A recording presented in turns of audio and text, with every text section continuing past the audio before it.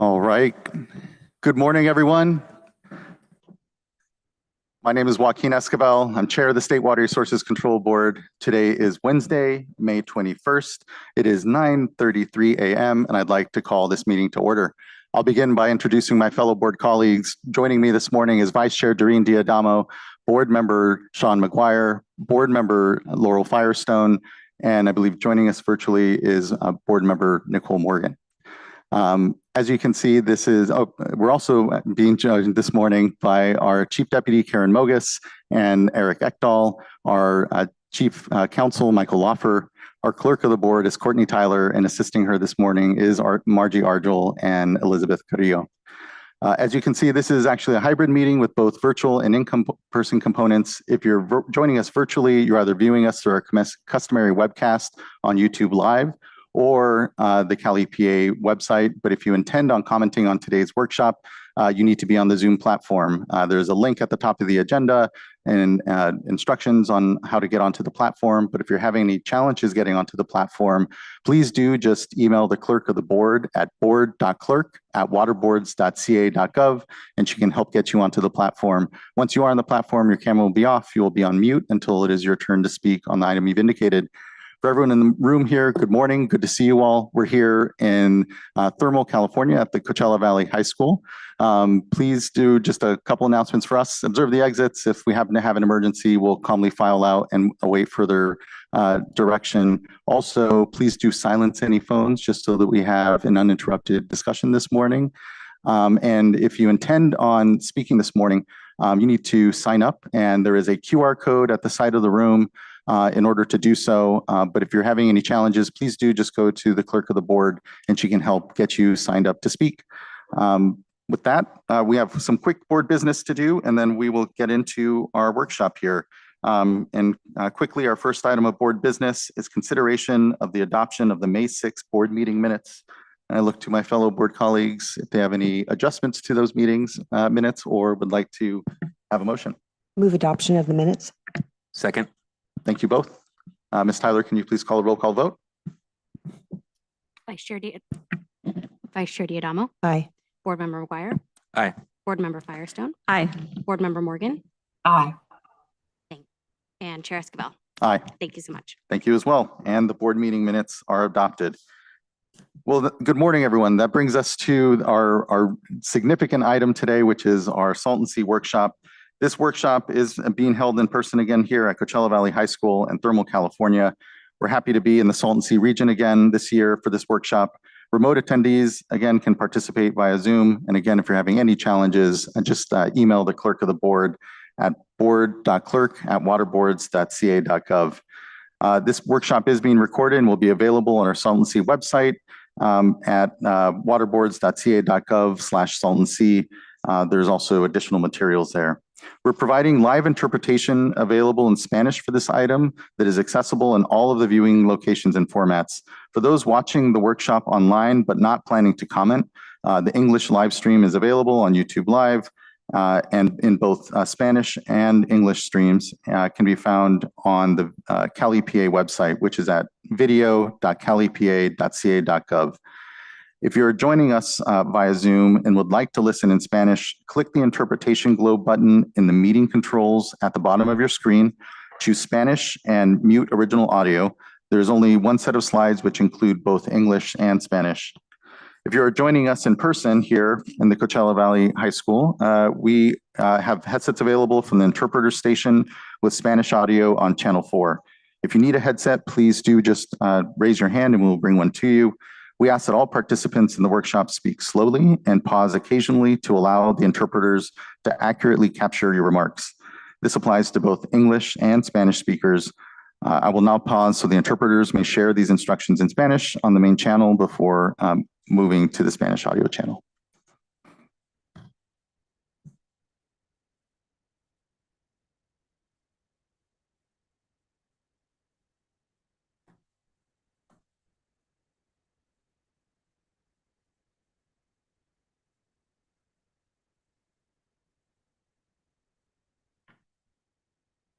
Okay. This workshop is being held in accordance with a public notice dated April 16th, 2025, As this is a workshop, the board will not take any formal action and there will be no sworn testimony or cross-examination of participants. However, the board members may ask clarifying questions of the speakers after receiving updates and comments at this workshop. The board may also provide direction to staff regarding future tasks or actions. The purpose of today's workshop is for the board to receive oral comments on the status of the Salton Sea Management Program, including a report from the California Natural Resources Agency on their progress implementing the program during 2024. The due date for submittal of written comments was by 12 p.m. on May 12th.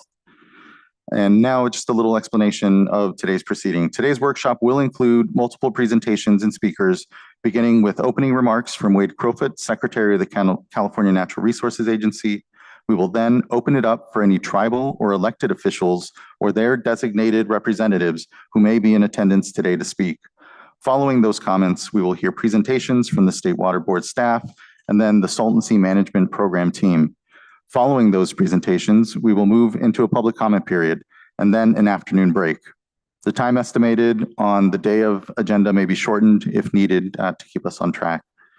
When we return from break, we will move from the panel portion of the workshop, beginning with we will move to the panel portion of the workshop, beginning with a panel on the Salton Sea Management Program data collection and management, followed by a panel titled The 10-Year Plan, 6 Years In, Adapting to Challenges and Accelerating the Work Ahead. After the panels are finished, there will be another public comment period to close out today's workshop. There are 2 opportunities to provide public comment today, one before lunch at around noon and one in the early evening, immediately following the last panel, beginning at approximately 5. The first public comment period will prioritize comments by community members and community organizations. Those wishing to provide oral comments in person or on Zoom must fill out the online speaker card if you haven't already.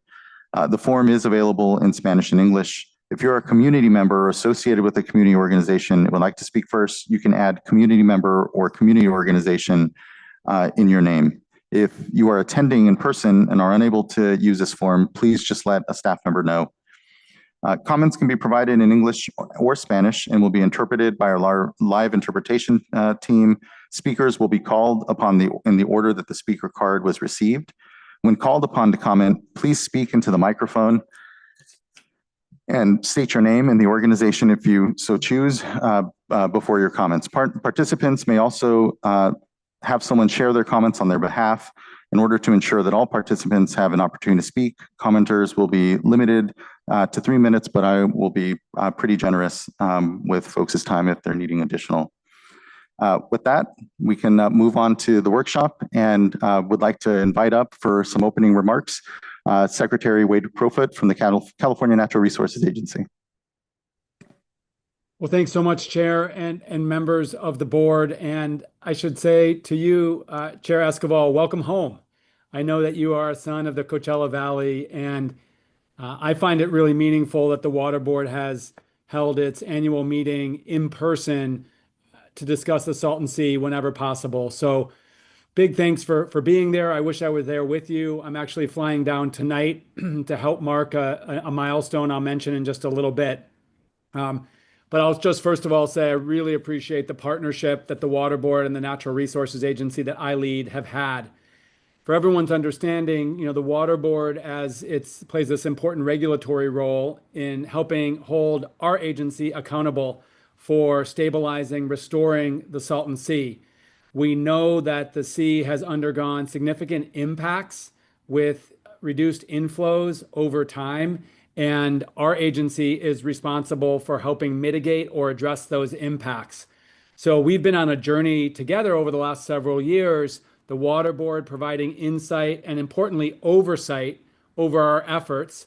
Our program within our agency called the Salton Sea Management Program that you'll hear today, really the coordinator, the driver of progress to inundate exposed playa or lake bed, to limit dust emissions that impact air quality and public health, and then also by inundating and by restoring portions of the sea, providing really important environmental habitat.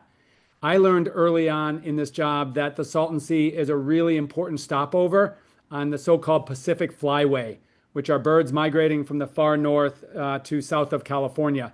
And I also learned that some people consider this the largest migration of life every year on planet Earth. And the Salton Sea is a critical rest stop, if you will, for these birds. And so the work we're doing in the Salton Sea, first and foremost, is about protecting people and, of course, protecting nature and fish and wildlife. So I'm really glad and proud to report on progress, or sort of highlight some thumbnailed progress. Over the last several years, we've done a lot of work, and that has included listening more and better with impacted communities and groups in the region about what their needs are and what the opportunities are. And then organizing ourselves, really building up this management program to get things done at the sea. I think for a very long time, there's been a lot of talk about what needs to happen at the sea and less action. And so I'm proud to share today just the high level update on some key action. In many ways, it's a year of firsts at the sea, despite the fact that we in the Newsom administration have been at it for 6 or 7 years. We broke ground on the first major expansion project at the southern end of the Salton Sea.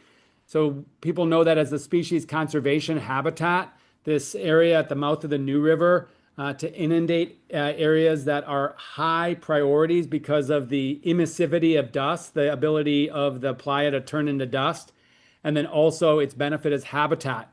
So for the first time ever, we are actually turning on those projects, filling up this project with water, which is really exciting. We did a first phase several months ago that there's already water at work suppressing dust and providing habitat.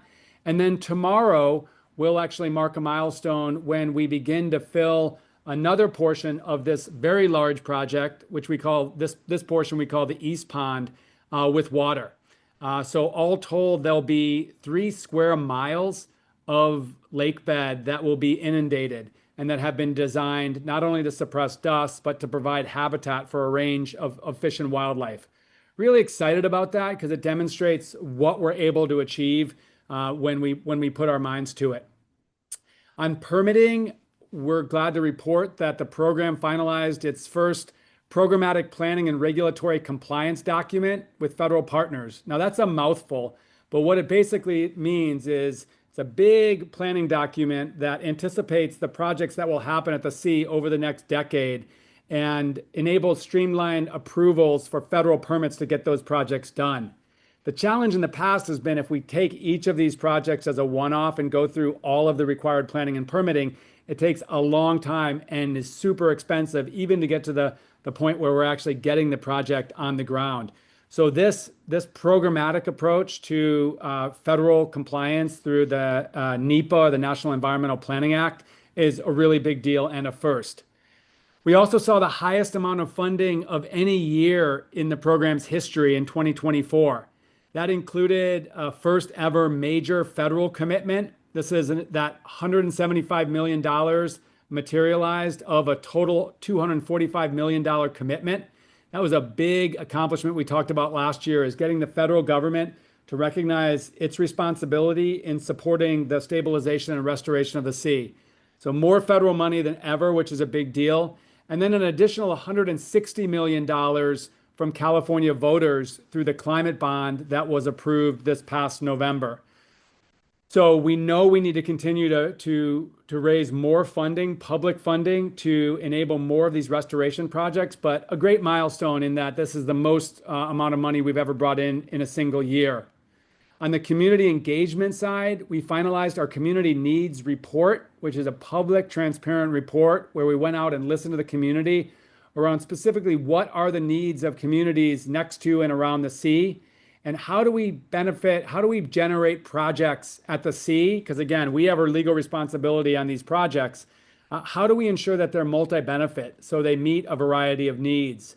We also didn't stop there, and working with a consultant, the consultant gathered all of the needs beyond sort of the jurisdiction of our work at the sea, but all of the needs that local communities have, so that we can connect with other state agencies, whether it's transportation or parks or health and human services, to help identify what are the needs of communities in the region. We think that's a big deal. We welcome the creation of the Salton Sea Conservancy, which is the first state conservancy in over 15 years. The state already has 10 conservancies. So think the Coastal Conservancy or the Tahoe Conservancy, the San Diego River Conservancy.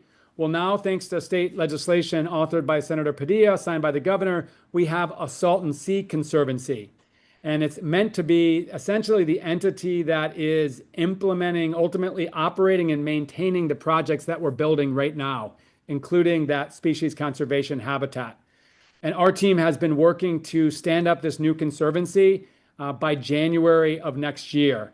And we have a proposed piece of the budget that's being discussed in Sacramento right now around beginning to fund that conservancy. The whole idea of the conservancies is get local leaders shaping the operations and management of these projects. So we're really excited that there's going to be more local focus and local control of how these projects operate in coming years and decades. And then on long-range planning, major progress between the Federal Army Corps of Engineers, the Salton Sea Authority, and our Salton Sea Management Program in our agency, all about this feasibility study that the Army Corps is going to do. The Army Corps of Engineers is a major source of federal funding for projects or efforts like the Salton Sea. But in order to enable that funding, the Corps needs to do a very sophisticated feasibility study. So the Salton Sea Authority has been driving this with our agency towards getting that feasibility study done, which is really like, what is the long-term plan for the sea? Chair Escobar and board members, as you know, you've been managing our achievement of this decadal goal of restoration and inundation of lake bed, which is essentially a target, an acreage target for us to achieve this decade. But we also have to contemplate what is the future of the sea, particularly given limited inflow. And this long-range plan that manifests in this feasibility study with the Army Corps is just that. And so we're really glad that that's moved forward, and you'll hear more from my colleagues on that. So I'll always say, over the last few years anyways, that I am really proud of our progress.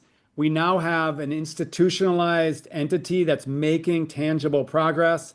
I hope we're more connected with communities than ever to help shape the projects that are happening.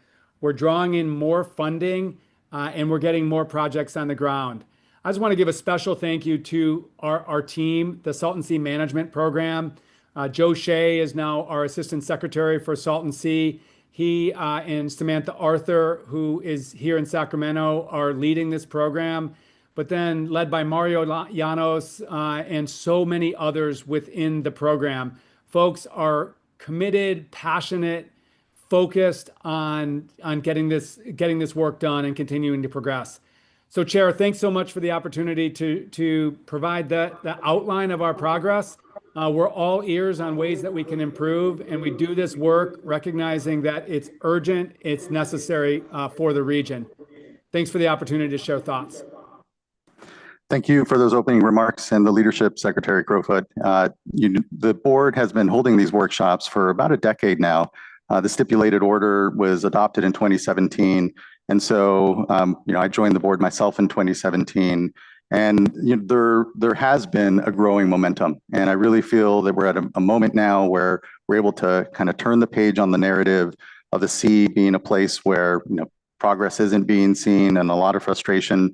Although we're still not meeting acreage targets, to your point, we have a lot of momentum right now and have a full program. I remember the days of Bruce Wilcox coming in, and he was almost a kind of a one-man program at that point. But his foundation, the work that has been building up these last years, live on, and it's incredible to see. And to your point, especially with now a conservancy here being created at this time, I think we can all collectively see a long-term future and vision here. But as to your point, we still have a lot of work to do. But I know that, as folks consider the Colorado River and the needs there, the Salton Sea is part of the discussion. And it's because of the advocacy of community members, because of Kevin Kelly at IID, prior and current leadership at IID, and again, throughout the community, that the Salton Sea continues to be a focus and what brings us here. And so it is good to be home.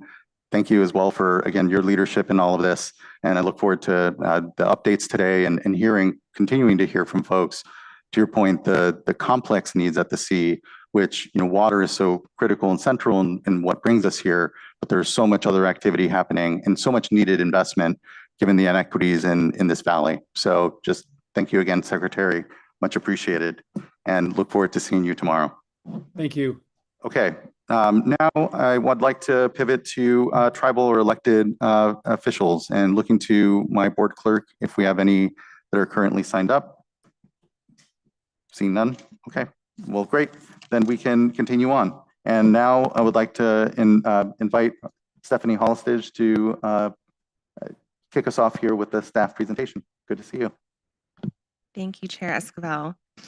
Hi, everyone. I'm Stephanie Holstage. I'm a senior environmental scientist with the State Water Board, and I'm just going to give a brief overview of the Water Board's role in the Salton Sea Management Program. Go ahead to the next slide, please.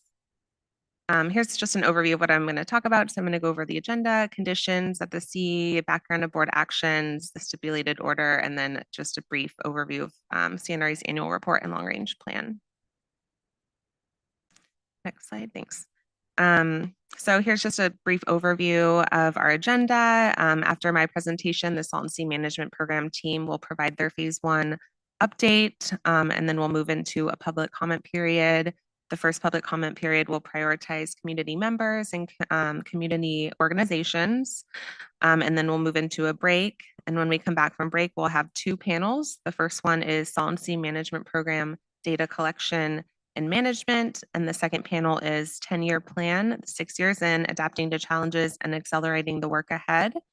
Both of the panels will have presentations followed by a board Q&A, and then we'll move into a final public comment period and close out the workshop. Next slide, please. So just a brief overview of current conditions at the Salton Sea. So the estimated amount of exposed playa is about 22,400 acres or 35 square miles, which is shown on the graphic on the left. The peak outline shows where the shoreline was in 2002, and then the tan shows where the exposed playa is currently. Additionally, the current elevation of the sea is about 241 feet below mean sea level. Between the current water elevation in comparison to the elevation in 2003, there's been a drop of about 13 feet. And the chart on the right provides a visual demonstrating the decline in water surface elevation from 2003 to present. Next slide. Here's a timeline that shows some of the history and background on the Water Board's involvement in the Salton Sea over time. So beginning in 2002, with the Water Board approving a long-term water transfer of conserved agricultural water from the Imperial Irrigation District, or IID, to San Diego County Water Authority, Coachella Valley Water District, and Metropolitan Water District of Southern California for a 45-year transfer with an option for a 30-year renewal period. The long-term transfer was revised shortly after it was approved to require IID to supply 15 years of mitigation water to the Salton Sea to maintain the salinity level, while a regional solution was developed to address public health and environmental concerns. IID filed the petition for a long-term water transfer in anticipation of the Quantification Settlement Agreement, or QSA, in order to stay within California's allocation of Colorado River water. California's Colorado River water users created and finalized the QSA in 2003. And it's a collection of agreements intended to settle disputes over Colorado River use within California. The QSA allowed for the long-term water transfer of conserved water from IID to urban use, and then also prompted the state to undertake the restoration and mitigation efforts at the sea. In 2014, IID filed a petition with the Water Board seeking modification of that long-term transfer since the 15-year mitigation water period was coming to an end, and there was still no plan or solution yet in place to address the decreasing water levels or restoration of the sea. Following IID's petition in 2015, the Salton Sea Task Force was created and included members from the Governor's Office, California Natural Resources Agency, as well as the State Water Board, among others. As part of that task force, the board monitored and assessed progress on implementation of the Salton Sea Management Program and held multiple public workshops between 2015 and 2017. In 2017, IID filed a motion with the State Water Board, which prompted a draft stipulated order to be developed for consideration. As a result, the board adopted an order, which is referred to as the stipulated order, and amended the long-term transfer order to include specific annual acreage milestones to address public health and environmental concerns during phase 1 of the Salton Sea Management Program, which is 2018 through 2028. These milestones coincide with the acreage targets within phase 1 of the SSMP, and then it created other requirements such as the annual report and the State Water Board workshops, the first of which was in 2019. Next slide, please. I'll just go over some of the key conditions in that order. So condition 24 of the order includes annual acreage milestones for habitat and dust suppression projects during the 10 years. So both the table and the graphic here demonstrate the annual milestones from 2018 through 2028, as well as the cumulative totals. As shown in the highlighted text there, for 2024, the annual acreage milestones were 2,700 acres, and then the cumulative milestones up to this point is 14,200 acres. The cumulative total at the end of 2028 should be 29,800 acres. And then condition 25 of the order require that no less than 50% of the acreage totals provide habitat benefits for fish and wildlife species that depend on the Salton Sea ecosystem. Next slide. And then condition 26 of the stipulated order states that CNRA will develop subsequent 10-year phases of the SSMP. And then it also required CNRA to complete a long-term plan by no later than December 31st, 2022. CNRA did publicly release a draft long-range plan in December 2022, and then had a 45-day comment period, compiled and responded to comments, and released the final long-range plan in March 2024. Next slide. Condition 24 of the stipulated order is the reason that we're all here today. The State Water Board, as part of its oversight role, was selected to hold these annual public workshops during phase 1 of the SSMP to provide transparency and a public forum for interested parties to provide input on the progress of the state restoration efforts at the sea. The order states that the workshop and the progress report should be completed by March 31st of each year. For the previous few years, and again this year, the workshop was delayed to allow sufficient time for review of the annual report by members of the public and water board staff, and to allow for more meaningful engagement ahead of these workshops. Next slide. Condition 28 of the order requires a progress report be submitted to CNRA by CNRA to the water board. The annual report needs to cover these 6 topics that are listed on this slide. So completed projects and milestones achieved, amount of acreage of completed projects, upcoming projects, status of financial resources and permits, and then any anticipated departures from the annual milestone targets, and progress towards development of the long-term plan. Next slide. CNRA submitted their annual report to the Water Board on March 28th, 2025, ahead of the end of March deadline set in the order. It's released in English and Spanish and is available on their webpage. In addition to the 6 required topics that I mentioned in the previous slide, CNRA provides information related to project delivery, planning, partnerships, and community engagement that occurred throughout 2024, as well as next steps.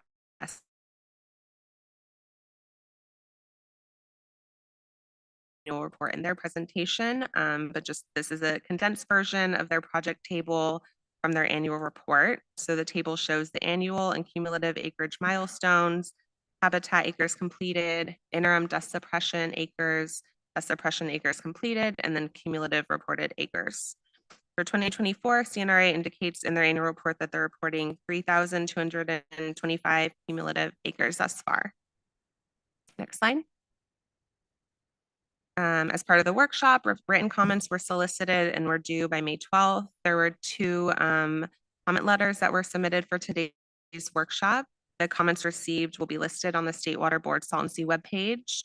and these comment letters are public and available by request. We also have a new FTP site that's listed on our webpage where you can access all previous public comments for water board workshops, Salton Sea Management Program workshops. Next slide. And then we have a new frequently asked questions document that goes over some of the state agency roles at the Salton Sea. If you're interested in learning more, you can visit it, view it on our webpage. And it's also, if you're here in person, there's copies available in the lobby. Next slide. And that concludes my presentation. Thank you so much. Thank you. Next, I believe here we have a presentation from the California Natural Resources Agency. I'll give a moment for folks to swap out.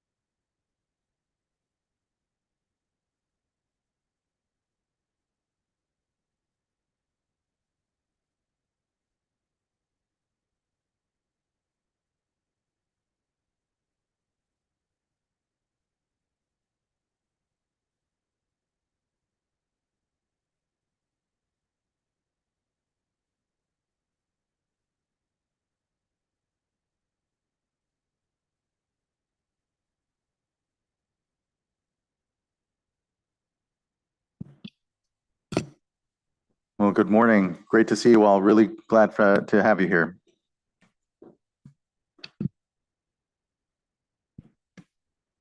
All right.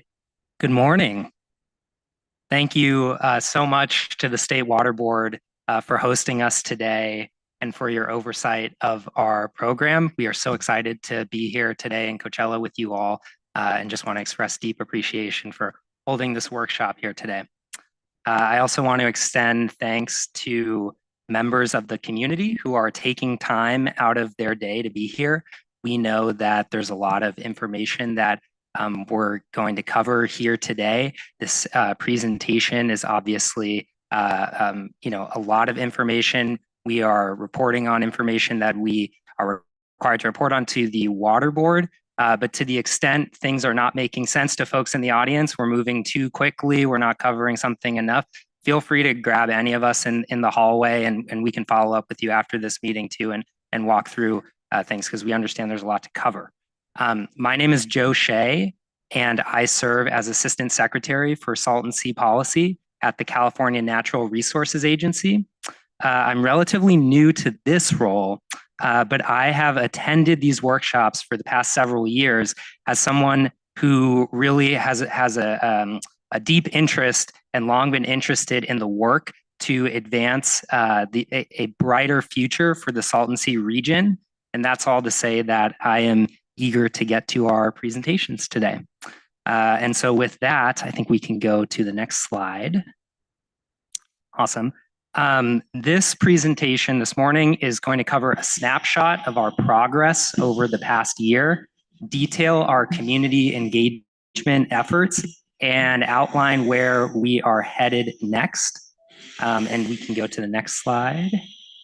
I'm joined here today with my incredibly talented colleagues from the Natural Resources Agency, Mario Llanos and Miguel Hernandez, the Department of Water Resources, Yvonne Wilhoff, and the Department of Fish and Wildlife, Tanya Marshall. Together, our agency and departments make up the Salton Sea Management Program. We can go to the next slide.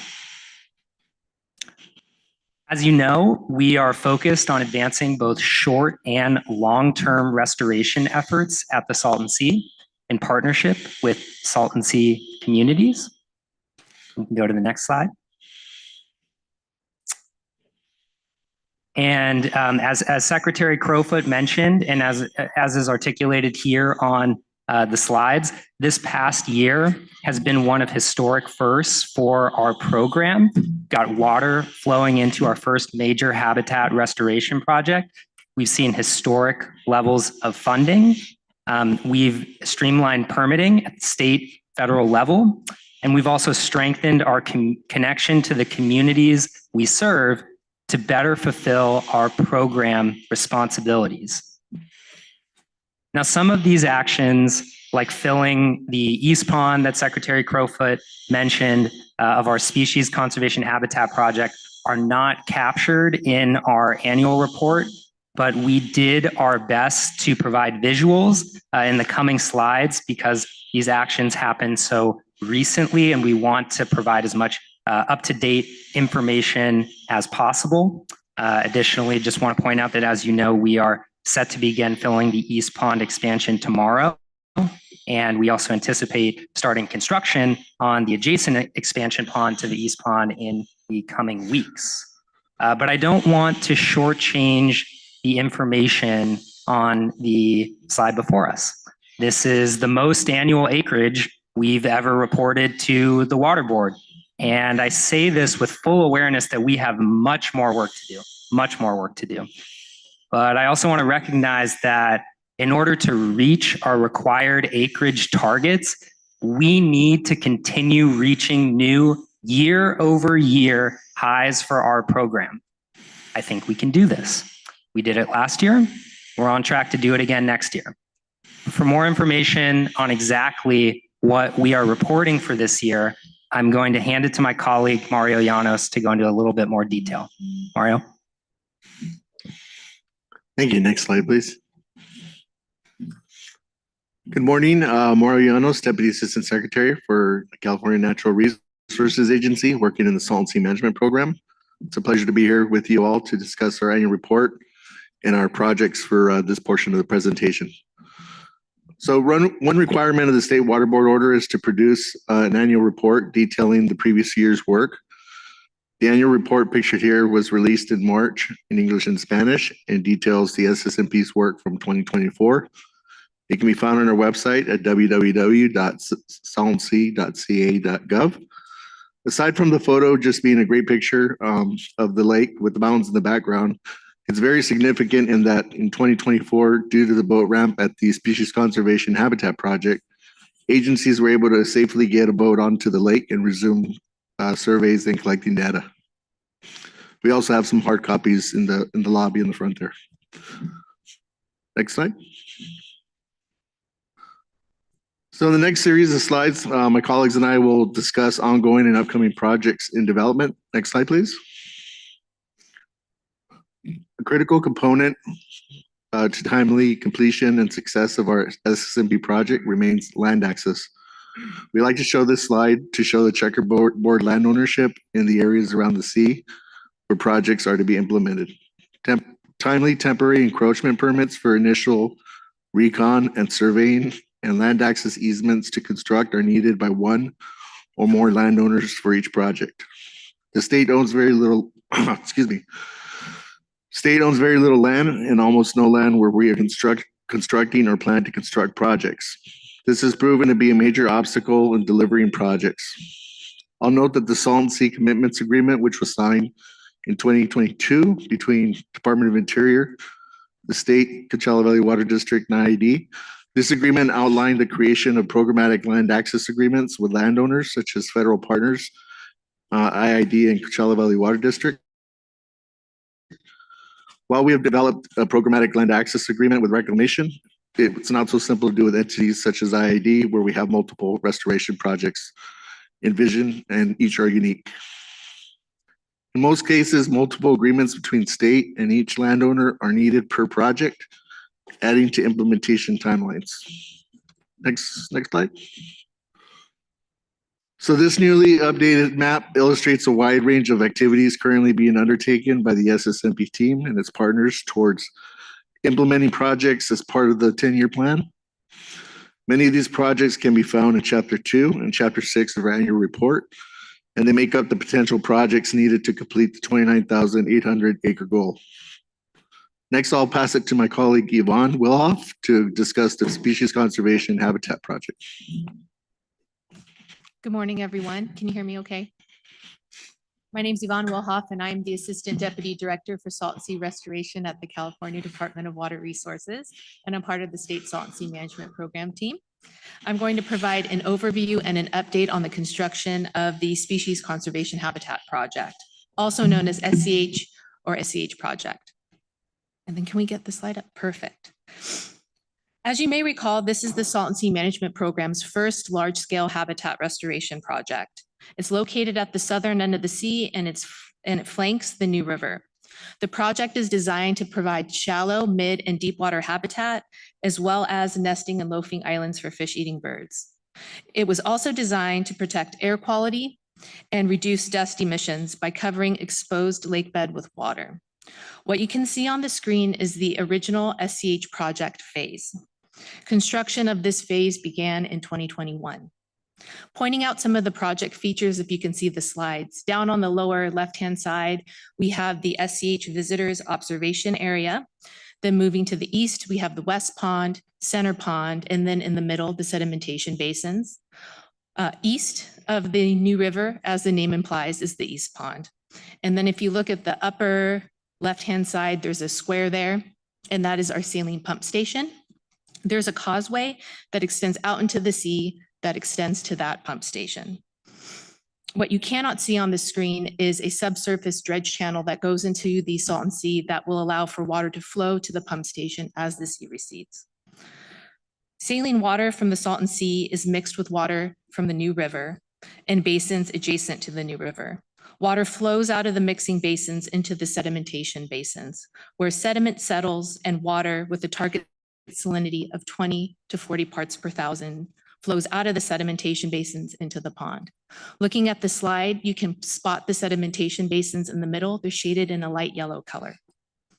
What you can also see in this figure is the relative depth to water, starting with the light blue representing the shallow water, ranging to the purple to represent the deeper water within the ponds. At the south side, we have the interception ditch.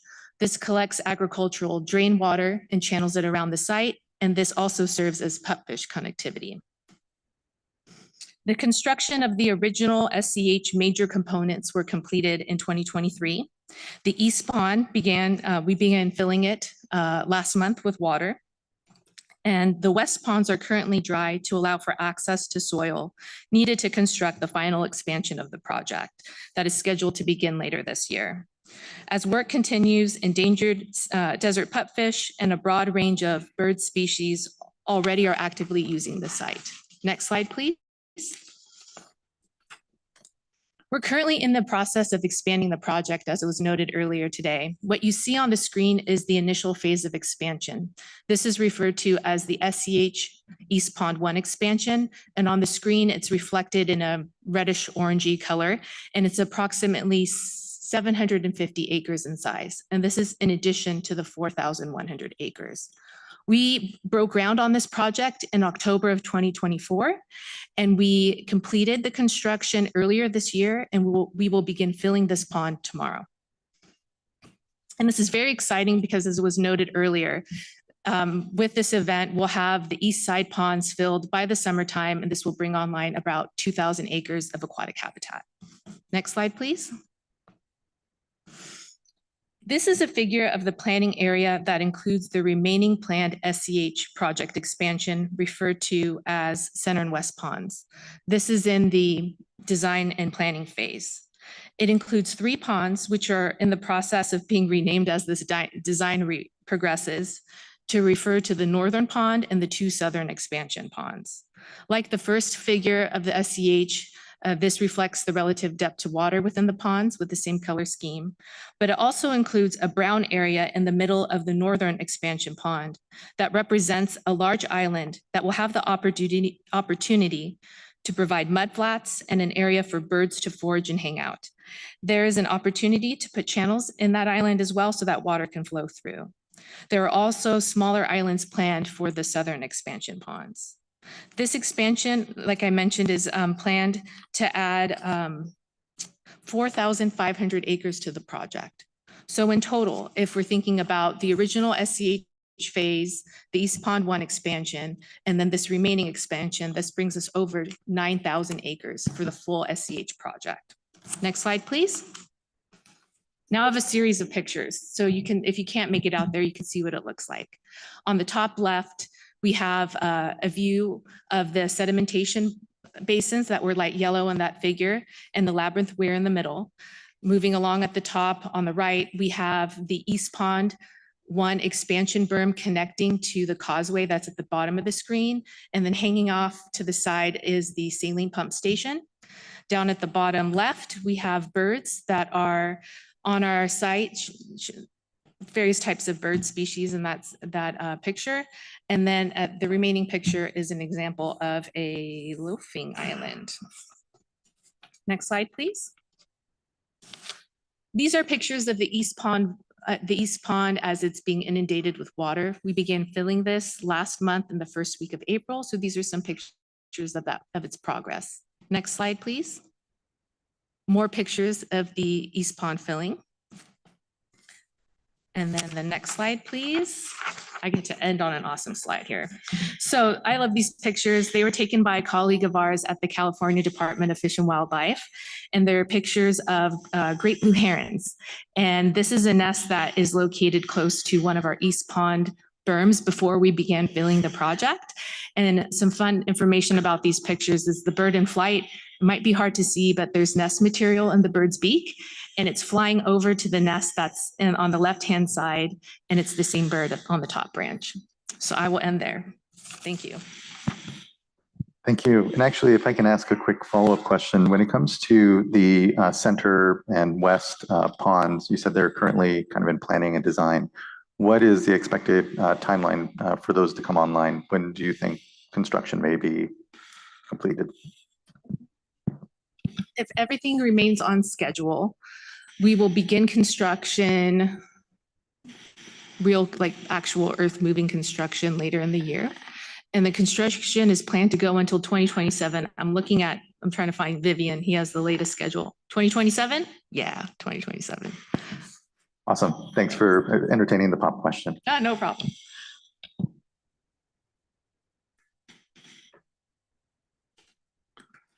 So next, I'd like to discuss our vegetation enhancement projects, which are aimed at establishing native vegetation on exposed lake bed to reduce dust emissions.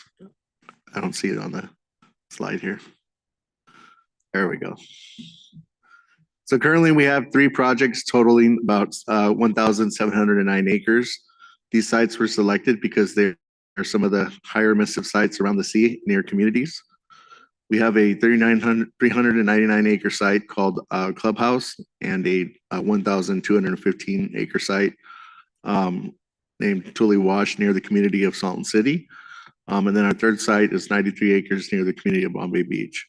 And all 3 sites, or at least the sites near Salton City, are currently hosting miles of native vegetation now growing and suppressing dust on the exposed lake bed. This year, we'll work to complete these projects on reclamation land and commence work on an additional 382 acres of IID land adjacent to the Clubhouse and Tully Wash sites.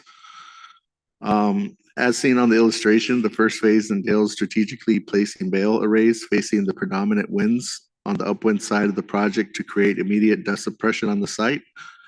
And then phase 2 consists of running drip and irrigation and planting and seeding in between bales. Phase 2 also entails planting in bare areas closest to the shoreline with no bales, however, receiving wind protection from bales on the upwind side. One other positive benefit of the bales is protecting young plants from abrasive sand particles during high wind events, allowing young plants to get established and hardened off. Eventually, the bales will break down in place and the plants will outgrow the bales, as we've already seen in some of the older project areas. Next slide. So in these sites, we're seeing wind driving into our projects from the inland side of the project towards the shoreline from east to west, and in some cases from north to south. The far left photo shows one of our monitoring stations, which measures wind speed, wind direction, particulate matter, and saltation. Saltation is the proxy by which we measure our dust emissions on our site. And so the top photo is illustration, top right photo is illustration of saltation, which is how we measure those emissions. Saltation is the movement of wind-blown particles at the ground level, kicking up particles from our sites and causing them to become airborne, which could further add to dust emissions off the site. Next slide. So the photo on the left shows how we've placed a transect of 3 air monitoring stations across our sites to monitor the performance of our projects. We placed 1 station just outside the project, 1 in the middle of the project, and 1 on the downwind side of the project, just after the bale arrays and closer to the shoreline. We're finding an up to 95% reduction in saltation from the upwind monitor to the downwind monitor in some areas, but typically our average data over the last 2 to 3 years of monitoring have been showing closer to 75% to 95%, just depending on the station. This tells us the bales are working to keep windblown particles at the ground level from kicking up more dust at our sites almost immediately when they're placed. As vegetation grows, the percentage of reduction in saltation increases, further adding to suppression of dust on the sites. Finally, the photo on the right shows how the outer 4 rows of densely placed bales, which usually outline the outside of our projects, how they get buried by sand on the upwind side. This normally acts as a first line of defense in slowing down wind speeds as they come into the project. Next slide. So this slide shows illustrations of the 4 phases of our projects. The first is the site before we begin construction. And as you move down, the second is right after we place bales and before we plant. Here we see an immediate 75% reduction in saltation from the upwind monitor to the downwind monitor, and in some cases up to 85%.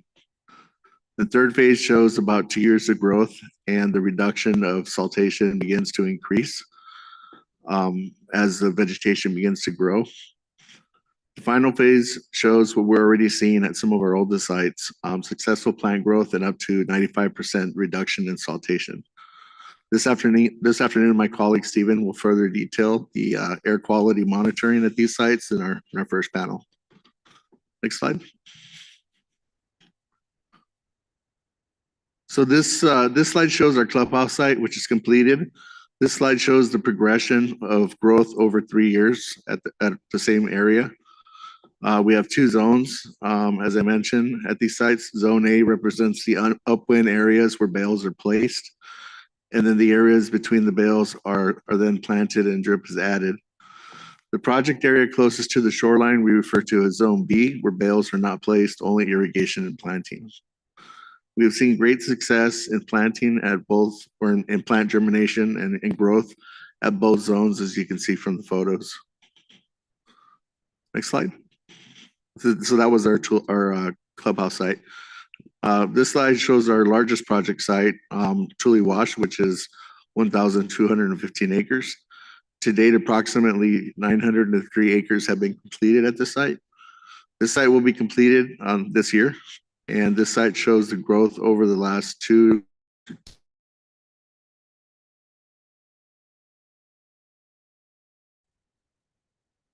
Next slide.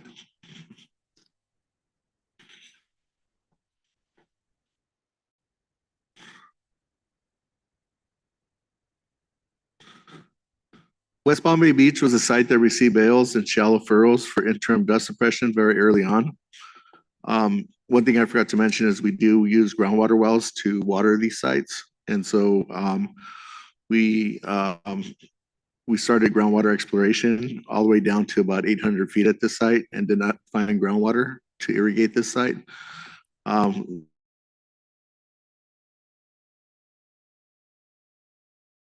Keep exploring new ways to get water to the site. So the planting on the site is tracking behind because 1, like I said, we didn't find the groundwater to irrigate, and 2, the lack of existing vegetation and clay soils led us to believe that establishing new plants would be difficult. In 2024, we conducted a successful planting trial and we're temporarily able to secure water for establishment of the plants.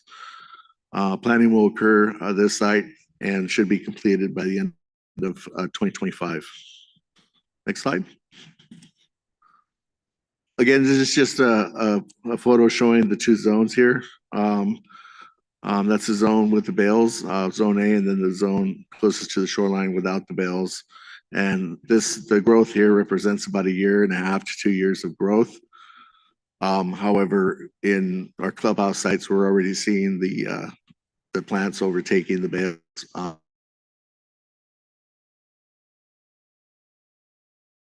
Overall, everything looks, but we do have some areas that are quite dense. Next slide. And so this slide just shows an example of a before and after aerial photo or drone footage of the clubhouse site over 3 years, and a couple of aerial drone photos of the veg sites showing about 2 years of growth.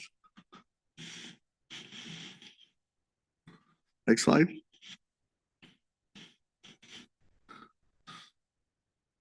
So this is a slide just showing our next tranche of projects that we're currently working on in different phases of implementation and design. Most of these are under development or design. I won't go through each one, but I do have listed some details about the project and the type of project it is, whether it's a wetland enhancement or a aquatic habitat project or a veg project. And then you'll see the acreage associated with those projects, including our 3 partner projects. Details about these projects can be found in Chapter 2 of our annual report in the project section, or in Chapter 6, which really lays out kind of the next steps for sequencing of projects for our work. Next slide. So finally, I'd just like to remind folks of the project tracker, which was released and debuted in this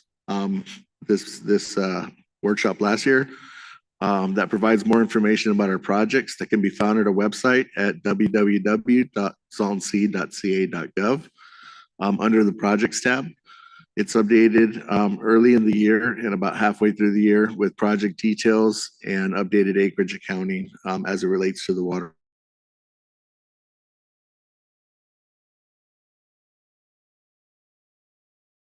Thank you, Mario. Hi, everybody. Miguel Hernandez here. Buenos dias. And I have a few slides in regards to partnerships and community engagement, just to share a little bit of the work that we're doing to enhance our presence with the community and how we continue to collaborate and contribute with different agencies and different partners throughout the region. Next slide, please. This is a list of all of our partners that have helped us in different fronts on our program. As I've said before, or you perhaps have heard that our program is not able to act alone, with partnerships with the Water Board, Imperial Irrigation District, Salton Sea Authority, and all this list that you see before you, including community members that also partake in our processes and projects. So we want to share our gratitude to everybody that's been a key member of the team, key member of our success. And as I've said before, it's there's more to come, but just recognizing and acknowledging all the support that we've got from different partners throughout the years. Next slide. And our partners also helped us develop a very important document last year. This is a document that was released in December, which what we call the Community Outreach and Engagement Plan. This was actually originally started back in 2018 with the support of the Community Engagement Committee. This was a list of recommendations and strategies that this committee was advising the SSMP on how to best engage with communities. That was there for a little bit. Then the committee decided to go on a route of please develop developing a charge and a role for the actual committee, incorporating environmental justice principles to the committee, and then we continued on into the development of this outreach plan. So this pretty much it's the recipe, if you want to call it that way, on how the Salton Sea Management Program conducts its outreach and engagement throughout the region.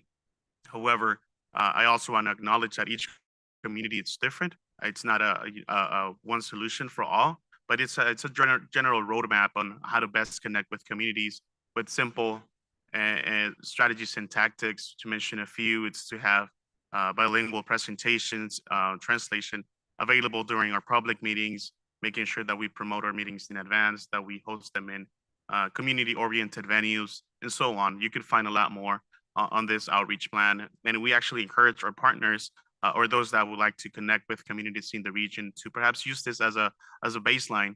And like I said, it's not a silver bullet solution for outreach and engagement, but to put it another way, we want to grow it from there. We want to let it be an evergreen outreach plan that we can continue to enhance as time goes on.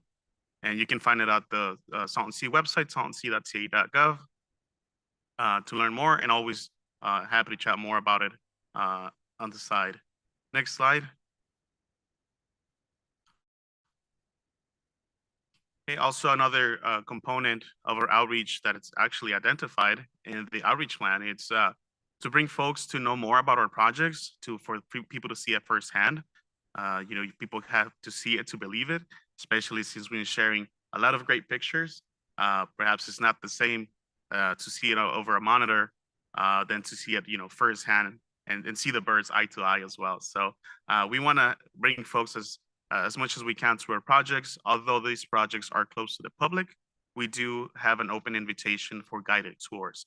So if any of the members of the public would like to join us and see the sites, we welcome those inquiries, and we're happy to coordinate a guided visit, which again, it's an active project site. So there's some coordination that needs to happen for us to make those tours happen. Also, we were able to participate during 2024 over the 50 opportunities that we had throughout the region to participate with partner-led meetings. If it was a project update at a community meeting, if it was a program update at the Salton Sea Authority board meetings that we're continuously involved in, there were over 50 opportunities that our program was involved in. There's different platforms to share more about the work that we're doing out there. So we actually continue to seek all these opportunities for folks to know more about our work and different venues and platforms. We also participated and presented at different city council meetings. This strategy we started back in 2023 and continued into 2024.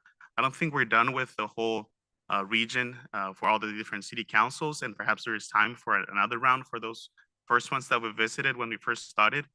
But there is an ongoing work to continue to come and visit and keep the local leaders and local elected officials on the know on the work as well. Next slide, please. Okay, here are some of the pictures of the different tours that we've had, both at the Species Conservation Habitat Project and the Vegetation Enhancement Project. There's just different opportunities, different audiences, if you will. We had students that helped us early in 2024 to build a artificial burrows for the burrowing owls. So that was a great experience personally, and I think for students as well, to learn more about our work, but also learn about the kind of work and the kind of career opportunities that are offered within our program and for the Salton Sea.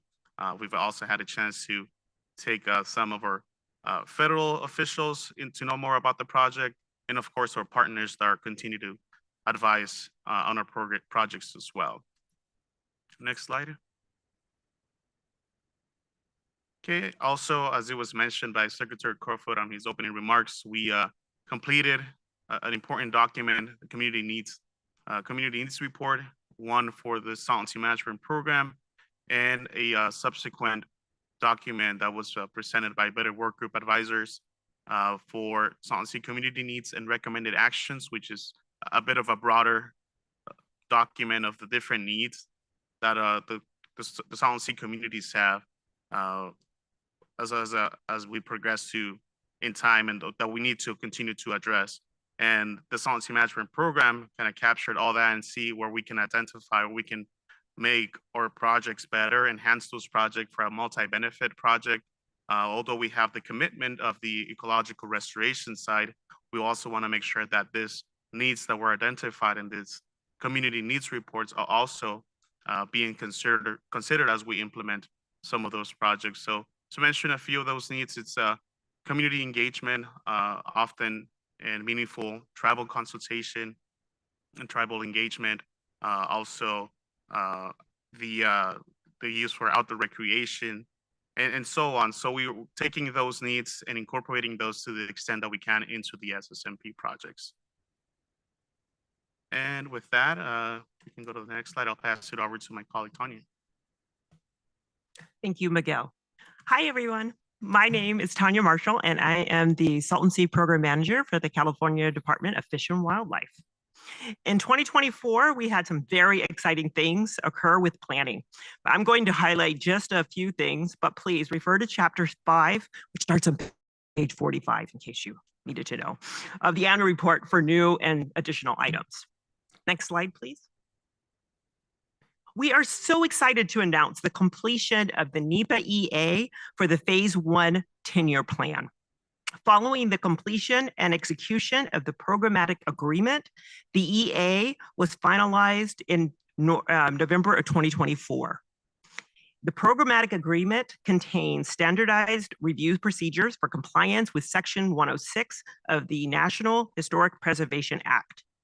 With the EA, the PA, and the programmatic BO, which are procedures for compliance in Section 7 of the Endangered Species Act, all completed, the Corps is issued a permit establishing new procedures for the letters of permission, or LOP. The LOP allows SSMP 10-year plan projects to be covered under Section 404 of the Clean Water Act. This is so exciting because with all of these planning documents being completed, this means that the permitting for SSMP projects should be much, much smoother, in theory at least. If you want to know more about the permitting process, be sure to listen to panel 2 this afternoon. Next slide, please. Staying on the theme of getting things completed, the first annual work plan was drafted in 2024. It includes surveys. The MIP annual work plan was completed and drafted in 2024. It includes surveys, investigations anticipated during 2024 by various entities. Most of these surveys were completed. In November of 2024, we gathered up as many of the entities as we could, and we invited others to participate in our first ever MIP annual work plan workshop and meeting. There, we discussed surveys that were anticipated to occur in 2025 and how to submit completed reports for the 2024 surveys. The final 2025 work plan is available on the SSMP website, as always, in both English and Spanish. This slide shows some of the surveys that were completed in 2024 and those anticipated for 2025. I just want to remind everyone and the board that SSMP are not the sole entity responsible for surveys around the sea. And we appreciate all the input and the survey collaboration with the partners that is currently going on. We couldn't do this without everyone. This afternoon, panel 1 will expand on some of these topics that you see on the screen and end with a demonstration of the data hub that is being developed. You don't want to miss that. It is so exciting. I'm trying to be very calm. The next slide, please. Of course, we would not have made it this far in the planning process if it weren't for the increased organizational capacity the SSMP program was able to obtain. Although we were impacted by the July 2024 budget reductions, we were able to add a total of 7 new members. And I am stoked to let you know that all but one position, which is in Sacramento, are located at the Salton Sea program and that are located in the Salton Sea program. And the majority of the local staff live in the communities near here and around the sea.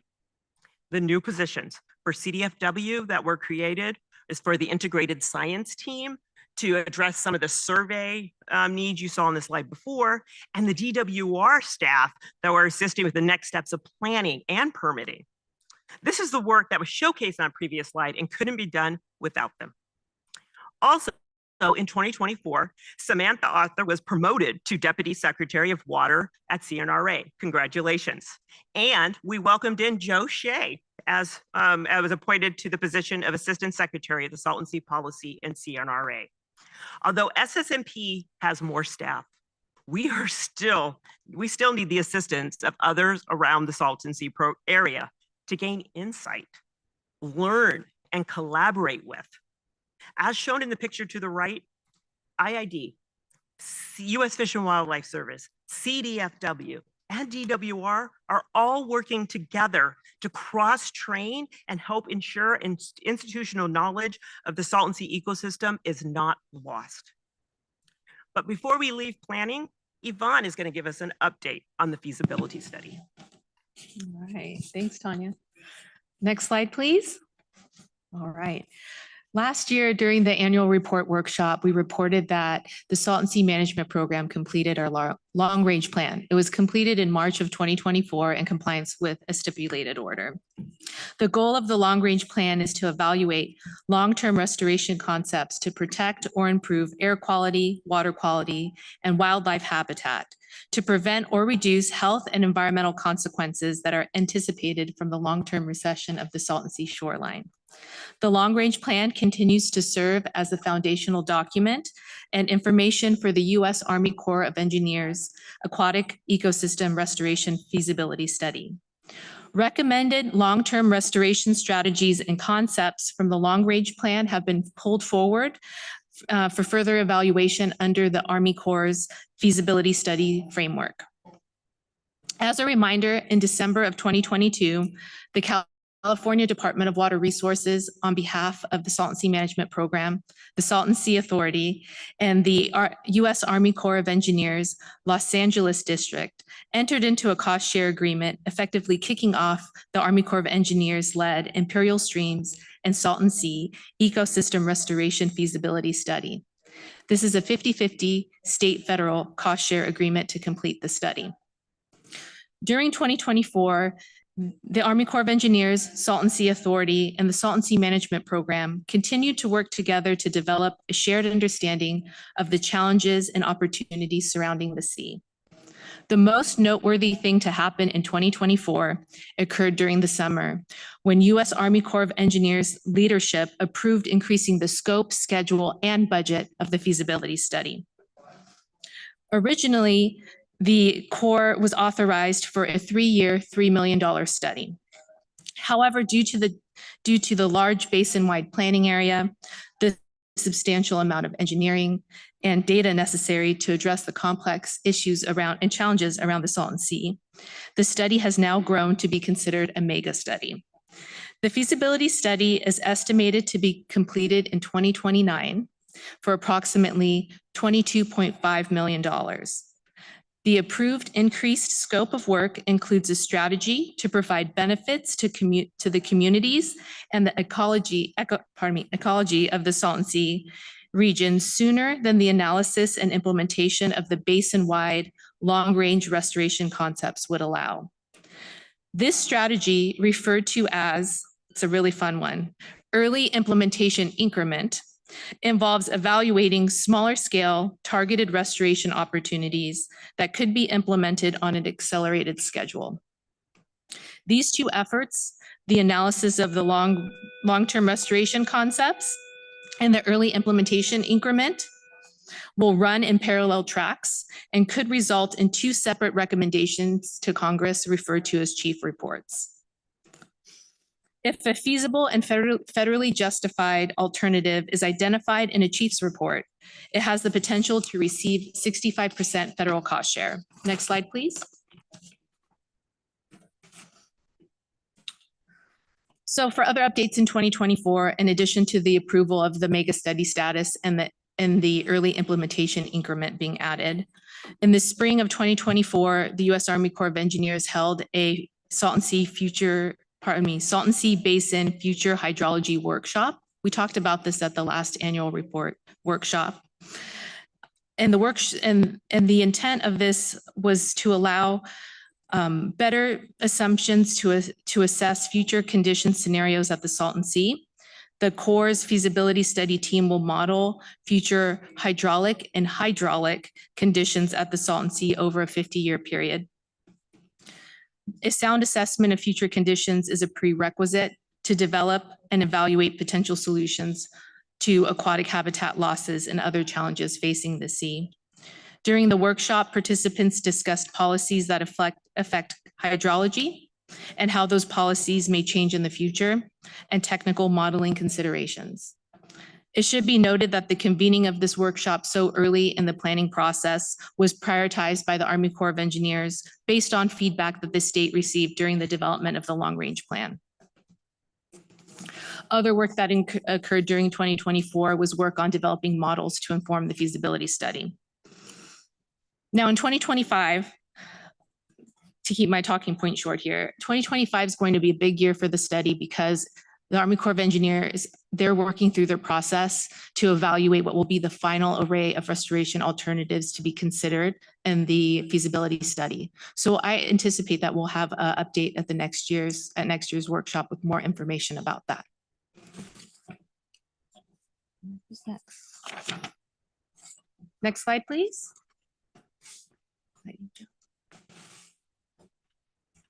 Who's doing this? Next slide, please. I'll pass it over to Joe. Great. Okay. So I'll talk a little bit more about funding status for our program, as was previously alluded to. Really historic year last year for our projects.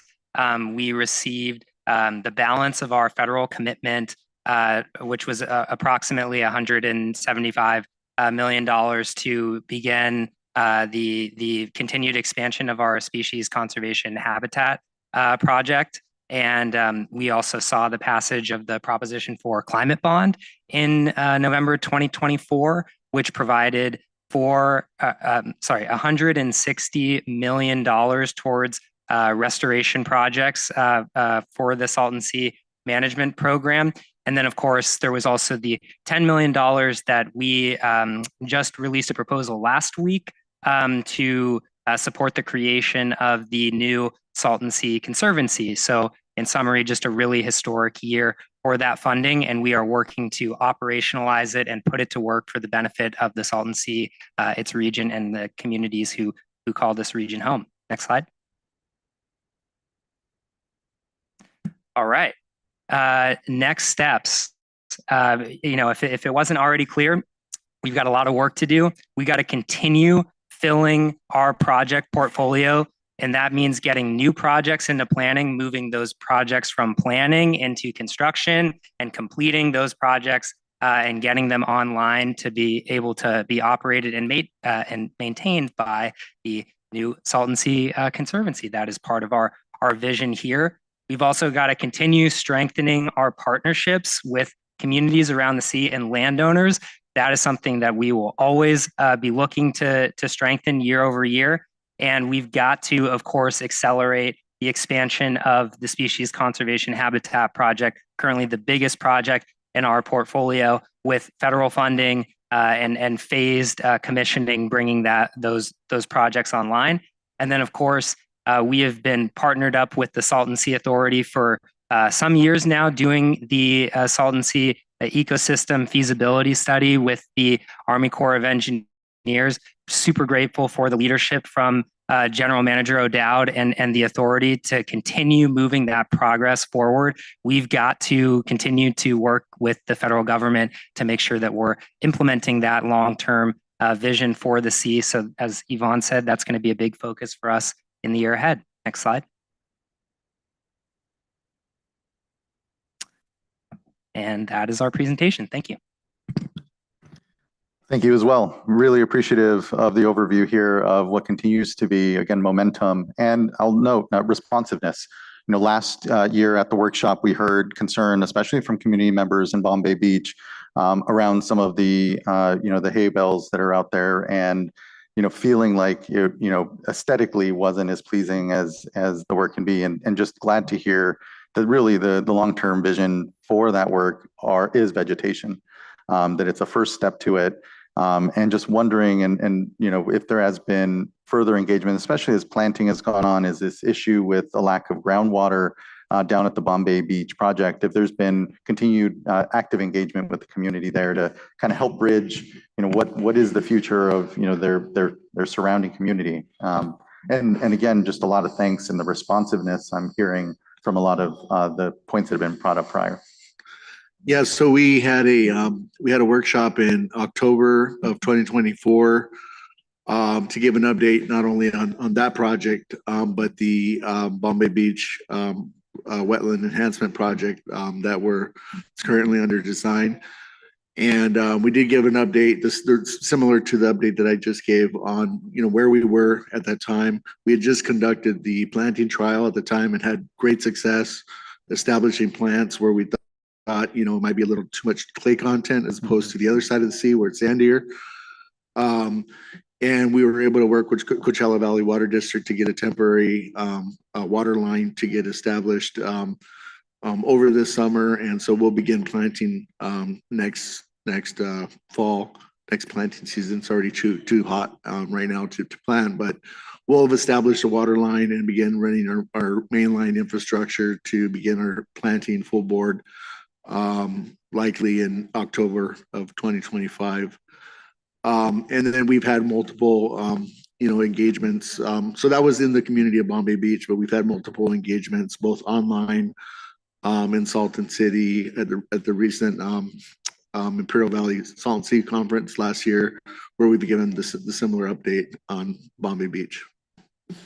Fantastic. Yes. If I could add one more comment on that. One thing that wasn't described in our funding slide because it's happening in real time is that tomorrow our Bombay Beach wetlands project is eligible for a $5 million grant that's before the Wildlife Conservation Board. So we are going to present to the board tomorrow. We hope that they will approve this proposal. That would give us the funding to move our project at Bombay Beach and the Audubon Bombay project, which you'll see in the annual report, hopefully into construction by the end of this year, maybe early next year. But if we are able to secure that funding tomorrow, that's two projects that we have going in Bombay Beach. And I think it would be a ripe opportunity for us to go back to the community and provide that update. But because we haven't officially gotten approval for this funding, we're kind of waiting on that to make sure that we have the most up-to-date information.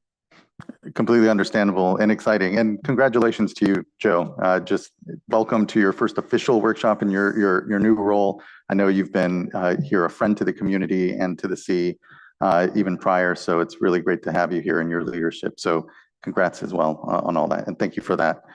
The other thing that I wanted to reflect on is the boat launch issue. That was something that was brought up last year, a lack of access to the sea hindering some of the monitoring activities. And so just want to acknowledge and thank for that development because it is such a critical component, as we'll hear in the afternoon here, the data component side, so that we are being better decision makers, knowing that we're protecting public health and finding those opportunities. Without that information, it's just so critical. So just an acknowledgement and thanks on the boat launch issue.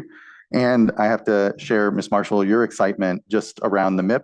And that too, I feel, has been an outgrowth of this workshop and the discussions we've had here, where there was, again, a feeling that, as you all noted, and we all know, there are so many agencies involved on the air side, on the water side, on the land side, wildlife, that, we needed a real plan, a way to better see the sea for its evolving nature, and again, help us manage it, and all in one place.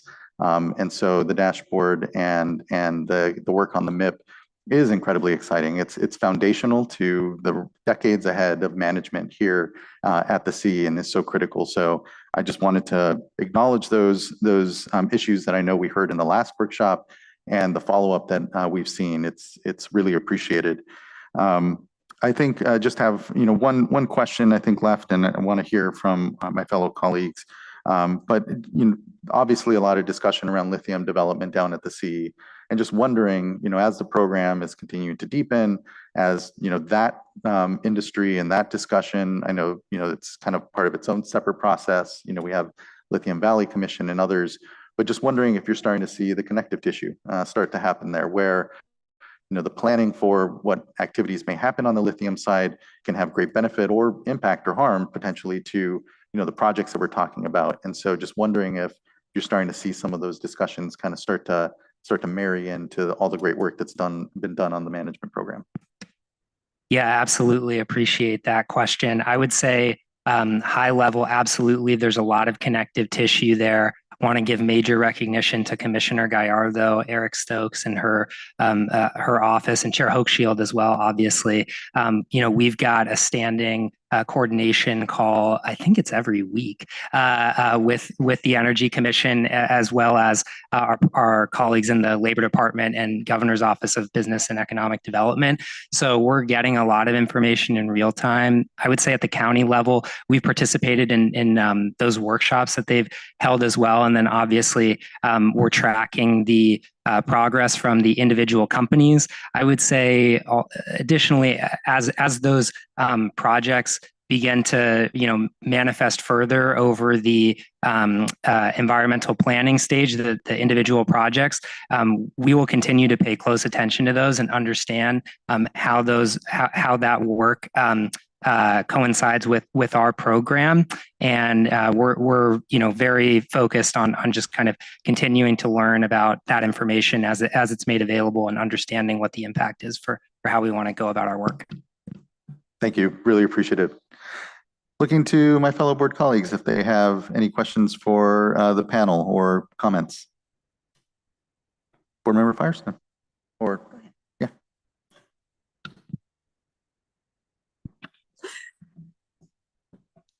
Sorry. Great. Thank you. I've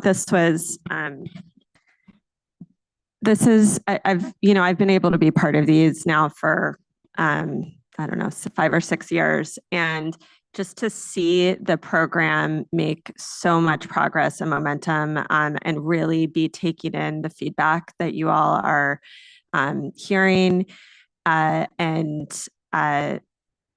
just digging in to make the region see that it really is a real priority of the state. And it's really exciting to start to see some of these projects actually happen. And also, whether there's obviously the big species habitat or species conservation habitat project, but there's also just the community meetings that you talked about and the community needs report, which I think are all pieces of helping to show the progress that this is making. Obviously, we're not where any of us want to be on the actual acreage yet. And we still have a long way to go on that, but I think the commitment and structure and foundation is really shown. And so I want to acknowledge that there was a really great, one of the things that our staff did was pull together community, sort of a summary of comments received from the last workshop. And I think we're all trying to figure out how to better make sure that we're not just talking about what we're doing, and listening, but we're then also communicating back how what we heard has influenced what we're doing. And so, as I was looking at that and listening to this report and reading the report, I just think so many of these, we've made so much progress on the issues that have been raised, and the chair went over a number of those already. I guess I wanted to, certainly there's, I think, a huge, we're going to hear a lot about monitoring. There's a huge advancement in the transparency and monitoring that is going on, both around air quality, water quality, and ecosystems. I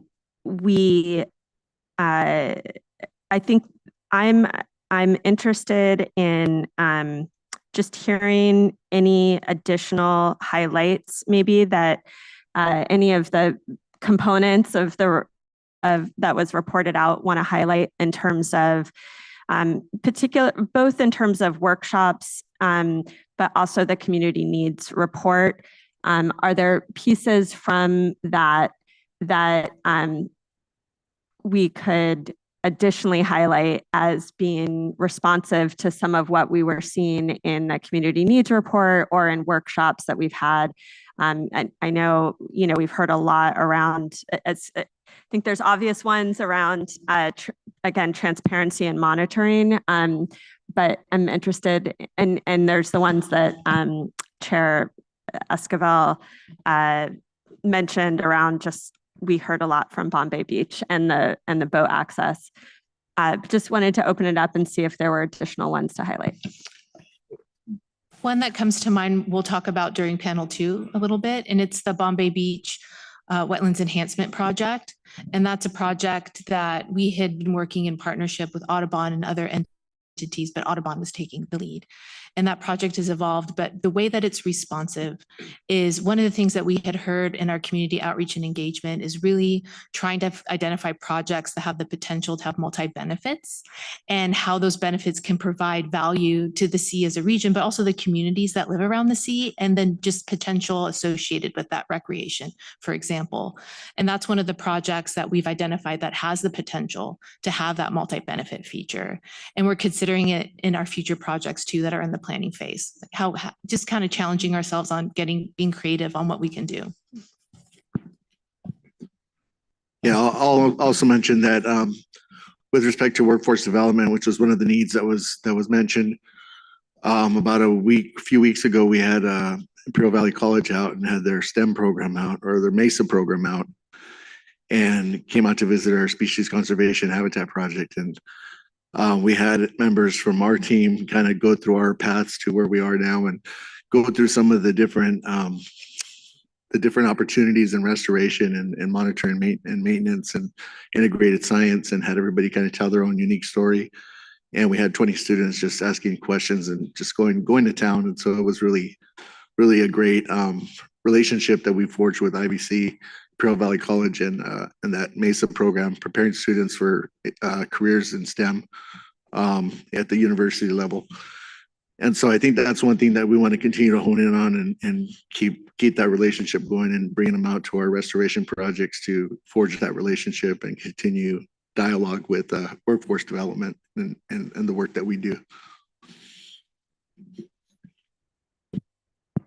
Thank you, Board Member. Board Member McGuire. Yes, good morning. Good to see you all. Thank you so much for the presentation. It's always heartening. I think I've been here at the same number of meetings as my colleague, Board Member Firestone. And so I too have seen the progression and evolution of the program year over year, and really appreciate that.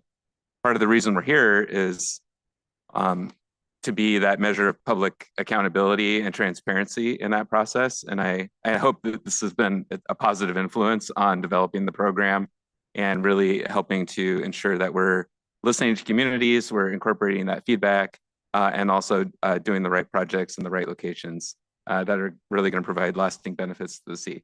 That's what a lot of what I'm hearing. And I know that you have a couple of other panels here later today, so I'm not quite sure where the right time to ask some of these questions are, but I'll go ahead and ask now, and if you want to tee it up later, that's fine.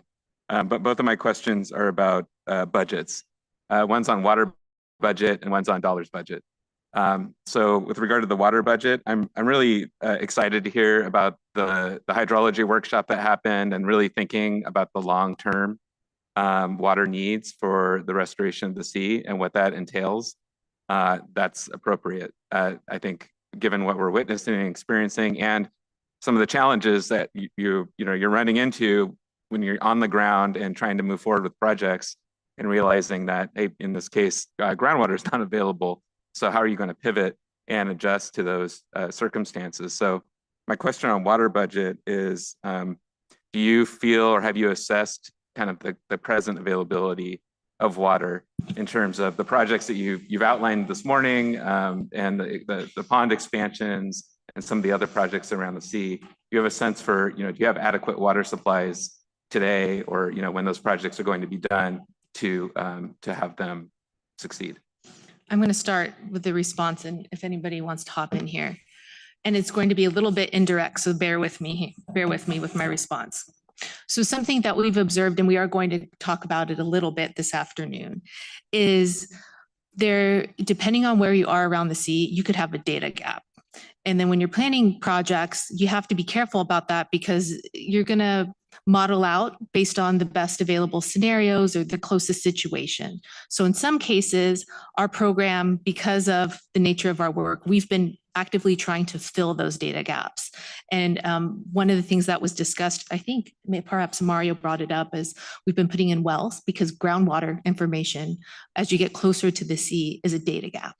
And so we've been identifying areas where we have the potential that we can fill those gaps by collecting more information. And that's foundational to plan projects out, especially if we're looking at the lifetime of the project with the investment of state funds. So then from the modeling perspective, what was interesting as part of the Army Corps' Future of Hydrology workshop was seeing and being exposed to all the different ways that people can model out water. And that was somewhat overwhelming, but also heartwarming to know that people are looking at it in so many different ways. So our effort now is especially in the feasibility study process, is identifying how to put together a model that will be most meaningful, given how important it is for the long-term restoration that we get the hydrology right, with some of the uncertainties that we have at the sea. So some of it is a work in progress. But then for other areas, we are able to gather information from gauged flows, from drains, from some of the waterways, and those gauged flows and looking at the historical data helps us identify what we can plan to with some level of confidence that that water will be present into the future. So that's my roundabout way of answering your question. Yes, I appreciate that. And I know often it's hard to get too specific and quantify some of those numbers, but I think we are experiencing changing conditions, changing agricultural practices, changing hydrology as you're estimating. So I'm glad to hear that you're working to plug those data gaps and increase that knowledge and understanding. At the end of the day, it's all about providing certainty that the projects we're building and the dollars that are being invested for the public good are going to be successful in the long run. I think we all like to see that. And so my other question is on the other budget, maybe the more challenging one in some respects, on the dollars. And again, if you're planning to discuss this later, that's fine. But I appreciated the update, and I also encouraged that to hear about the record amount of funding that's been provided for the projects, and that's really helped grease the wheel and help move projects forward. Great to see. However, again, just going back to the concept that this is part of accountability and transparency on the stipulated agreement, that's what we're here for. So my question is, in terms of the projects that are outlined and identified through 2028 to kind of hit the targets, is there a sense yet for the budget or the financial needs that go along with that?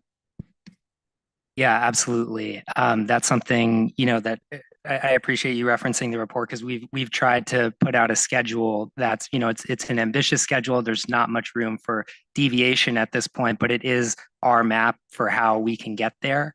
And we are absolutely taking into account what we think we will need to get this work done. I think it's really important for us to prioritize kind of the year-over-year pipeline of project delivery and continue to do that. I think you'll see in our budget documents this year, we're starting to use that funding that was advanced in the climate bond to start working ideally, towards the end of this year, early next year, on a project that's adjacent to our species conservation habitat project.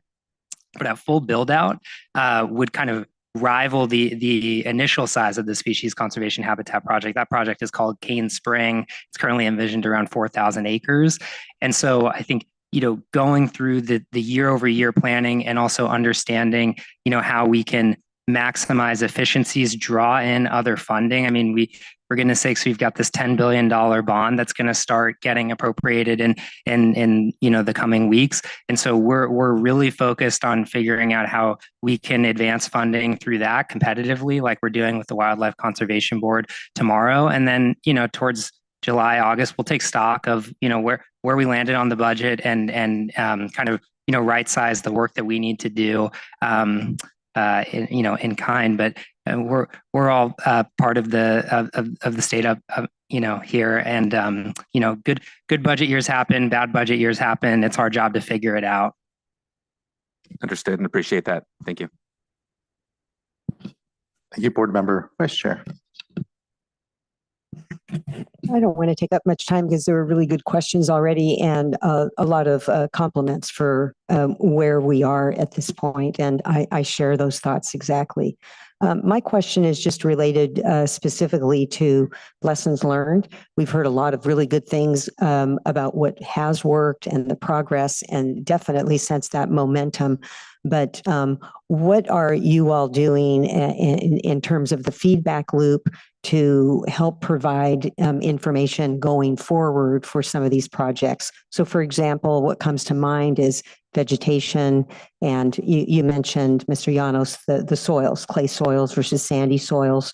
Are you gaining information through the earlier phase so that future phases could be adjusted accordingly? Really looking for, and I'll be asking some questions, I think all of us will on panel 2, about how where there may be opportunities to expedite. It's been slow going in the beginning, but can this momentum really pick up based in part by this feedback loop? Yeah, and I know we'll go into some of this in the panel too, on the lessons learned and how we're going to use that to accelerate our work and take on larger chunks of acreage. But specifically to the veg enhancement projects, we've developed a vegetation adaptive management plan for these projects to look at different things like, we're now learning that we're getting a high clip in establishing vegetation, and so we might not need to plant as much or as close, or use the type of drip that has emitters 3 feet away but more like 10 feet away. And so overall reducing the water needs, the labor needs. We found that planting seeds is just as efficient as planting seedlings, and so gaining efficiencies in potentially going more the seeding route to get more acreage on the ground quicker through seeding rather than planting, thus lowering costs on labor for that and water. And then also for the community and the not liking the bales. And so we found that we could potentially reduce the bale density almost 40% and still get a reduction in saltation, maybe not at 75%, but maybe closer to like 65%, which would still suffice because we're getting a much quicker established vegetation at the site, quicker than we thought. And it would be just a short gap that vegetation would catch up to those barren areas and start providing a higher number in reduction in saltation. So things like that are things that we're learning, especially for veg enhancement projects. Thank you for that, and thank you, Vice Chair. Looking to see if there's any further question or comment from fellow board colleagues. We are running a little early on schedule, which is more than fine and great, and we can actually get to, importantly, community voices here sooner. But just double checking with folks. And Board Member Morgan as well, apologies, I know you're here virtually, so I haven't glanced. Are you wanting to make any comment or question right now? Okay, thank you, Board Member. Thank you. Really appreciate this update. What I look forward to certainly are the panels in the afternoon. Importantly, the community voices will hear now and may have further question for sure as we continue on through the day. So much appreciated. Thank you again for the update here. Let's now move on into public comment and community comment here. I just want to reiterate that we'll have an hour plus at this point to be able to listen to folks. Before we get started, want to quickly revisit the instructions for language access and providing comments. We are providing live Spanish interpretation, and comments can be provided in either English or Spanish Spanish audio can be accessed on Zoom by clicking on the Spanish globe icon or the interpretation icon and selecting Spanish. If you're in person and would like to use a headset, please do raise your hand, and and please do speak clearly so as to allow interpreters to be able to catch up. All right. Well, with that, let me pull up my list here of commenters. And I believe the first person, which I don't believe I've seen on the platform yet, but our first person to speak will be Iron Dad, be followed by Carrie Morrison, Tom Septon, and then Dan Orr.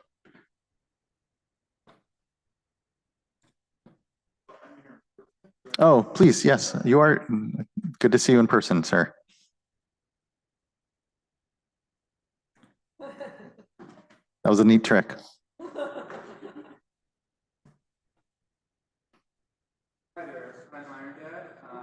Oh, yeah, there's a button there at the base. Thank you. Can you hear me now? We can. All right. Good morning. Thank you for joining us Good morning. here. It's good to see you. Yeah, thank you. Just first off, I'm Iron Dad. I'm a resident of North Shore, and I'm very active in the Bombay Beach community. I am affiliated with local community groups. I'm here as an unaffiliated environmental activist, so I can say whatever's on my mind. So I just wanted to first acknowledge that there's been a lot of progress in terms of community engagement by the SSMP. It's greatly appreciated. We've seen the changes in plan, if not action, in plans moving forward based on our feedback. I'd just like to share that I don't have that much personal experience with Joe Shea yet. The experience that I have had is indicates that he's willing to listen even when he's hearing things that aren't so easy to hear. And I really I want to speak directly to Joe. Where is Joe? Hey, Joe. I'd just like to encourage Joe to continue to listen even when things get extremely hard to hear. Thank you. So I just wanted to call out here that in the annual report, there's a lot of talk, in a quantitative manner in terms of lots of numbers, right? Lots of letters too, and I really appreciate that index that explains all of those acronyms because I would be lost otherwise. But I think there's an issue that isn't coming up all that often here, which is the quality, and in particular, the quality of the water. Now, I would know about that because I would venture to guess I'm the only person in this room who has seen every inch of the shoreline of the Salton Sea. And I think it's pretty safe to say that I'm the only person in this room who sees it year over year, every single inch. And I know what's out there. I know what it looks like. I know what it smells like. It's not good. And I'll refer you to the map on, I believe it's on page 55 and 56 of the annual report, the map that shows all the projects around the sea in these bright colors. Take a moment and look at the sea itself. Look at that satellite image.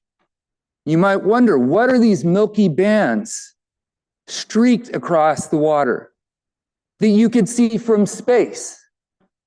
Those are algae blooms based on the very high concentrations of nitrates and phosphates in the water.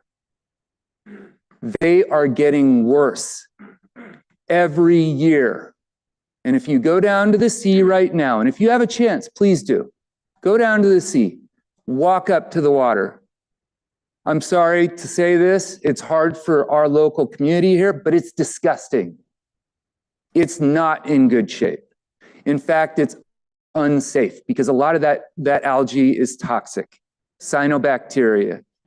There's increasing evidence that toxic cyanobacteria is part of the health problems in our local communities, plays a big role. And this is emergent, studies, emergent experiments coming from the University of California, Riverside. We need to pay attention to those. I think ultimately, one of the problems I'm seeing is there's lots of involvement from lots of agencies right now. Now that's going to give anybody, is going to leave a lot of people skeptical. Like, can we make progress with this many interests involved, this many hands in the pie, all trying to get stuff done? I think that's a valid question, but one thing's for sure. If we don't all know which direction we're moving in, we can't pull together. And I think this is ultimately the problem that we have currently in front of us. What does the Salton Sea look like after the 10-year plan? 10 years after that, 20 years after that, 50 years after that? What's the shape? Is it divided? Is it a perimeter lake? What's the color? Is it clear blue? Unlikely. Is it murky green with highlights of brown and yellow as it is today? Possibly. Or is it so saline that it's now blood red? Because that's the only kind of algae that can live in there anymore. So I urge you, please focus on figuring out the long-range plan. If everybody agrees that it's the feasibility study that gets us there, we need to fund that. We need to know where we're going so that we can all pull together. Those are all of my comments. Thank you so much for coming down, and especially coming down to be part of our local community and join us here. Thank you incredibly for your continued activism and work, and for your great cogent comments. On your notes on water quality, agree completely that that is an important discussion that needs to continue to happen. We're fortunate we do have representatives here from our Regional Water Quality Control Board, and as I know and understand, they're updating the uses and standards, ultimately beneficial uses that is surrounding the Salton Sea. There's also something that's known as the Irrigated Lands Regulatory Program, which is there to your point, really wrap our arms around the ag discharges that are happening. So I think there's a couple of projects happening at the Regional Water Quality Control Board that are front and center to the points that you've made, and encourage you to connect locally with the Regional Water Quality Control Board around the work that's being done, because to your point, that the quality component has to be part of this quantity discussion as well that we're having down at the sea. And so thank you incredibly again for your continued engagement and activism, and for those really great starting comments here. Thank you. All right, our next commenter is Carrie Morrison, be followed by Tom Septon.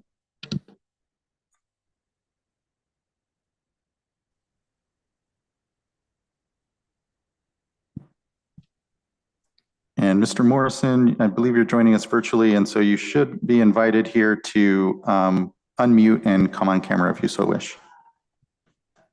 There we go. Hello, everyone.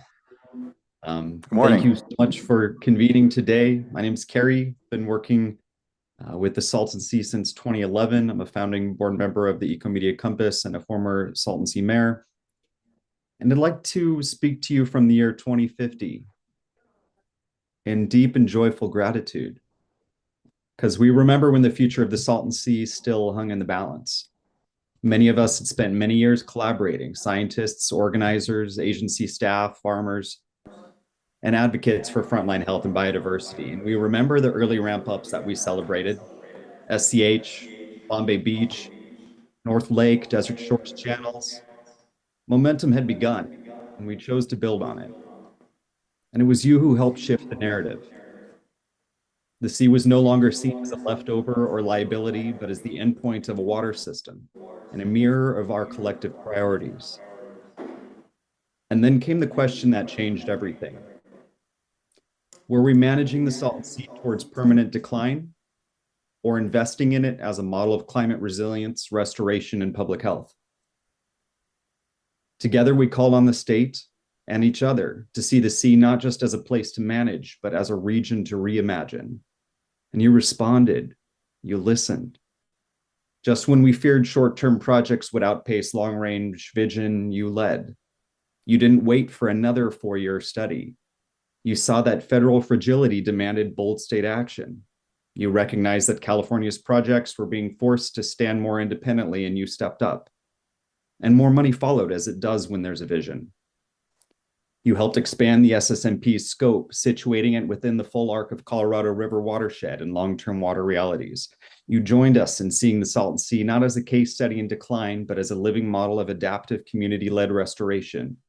You chose to steward and restore life in its beautiful biodiversity rather than simply mitigate dust and asthma. How did this happen? We stopped counting acres without counting life. We saw early successes in project delivery, but we all knew that acreage without biodiversity was not a big win to celebrate. We encouraged projects that did more than check boxes. We faced the water question finally and honestly. Back then, the SSMP report offered no long-term commitment to water. There was no integration with Colorado River planning, no path to sustain even the most successful habitat zones as inflows declined. But instead of deferring or deflecting, we confronted that void together. You helped bring the Salton Sea into the larger regional conversation. We explored binational coordination, launched pilot desal programs, supported water reuse innovation, and tied the sea's future directly to the future of Western water planning. We learned the definition of sustainable. We built real collaboration and a system to support it. We moved from symbolic public input to structural inclusion.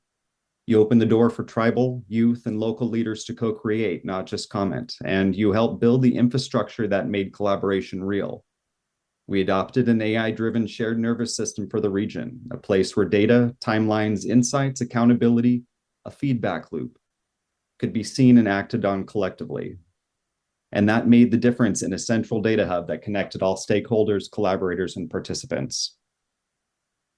We stopped losing momentum between meetings and started building trust between institutions, and water really began to flow.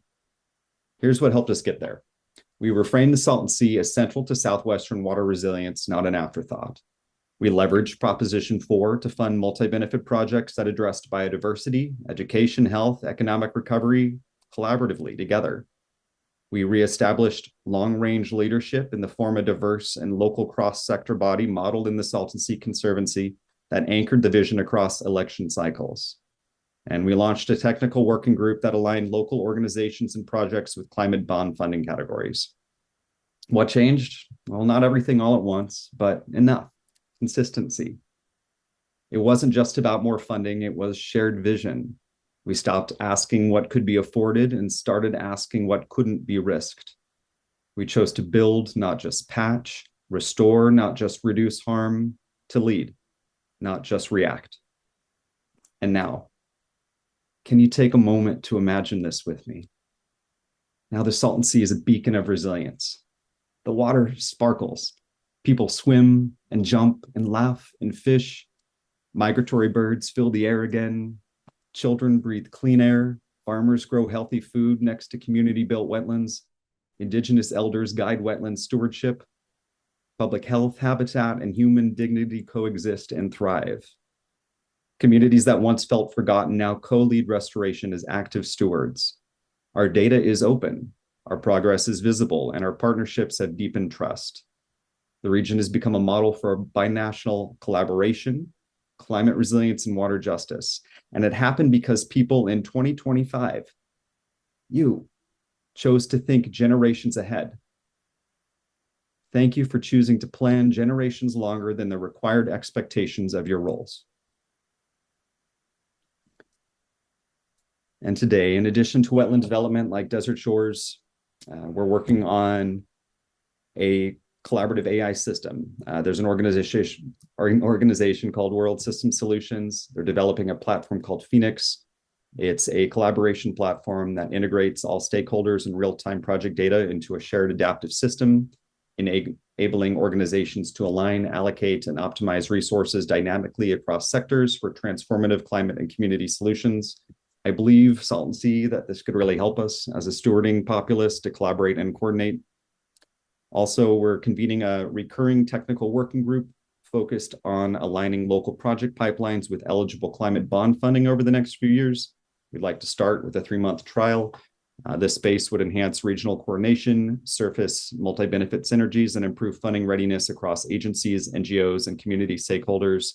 And I'll follow up with the doodle poll to the SSMP Outreach Committee for collaboration meeting for those interested. Thank you for all of the progress. This is inspiring. We still have a lot to do. And I invite you to picture it from the future. What does it look like? Thank you.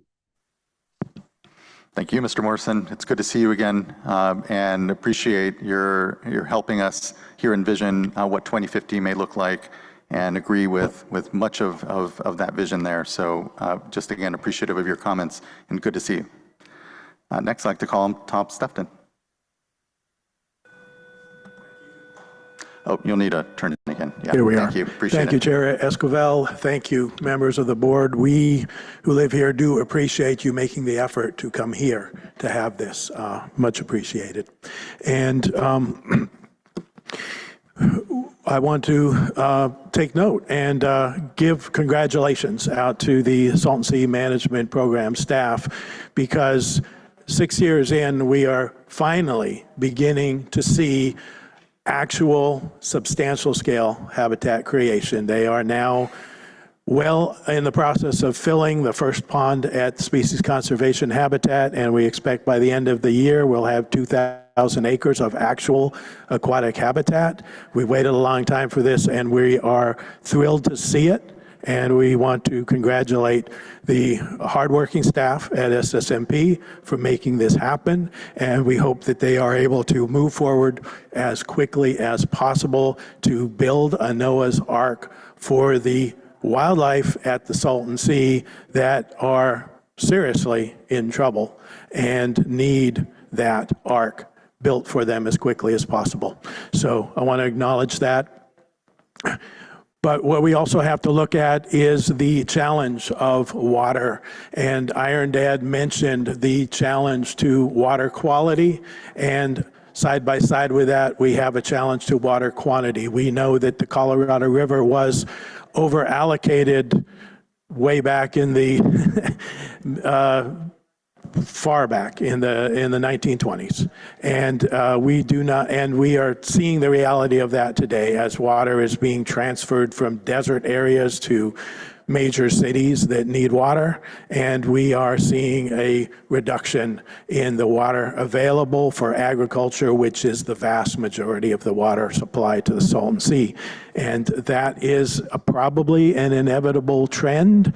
We have large cities all over and many millions of people that depend on the Colorado River supply, and we have the Salton Sea that depends on the Colorado River supply, and we have a fundamental challenge of enough water for the projects that are being built, and we have a fundamental challenge on the quality of the water that will remain in the sea as whatever is overflows from that project then concentrates both nutrients and salts in the Salton Sea. And we have seen by the work that UC Riverside scientists have been doing and making what's becoming a pretty clear connection between the increasing nutrient concentration as the Salton Sea shrinks, the increasing salt concentration as the Salton Sea shrinks, and the change in what can live in the Salton Sea. We no longer have large populations of fish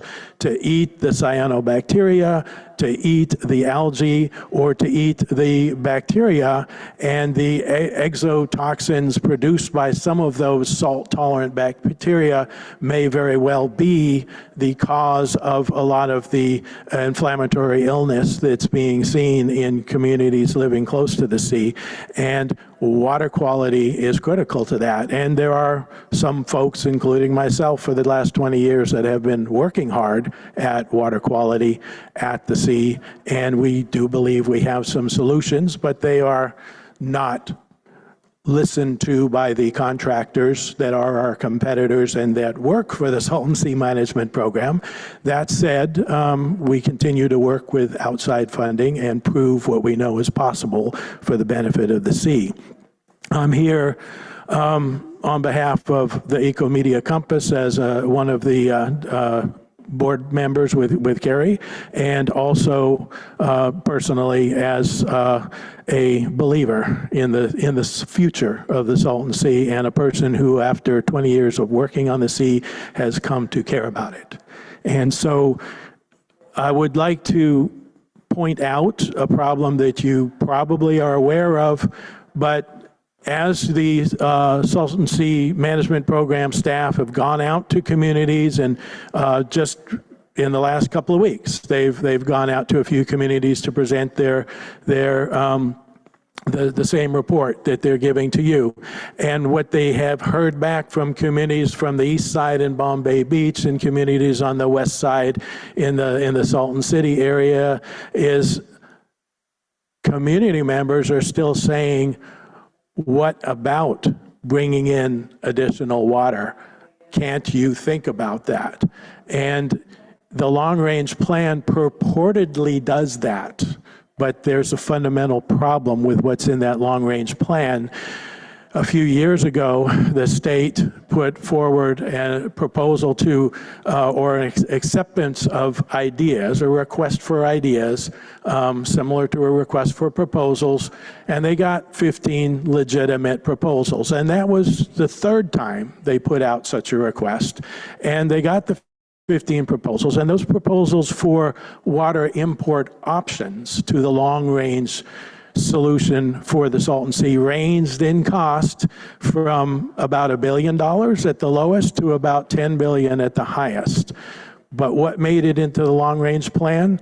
Not one of those 15 proposals. It was instead a proposal crafted, actually 3 proposals, 2 water import, one's big enough to actually do something, a middle one only 100,000 acre feet, not enough to make the difference, and an in-basin, what you got only to work with proposal. The proposal that made it into the long-range plan was the Brent Haddad UC Santa Cruz proposal, crafted entirely by them, ignoring all the other proposals, and that's got a price tag of not $1 billion, not $5 billion, not $10 billion, but $73 billion with a B. And that is not a realistic proposal, and it never was intended to be by the people who crafted it. So that is a fundamental problem, because that's the only thing that was passed over to the U.S. Army Corps of Engineers to evaluate as a potential water import option, and it is not a real proposal. In fact, the cost is inflated. That middle proposal that they had, it proposed a pipeline from the east side of Cio Cortez to the Morelos Dam at a cost of $12 billion. Just a couple of years before that, legitimate engineering company did a proposal, similar concept for Arizona and the International Boundary and Water Commission. They estimated the same pipeline route at even more flow rate capacity at $1.2 billion. Somehow the decimal got moved. Somehow the same pipe route with less flow cost 10 times the rate. Something is wrong with the math. And when we sent a PRA request to UC Santa Cruz to share the math with the public, their response was, it is not in the public interest for the public to know the math behind that. That's a fundamental problem. So I hope that will be in your thoughts, because there is a water quantity problem. Okay. And just, if you don't mind, just so that we give some time for other folks as well, if you don't mind kind of wrapping some of your responses. I will wrap it up right now. I know you don't want to hear these things, and that's understood. Oh, that's not the case. Okay. It's to provide space for others, but. Fair enough. I will just say that in November, we brought together community people at Desert Shores and the surrounding communities. We planted trees there, mesquite trees, and actually Miguel Hernandez helped join us on that.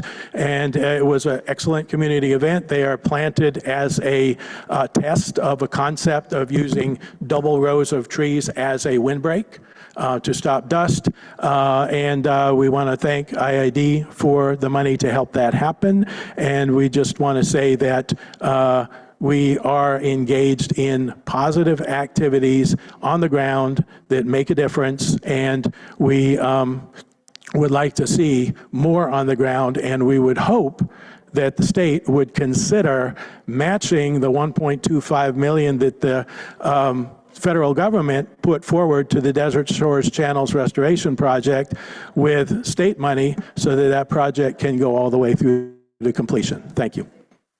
Thank you very much, Mr. Supton. I do appreciate your continued engagement on issues around the sea, and to your concerns around long-range plans and seawater import, proposals that were put forward. Noted. I know that was something we heard at the last workshop as well.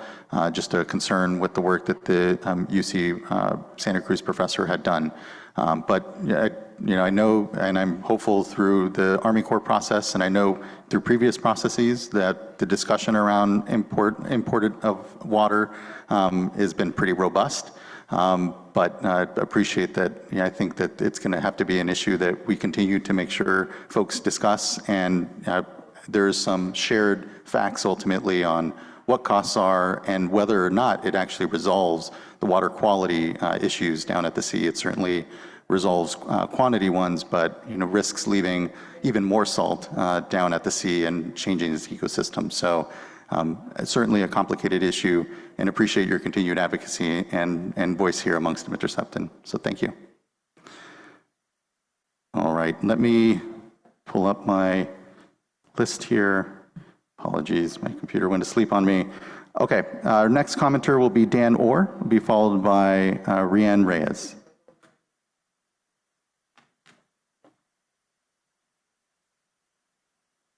Hi, I'm Dan Orr, Audubon, California. I'm director of our Geospatial Science program, and I also lead our Salton Sea Science and Desert Science as well. I really wanted to applaud the state's achievement moving forward with habitat projects here on the ground, including the SCH project, all the partnership with the Bombay Beach wetland, and the work that the state's done there. The new vegetated dust suppression projects. This is all really great work, and we're really happy to see this. I really also am excited to see all of the work with the MIP and the data management work, and we're excited to see the presentations later this afternoon with the Data Hub and all the work that the state's put into this. Data sharing. We'd also really like to encourage the state to continue to incorporate emerging wetlands, the emerging wetlands that are on exposed lake bed, into restoration projects where it's possible. Really stabilizing and enhancing those wetlands, because they really right now are creating habitat as well as suppressing dust, and many of them are created by irrigation water, and so the agricultural irrigation water, and so those wetlands are acting out as well as a filter for the irrigation water, and so you're getting some filtration benefits there too. So you're having benefits to human health as well. So it is a multi-benefit situation there, and I think we'd really like to see those wetlands protected and incorporated into restoration where it's possible. I'm really encouraged by the creativity of the Salton Sea management teams really working to integrate vegetated dust suppression. I think that's a really cool thing that's kind of emerged, and these the vegetated dust suppression, this creating upland habitat, and that's a great job. Those guys out here doing that. This is some really cool work. I'm excited to see the presentation later, but I've seen some of the data from it, and it's really cool. So nice work.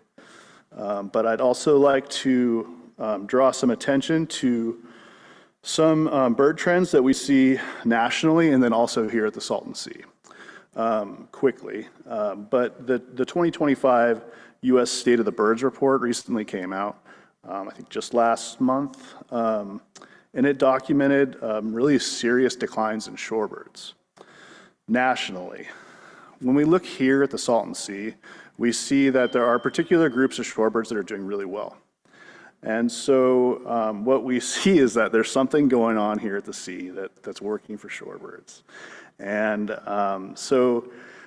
yes, we want the state to continue to create really diverse habitats to support all kinds of birds that are, some of those like fish-eating birds that are doing really poorly here that used to be thriving.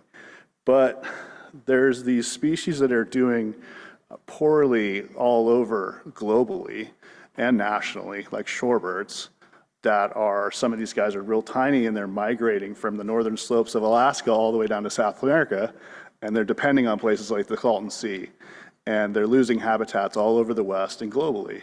And there's a real opportunity here at the Salton Sea to create a sustainable habitat for the future, kind of an oasis for these little critters to survive into the future. And so there's an opportunity to do that, and I'd hate to pass that up. And so I think we should take advantage of that and really put an effort into prioritizing that shorebird habitat, which incidentally takes up less water. So, thank you. Thank you, Mr. Orr. Really appreciate Audubon's continued engagement here. And to your points, we're learning a lot, and especially when it comes to these emergent wetlands, it feels like, we always often talk about nature-based solutions, and I think that this is one of the largest laboratories we can have because of the scale and scope of the sea, because of the issues here, that we do have to work with what Mother Nature will naturally want to do down at the sea as much as we are engineering these outcomes as well. And so I really appreciate those points. Very well taken. And yeah, thank you again just for the reminder of the incredible asset that the sea is when it comes to the Pacific Flyway. I think we all collectively know, but we've paved over about 95% of the wetlands here in this state.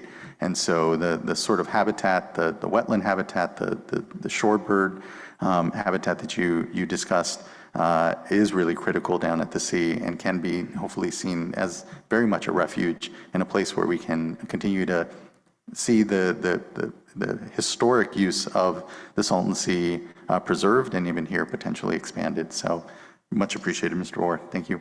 Thank you for those comments. Thank you. And just a note on timing for folks, there is a 3-minute timer that's popping up here, but feel free to continue on. I'm really wanting to make sure that we provide plenty of time. Sorry, Mr. Septon, for stepping in there for a moment.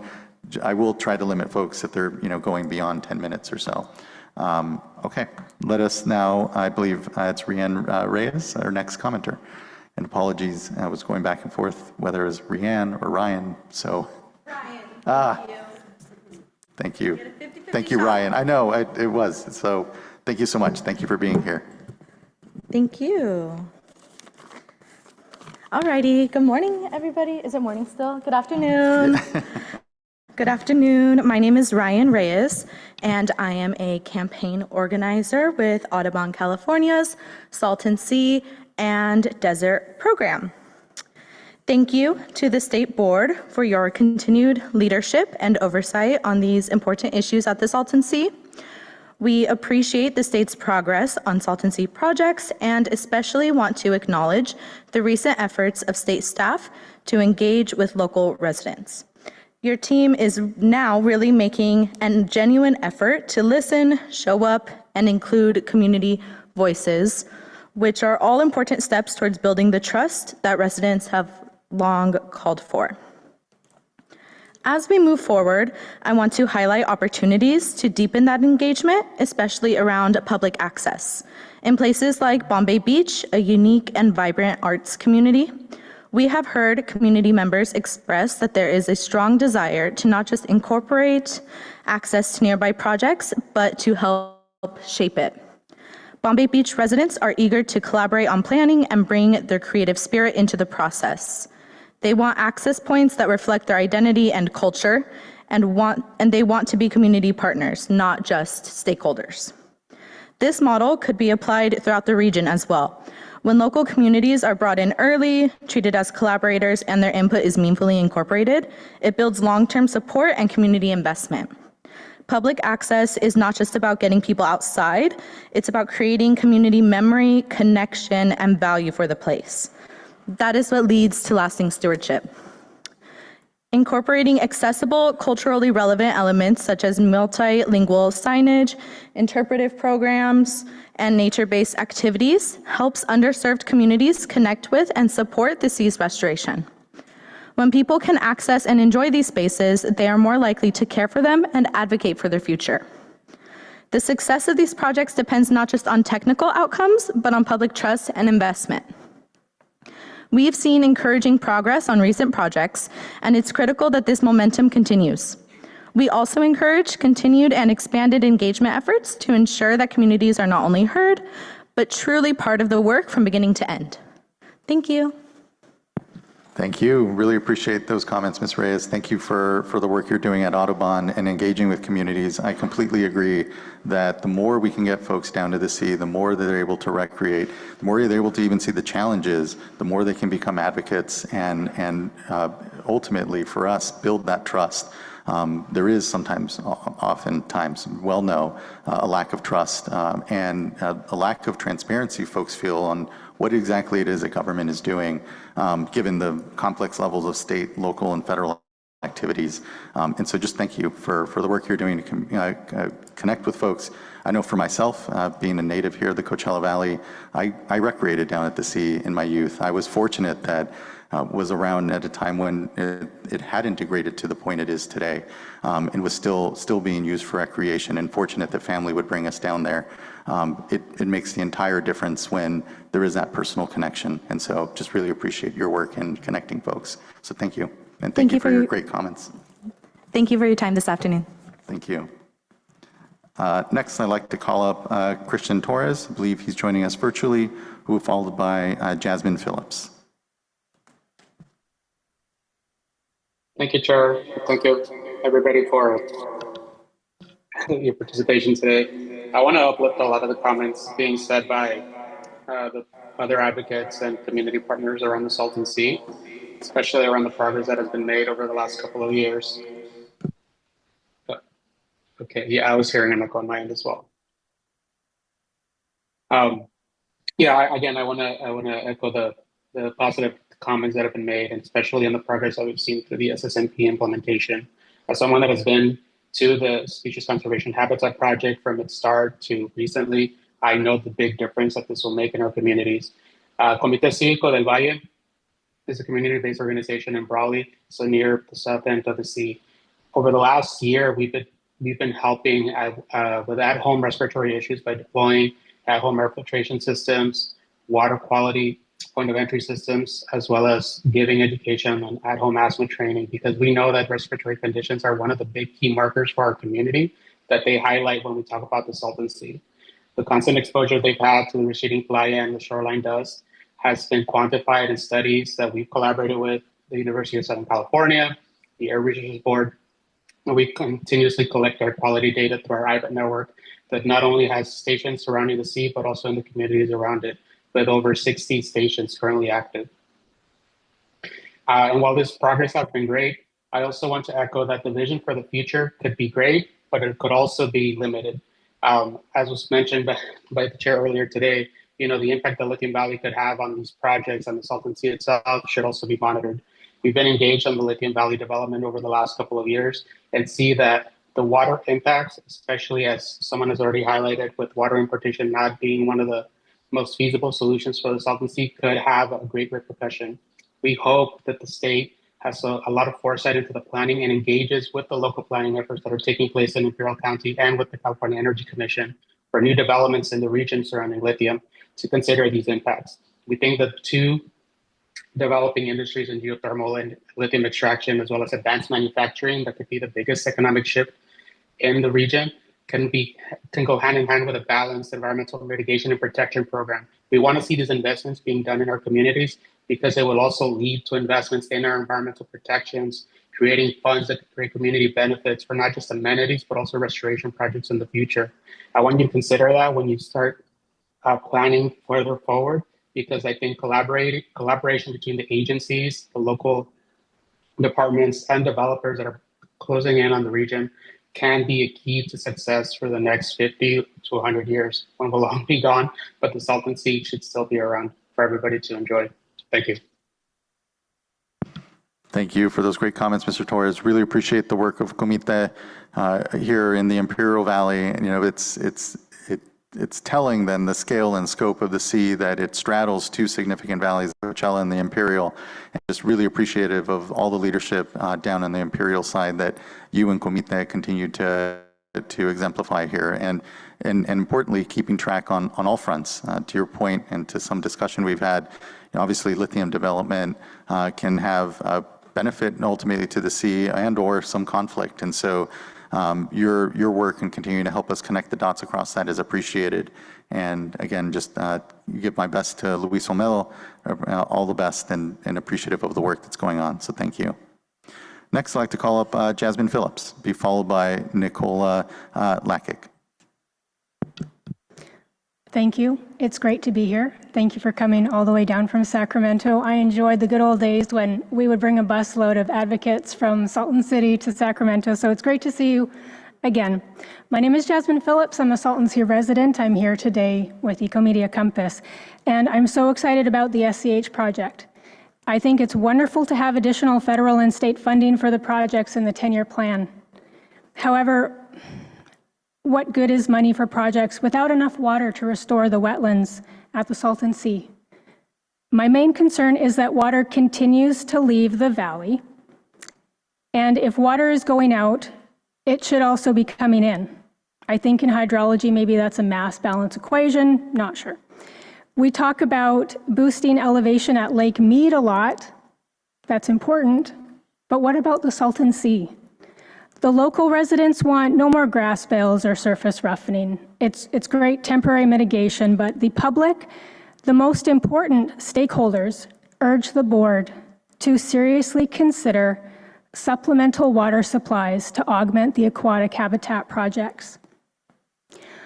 I want to include a hopeful consideration in my comments from other encouraging developments at other salt lakes in the Intermountain West. Mono Lake, Walker Lake in Nevada, and recently Great Salt Lake in Utah have established healthy lake elevations and are dedicating water to cover the exposed lake bed and protect wildlife habitat. Advocates and political leaders are working together, taking steps to protect the ecological and recreational values. I wanted to share this important quote from the Utah Department of Natural Resources Director, Joel Ferry, after a visit to the Salton Sea. He says, "The main difference that stood out to me is the fact that the Salton Sea and the efforts there are really just a manage the crisis kind of a situation. Whereas with the Great Salt Lake, we are actually recovering and we've put in place policies to where we've dedicated water to the lake," he said. I think ours is a message more of hope, and we could all use some hope in these bleak days. I strongly urge the board and those in charge of the Salton Sea to focus on bringing in water for future Salton Sea and community restoration. We're in an urgent situation here. We all know that. Let's not wait until it's a catastrophe. Thank you. Thank you, Ms. Phillips. Really appreciate those comments and continued engagement here. Thank you, thank you. Next, I'd like to call up Nicola Lakic. Mr. Lakic, I believe you requested for 120 minutes. If you can keep it below 10, that'd be great. So thank you. Thank you very much. This work, can you hear me? Yeah. We can, thank you. Yeah, thank you. I put a little bit note, but only 5 minutes, huh? You can have a bit beyond 5 minutes, but do try to be concise. Well, I appreciate it though. Yeah. Thank you, Chair and board members, for the opportunity to say a few words.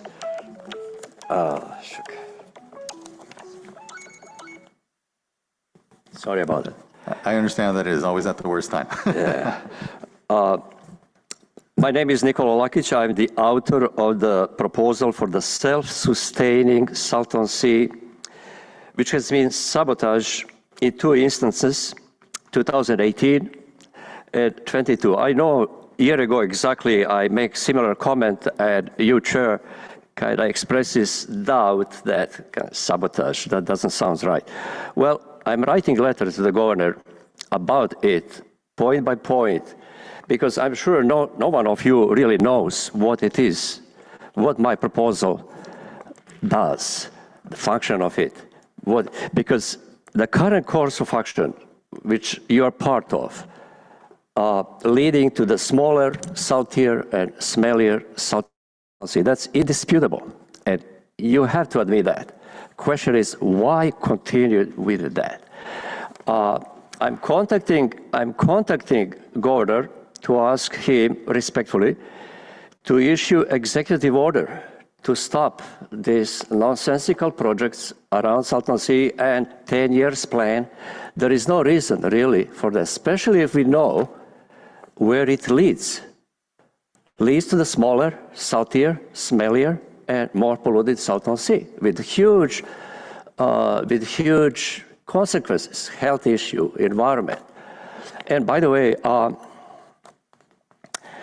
you supposed to represent state. It's you express that, but you are violating environmental law and state policy. That's absurdity of this situation, because state policy leads toward clean air, clean water, health of the nearby population.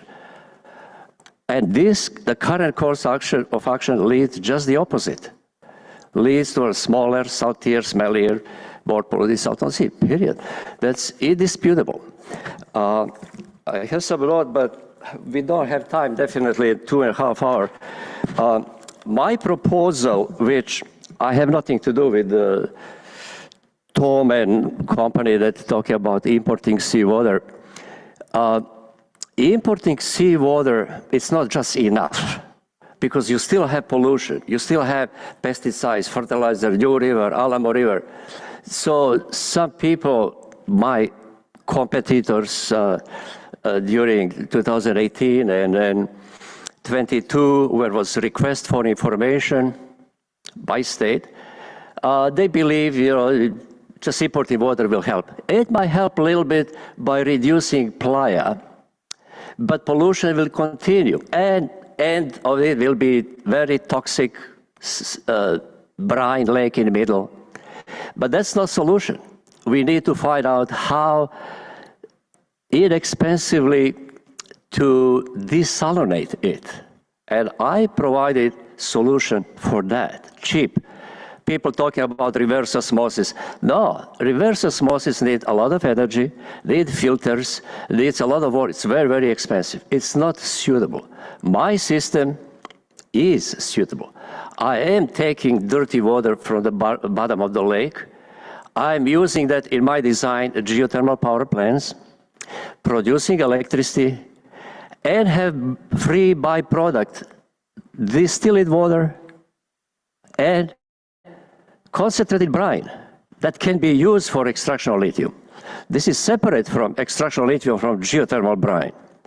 I am producing lithium from importing seawater, from one pipeline from Sea of Cortez and another pipeline from Long Beach into center part. Now, I said center part. We need to have North Lake, South Lake, and big center part. Why? Because we have less water from Colorado River. So less water from Colorado River will be for farmland in Imperial County and for balancing evaporation of the south part of the lake.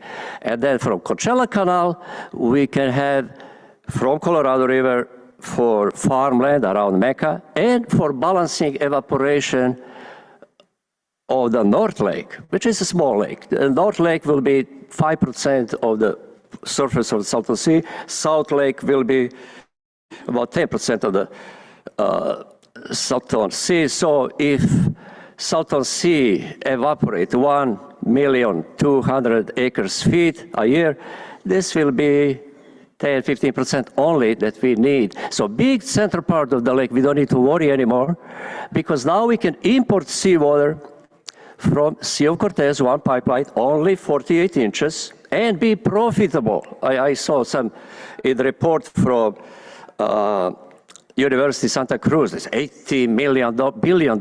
It's ridiculous. I'm using siphon system, and I have special pump, part of the pipeline, kind of pipe inside pump with spiral blade that we can overcome resistance, and we can dig it a little bit to be less than 10-meter elevation. It's around Mexicali. So there is solution that we can have successful import of seawater, despite Pacific Institute and Tetra Tech, whatever, they come up with some ridiculous numbers. We have, and another pipeline for Long Beach, 2 pipelines, and I'm using pipeline as a foundation for solar panels. In order to harness solar energy on industrial scale, you need to rent several square miles or lease that land, have mirrors, that tower. It's very expensive. I'm using pipeline. It's there. For having energy about Benning, we have about 2,700 elevation to overpass, but in general, it's positive, making money, making revenue. About altogether about $500 million revenue, clean environment. Okay. I just want to say one thing. Yeah, if you don't mind starting to wrap, Mr. Lakic. Yeah, since you are violating environmental law and state policy, and actual absurdity of situation is that I'm defending state policy and environmental law. I hope that you will join me in my effort to save and restore Salton Sea. I'm doing my best to have more than 10 years talking about this, and I hope that Governor will do something. I will finish this letter in 10 days, maybe 2 weeks maximum. I was interrupted with a few things, but since this is exactly 1 year since last meeting, and nothing has been changed, my letter will be pretty much right again. Okay. But thank you very much for this opportunity. Always, and thank you as well, Mr. Lakic. Appreciate you coming and addressing the board. Okay, next I would like to call up Czar Tide, be followed by Larissa Sinclair.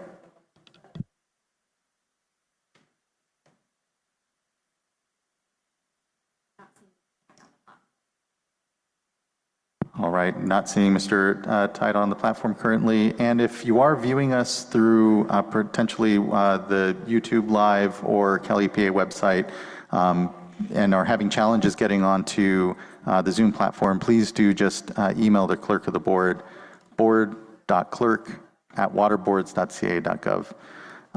Next, I'd like to call up then Larissa Sinclair.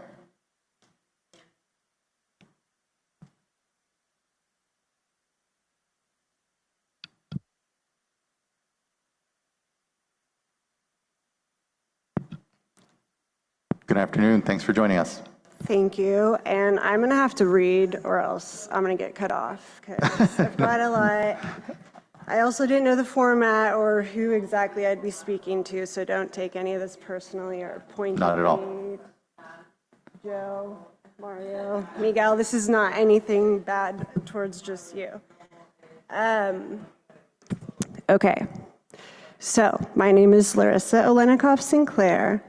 And just for a little background, I was born and raised in Southern California, but my first time visiting the Salton Sea wasn't until 2021. I honestly had never even heard of it before, but it was on the heels of the pandemic and things were still pretty restricted, so I just decided on a whim to go check it out as a day tripping tourist from where I was living at the time, which was Laguna Beach, California, believe it. And yeah, after a couple of hours, the first time spent exploring the shoreline, Bombay Beach, and Slab City, I knew I'd stumbled upon something incredibly unique. After that, a few visits turned into many. Bombay Beach became like a second home. From there, I'd venture out, back to the slabs, Salvation Mountain, Box Canyon, Painted Canyon, the Bat Caves, Obsidian Butte, karaoke in Salton City, rest in peace, Johnson's Landing, Slow Jamison. I also started calling the whole area the Desert Vortex of Love. Little did I know that what began as curiosity and fascination with California's largest and probably least visited lake would eventually have a far greater impact on my life and put me on a path I couldn't have dreamed up if I tried. Shit, I hope I don't cry. That brings me to today, here and now living full-time next to the Salton Sea in North Shore with my husband, whom I actually met in Bombay Beach. And together we've explored nearly every inch of this strange, wild, and deeply misunderstood corner of California. He's already touched on that. He'll tell you more if you want. As someone who's not a policymaker, scientist, or environmentalist, but rather a concerned resident, I'm here today to express my concerns and disappointment in some of the decisions being made. My point in sharing all those details about my life is that I'm just one of thousands who have a real connection to the Salton Sea, not just a connection via a job description or financial interests. And every one of those other people have their own stories. This is why it's not only been annoying, but disheartening to watch some of the mismanagement and inaction and see our beloved lake continually treated as a problematic puddle, only deserving of quick, non-sustainable fixes. Okay.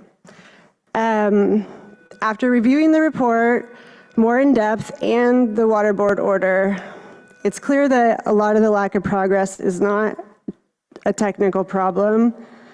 It's a leadership and accountability problem. The SSMP is now halfway through its 10-year plan, and most of its deadlines have been missed or delayed. The amount of dust suppression that has been completed versus was obligated to complete is kind of embarrassing, as are most of the methods. Communities are still breathing in toxic air, and now, in some places, broken hay bales. Wildlife is still declining, as is the water quality. Restoration and revitalization are nowhere in sight. Meanwhile, hundreds of millions of dollars have moved through the region like contaminated dust in the wind, with little visible impact for the people who live here. People who, in an effort to cut costs, have been lumped into a single bucket, yet are just as diverse and complex as the ecosystems you're trying to restore. Yes, improved habitats and air quality are essential, but if you restore the sea for the pupfish and birds and mostly ignore how the projects are truly impacting us who live here day in and day out, that's not restoration. In closing, here are some final suggestions in areas where I see room for improvement moving forward. Again, they're just kind of general, and there's a lot of parties involved, I know. But I think it'd be great to see more of the stakeholders, including the Water Board and SSMP, owning their failures. We deserve transparency and clear accounting of what exactly went wrong, why you are so far behind, like really, who's responsible? It doesn't have to be just someone from the team, it can be another organization or whatever, IID. And yeah, we can read numbers, we are on the ground watching, and are your partners, or at least should be treated as such. Community engagement, it shouldn't be reduced to a recipe. Like, not very good tasting one. The guys have been great. I know they're trying, but working with communities is not the same as occasionally dropping in. Invest in community benefit agreements, education, local workforce development, economic development opportunities via industries that aren't centered on crashing lithium prices and can take off right away, such as sustainable tourism. Also, more support for grassroots local leadership. You cannot design real solutions without the people who live here and have more experience with the sea. So please, over the next decade and beyond, don't just let local voices be heard, have them be centered. Shit, I got a lot more, but do I have more time? No, I'm going over. You can have a bit more to finish up, Ms. Sinclair. It's okay. Okay.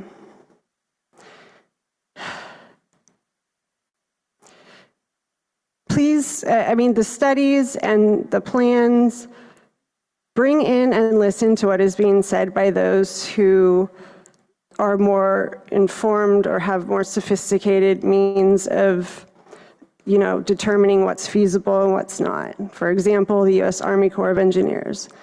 Then determine, plan for, and execute projects that are not only feasible, but again, like multi-benefit. Please make it truly multi-benefit for birds and local communities. Start prioritizing projects that make the Salton Sea region an enjoyable and safe place to visit, not just live. A place where people want to come visit, recreate, and invest in. We don't expect the sea to return to its short-lived heyday, but we do expect those tasked with shaping its future to show up and start taking more action that leads to meaningful progress. We can see, feel, breathe, and appreciate. That's it. That was a lot. But if you take one thing from my public comment, please let it be that just like the birds, the Salton Sea is our home and is very special to us. It's sacred, even. Please stop treating the communities like an afterthought or inevitable victims of collapse because we chose to live there. It's not Chernobyl or Owens Lake. We're not Keeler. We are not leaving. Thank you. Thank you very much, Ms. Sinclair. Really appreciate your comments here and importantly sharing your story and passion here for the sea and your honest feelings ultimately around and disappointment around where we are currently with the sea. Just really appreciate your voice here amongst everyone, so thank you. All right, next, apologies, computer went to sleep again. Next, I'd like to call up Crystal Otworth. And I believe she's joining us virtually.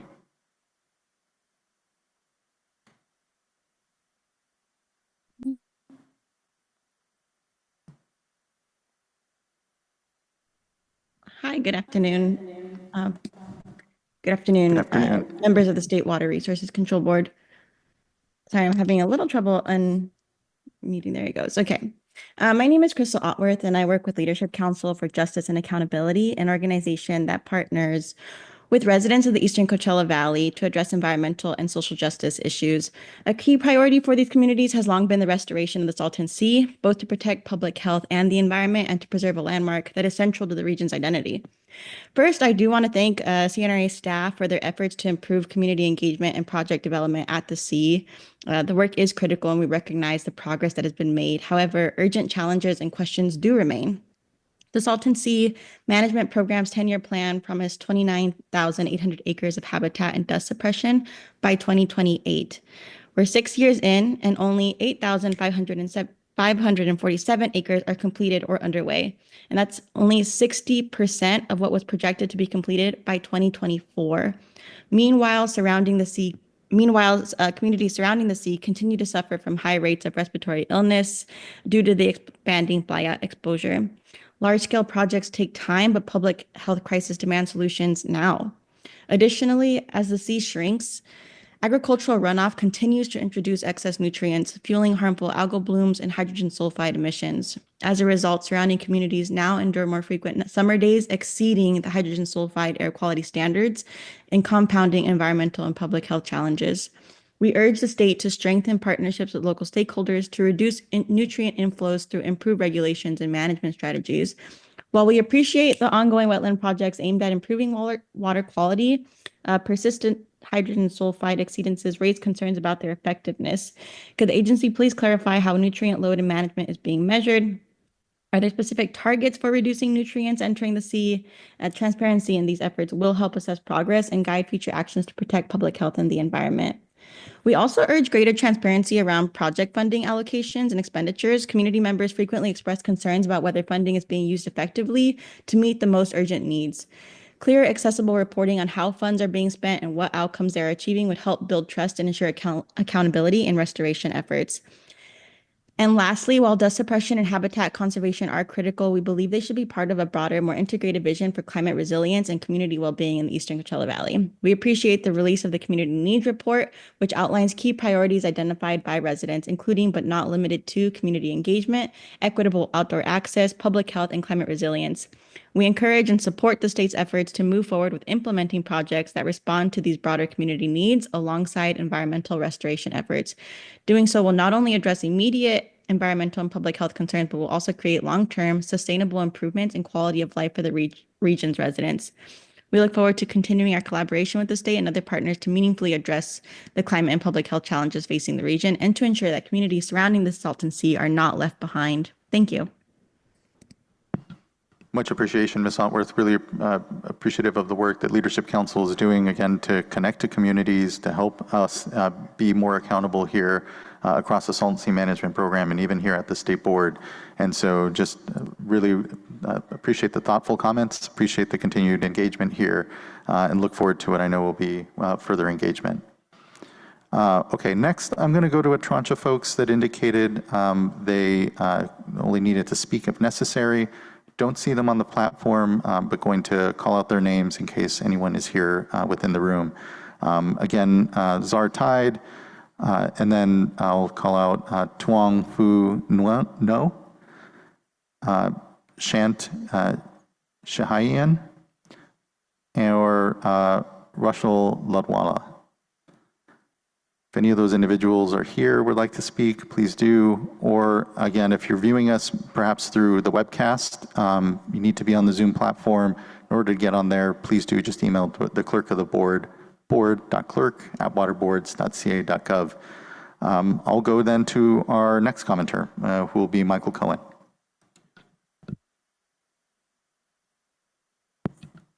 Okay, Mr. Cohen will be available then at the second comment period. Appreciate that, clerk. All right, well, I believe actually that is everyone that we have currently signed up to speak. We will have another comment period available here at 5 o'clock after the afternoon panels. But is there anyone here in the room that was desiring to speak or on the platform for that matter and has not had a chance to do so and would like to do so now? If you would, please do just pop up here or raise your hand on the platform. And I'll just give folks a moment to respond if they so desire. Good to see you. Good afternoon. You'll need to pop the mic back on. Good afternoon, Mr. Chair, Really members of the great to see you. board. Eduardo Garcia, proud resident of the Coachella Valley and former representative of the region. I just wanted to thank you for being present to hear the concerns of our community on this very important topic. And although there is much work to be done, I think we'd be remiss to not acknowledge and celebrate some of the things that have been done and the progress that is being made, not in a way to become complacent, but certainly to motivate us to continue to push in this direction of making the necessary investments where the populations are based and can see the progress firsthand, and continue to keep in the back of our mind the issue of public health, quality of air, and of course the ecosystem that is really what has been driving this issue of the Salton Sea and the attention that it's received. On my part, I am very interested in continuing to see the engagement that the Water Board and the various agencies at the state level that have a role and responsibility to continue to be physically present and continue to move the conversation closer to alignment with what the residents of this region have been saying for many, many decades. The unique thing today is that there are resources in place to move the needle, and there is a plan in place, irrespective of what we may feel collectively, if the plan is the right plan or it falls short of being the master plan.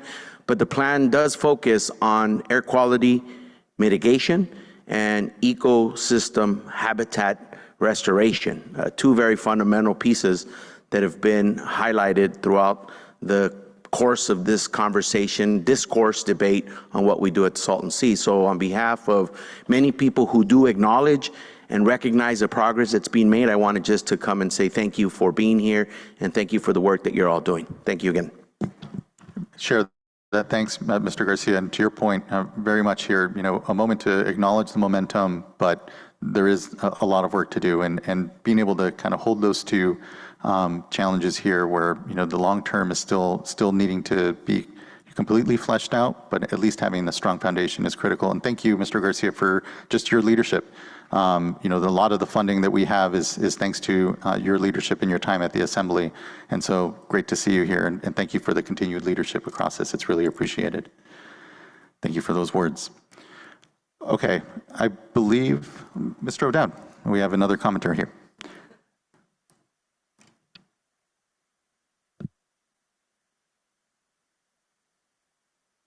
Oh, you'll need to pop it back on again. Apologies. If you push the button, there we are. Thank you. Okay. I was just going to sneak up here and thank the board, Chair Esquivel, for coming. This is super important to the community, your presence, your physical presence here. But Assemblymember Garcia sneaks up in front of me, and where we're at today would not be here if it wasn't for the work of Assemblymember Garcia. His work on Prop 68, Prop 4, the new conservancy, he working with Senator Padilla to flush out a conservancy, and the funds that are available under Prop 4 for the conservancy and the authority. We're working with the state as to how to appropriately utilize those funds. But I just wanted to thank you. I think that there's a lot of work to do. The numbers are what they are. They're not what we would like to see. Frankly, on paper, they can be discouraging. They could be alarming. But with the work that the state is advancing and what we're doing together with the state, both with the conservancy and otherwise, not the conservancy, with the conservancy, but also with the feasibility study, it's going to fundamentally change the perception of what the future of this region can be. And I think that that's super important to make sure that people understand that there's a bright, livable, sustainable future for the Coachella Valley region. So thank you all for coming today. Thank you as well, Mr. O'Dowd. Appreciate your leadership at the Salton Sea Authority and the authority's longstanding work in building to this moment and momentum, truly. So that's really, really much appreciated, and thank you for being here. Okay, I think that brings us to the end of commenters, at least for now. Again, we will have another comment period here, importantly to center community voices after the panels, which we will take after our lunch. We're running about 30 minutes ahead of schedule, which is great. And so let's go ahead and give ourselves an hour and a half lunch. So we'll plan on coming back here at 2 p.m. To continue the panel presentations and the discussion here. So thank you everyone for a productive morning. Really appreciate the voices that we've heard here and just the honest candor on the good progress and work that still needs to be done.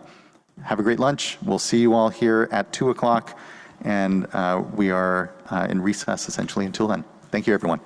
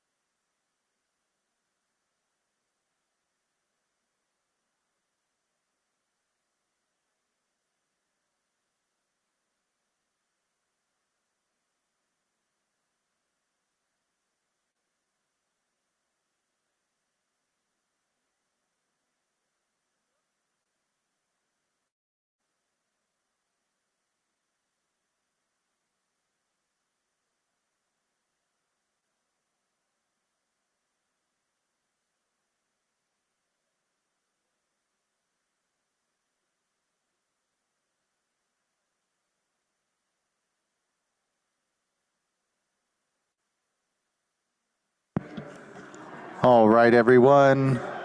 It is 2:10, or about to be 2:10. If we can start to wind down our conversations and get seated, we can start to bring ourselves back to order here.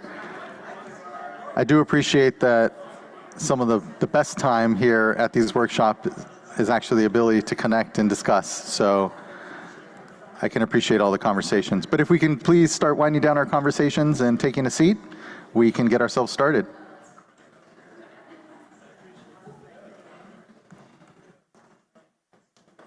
Thank you, everyone. It's great to see you all. I hope you had a great lunch.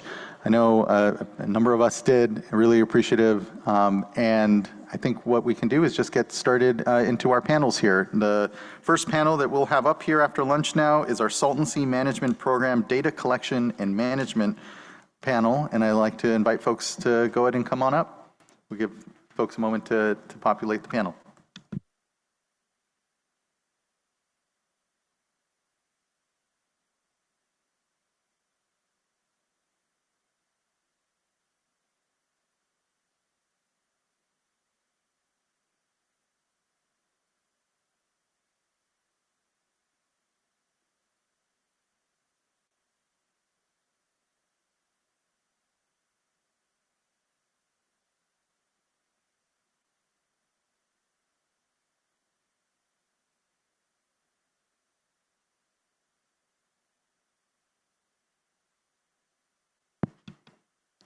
Good afternoon. Great to see you all.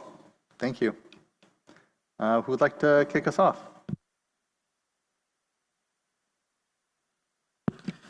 Hi, my name is Diego Villalobos. I'm with the California Department of Fish and Wildlife. I'm the research data specialist, primarily the map guy and GIS.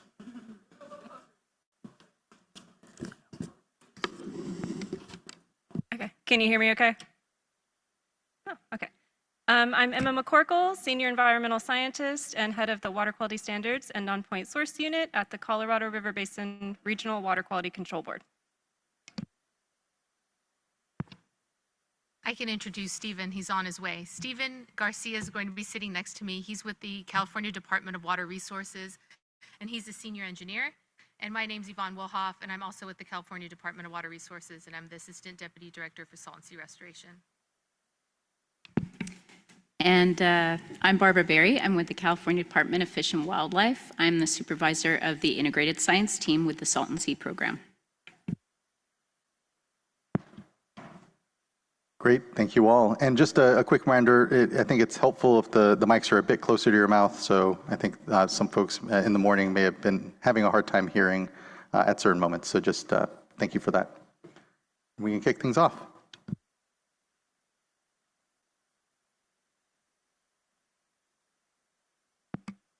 Do we have the slides or? I think they're up right now, yeah. Okay.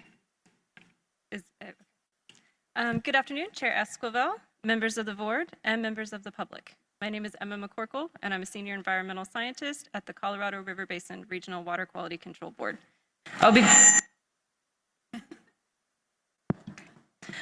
be going over the water quality sampling efforts currently occurring at the Salton Sea. Next slide, please. And another one. One more. Okay. This presentation will discuss the background of Salton Sea sampling, our current water quality monitoring efforts, a few of the preliminary results, and future plans for water quality sampling. Next slide, please. First off, a little bit of background. The Regional Water Board has conducted water quality monitoring for decades as part of the Surface Water Ambient Monitoring Program, or SWAMP, which many of you are familiar with. As the sea receded, established boat ramps became inaccessible, and we were last able to take samples in 2016. Fortunately, we weren't the only agency collecting samples at the time. The U.S. Bureau of Reclamation sampled the sea and tributaries quarterly between 2004 and late 2019, until they too were unable to access the sea. The construction of the species conservation habitats included a boat ramp into the Salton Sea, and Regional Water Board staff saw an opportunity. If we could get funding for sampling, we could collect data again. Staff applied for US EPA 205J funding, which provides funding for water quality management planning projects, and obtained roughly $350,000 over 3 years. Collecting samples, however, proved to be difficult. In talking to colleagues at Department of Water Resources and California Department of Fish and Wildlife, we learned that there was a large need for data collection as part of the monitoring and implementation plan, and decided that a collective approach would be best. The Regional Water Board would obtain funding for lab analyses, while Fish and Wildlife would provide a boat and crew, with Department of Water Resources handling site coordination. Next slide, please. The water quality sampling is guided by the Salton Sea Management Program's Monitoring and Implementation Plan, or MIP. The MIP contains guidance for data collection, not just for water quality, but also air quality and wildlife surveys, which you'll hear more about. You heard some this morning, and you'll probably hear some more this afternoon. For the water quality monitoring, surface water samples are analyzed for nutrients, salts, metals, pesticides, and bacteria. Many of these analytes are on the 303D list of impaired waters and are pollutants of concern to nearby communities. Originally, our plan was to sample at 5 locations around the sea, as shown on the map. 3 locations, shown in yellow, are shallower near-shore sites, and 2 are deeper mid-sea sites, shown in dark blue. Due to logistical issues, we have been able to routinely sampling at the 3 sites at the southern end nearest the SCH boat ramp, denoted by the orange triangle, beginning in November 2023. We collect sediment in the spring at one site, which rotates each time. This is because location shows more variability than time for the analytes in sediment, such as pesticides and metals, which are our main concerns. The northern end has been harder to access since there is no functional boat ramp. Our sampling team was able to sample the northern end last November as part of a 2-day sampling. The crew had to launch from the SCH boat ramp and drive the length of the sea to get to the site. Samples were handed off to shore after collection to meet hold times. Sampling the north end is incredibly time-intensive without a second operable boat ramp, and limits the number of times we are able to collect from those sites. Next slide, please. Some preliminary results have shown that the Salton Sea has continued to increase in salinity, as expected. Our data shows that the concentration of total dissolved solids to be between 75 and 82 parts per thousand among all sites. For comparison, the ocean has roughly 35 parts per thousand, making the Salton Sea more than double the salinity. Our data also shows the location and season have the largest effect on nearly all measured parameters, including nutrient concentrations. And some good news, sediment samples have shown no detections of many legacy and current use pesticides, including DDT and its degradates, chlorpyrifos, and pyrethroids. This preliminary data is currently posted on the Regional Water Board's website, but the finalized data will be stored permanently on the California Environmental Data Exchange Network, or CEDN. Next slide, please. Our cooperative monitoring effort has made many strides, but there's always more work to do. Our team has been discussing ways to increase sampling at the northern end. We've explored partnering with researchers at nearby universities that are able to access the sea with smaller boats, and ways to launch California Department of Fish and Wildlife watercraft from alternative locations in the northern end. We would also like to begin taking depth profiles at the deeper mid-sea locations. The Salton Sea is known to be stratified, and there's valuable information to be gathered from investigating the deeper waters, which are typically anoxic. One aspect I did not cover is that we have taken some samples for harmful algal blooms, or HABs, while sampling for water quality. Due to high concentrations of nutrients present, HABs are a persistent problem at the Salton Sea. The Regional Water Board has some funding for HAB sampling during times of high recreational use, but additional funding and study is needed to fully understand the development of HABs in the Salton Sea.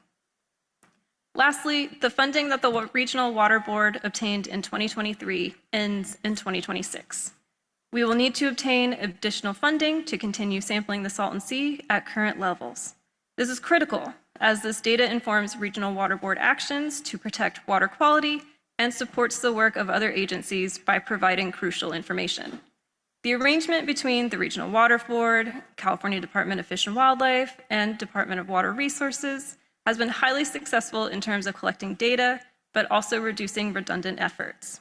Thank you for your time and attention. The next presenter will be Barbara Berry. Sorry, no, I believe it's Stephen.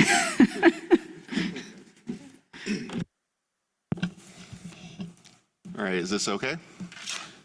Hi, my name is Stephen Garcia. I'm a senior engineer with the California Department of Water Resources, and I'm here to talk to you about the air quality monitoring and vegetation enhancement projects at the Salton Sea. Next slide, please. Here's a map showing Salton Sea Management Program projects and air quality stations around the sea, and those are in yellow. Other air quality stations around the sea are in blue.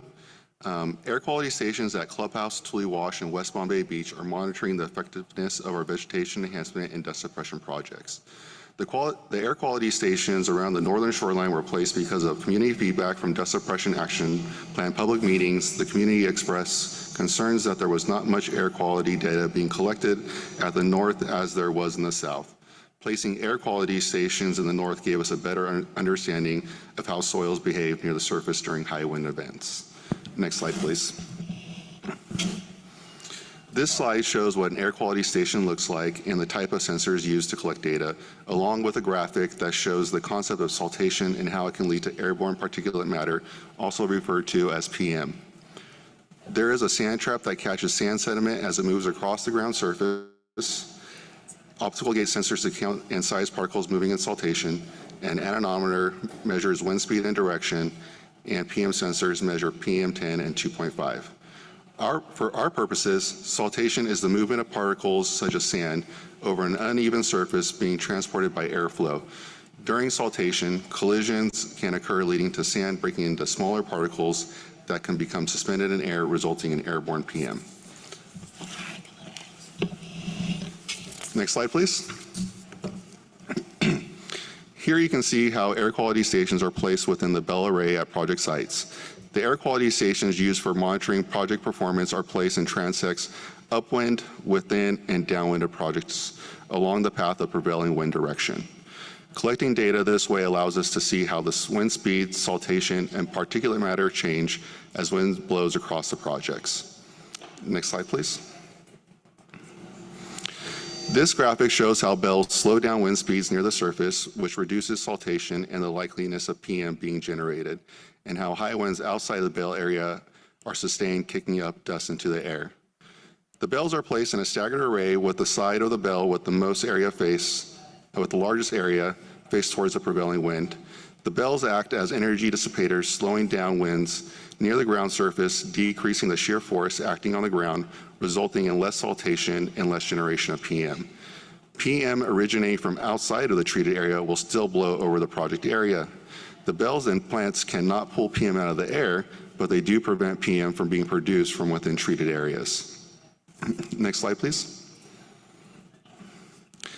This map depicts the observed wind speed and prevailing wind direction where the Salton Sea Management Program has air quality stations. The larger the arrow, the faster the average prevailing wind speed is. In the north, we see the wind is primarily moving from north to south, while we see winds moving from west to east towards the middle area of the sea. On the west side, we see an average wind speed of about 11 miles per hour, 15 miles per hour on the east side, and an average wind speed of about 9 miles per hour in the north. Next slide, please. This slide shows a map of observed saltation magnitude and direction. The data shows that we are seeing high amounts of saltation on the west side of the sea, where there is an abundant amount of sand from the desert areas. On the east side, we are still seeing large amounts of saltation, but coming from two different directions. By talking with the community members of Bombay Beach and looking at the data, we were able to show that high saltation events occur when strong winds come from the north and across the sea from the west. At the north, we can see the size of arrows are small compared to those on the east and the west side of the sea. The likely cause of saltation being lower at the air quality stations around the northern shoreline is twofold. The soils are predominantly clay, and they are quite moist from drainage water that flows towards the sea from the Coachella Valley, making it less likely for soils to break free from the ground surface and bounce around, causing saltation leading to airborne PM. Stephen, apologize to interrupt, but if you don't mind bringing the mic a little closer as well, I think our folks are trying to adjust the volume over there. Okay, thank you. Is this better? Can you hear me now? Okay. Yeah. Next slide, please. This graph shows observed saltation data for water year 23-24. Blue represents data collected upwind of the projects, and green represents data collected at the downwind portion of the projects. Looking at this data, we see quite a significant difference between saltation upwind of the treated project areas versus downwind. We are currently seeing a reduction in saltation anywhere from 70 to 95% within treated project areas. However, we see an increase of saltation at the Tule Wash B air quality transect. The Tule Wash B air quality stations are within an untreated portion of the project to give us an idea of how much saltation occurs prior to treatment. This transect was installed in March of 2024, so we are not showing a full year data here, but we can see that there is an increase in saltation across the transect versus the decrease in saltation we are seeing within treated areas. Next slide, please. This slide shows the total amount of time saltation was recorded at air quality stations. We show in a minutes because each event, there's multiple events over a year, and this is the total amount of minutes for those events. And I'm now going to give it to you in hours. On the west side of the sea, we see about 40 hours total throughout a year of saltation during this 1 year observation period, 10 hours on the east, and about 9 minutes around the north. Upwind of treatment, we observed saltation lasting upwards of 36 minutes per event and being reduced to less than 6 minutes per event with treatment. Next slide, please. Similar to the graphic we looked at earlier, these graphics show how wind speed decreases as it moves across treated project areas. As bells are placed, we are seeing an immediate reduction in saltation of at least 75%. As vegetation grows, we are seeing an increase of saltation reduction upwards of 85%. As vegetation becomes fully established and vegetation canopy increases, we expect to see 90 to 95% reduction in saltation within project areas. Next slide, please. Computational fluid dynamic modeling, CFD modeling, was conducted to estimate how much PM is being generated from within project boundaries and without bells. Using the air quality stations alone, it is difficult to discern PM that is generated on site versus PM that is moving across the site generated from other sources. The model is theoretical, but based on real world implementation, meaning that the model was set up with the bells placed as done at our projects, but does not incorporate data collected from the air quality stations. Instead, the model uses a worst case scenario of soil surface being loose sand with different wind speed and direction scenarios. The modeling shows that even with loose sandy soils and high wind speeds, the bells theoretically reduce PM generated from within project areas by about 75%. Next slide, please. And for the person controlling, this is a video, and on the bottom right, there is a way to slow it down to half speed. So if you could do that for me, that'd be appreciated.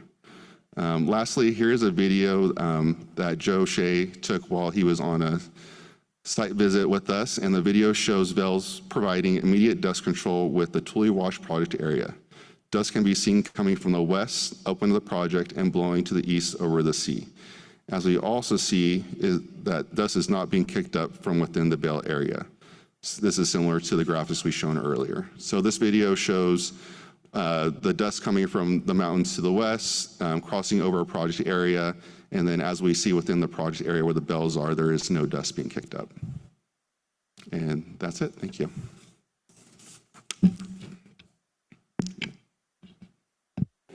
Oh, can you bring up the slides again? Awesome, thank you. So again, my name is Barbara Berry. I'm with the California Department of Fish and Wildlife, and I work in the Salton Sea program.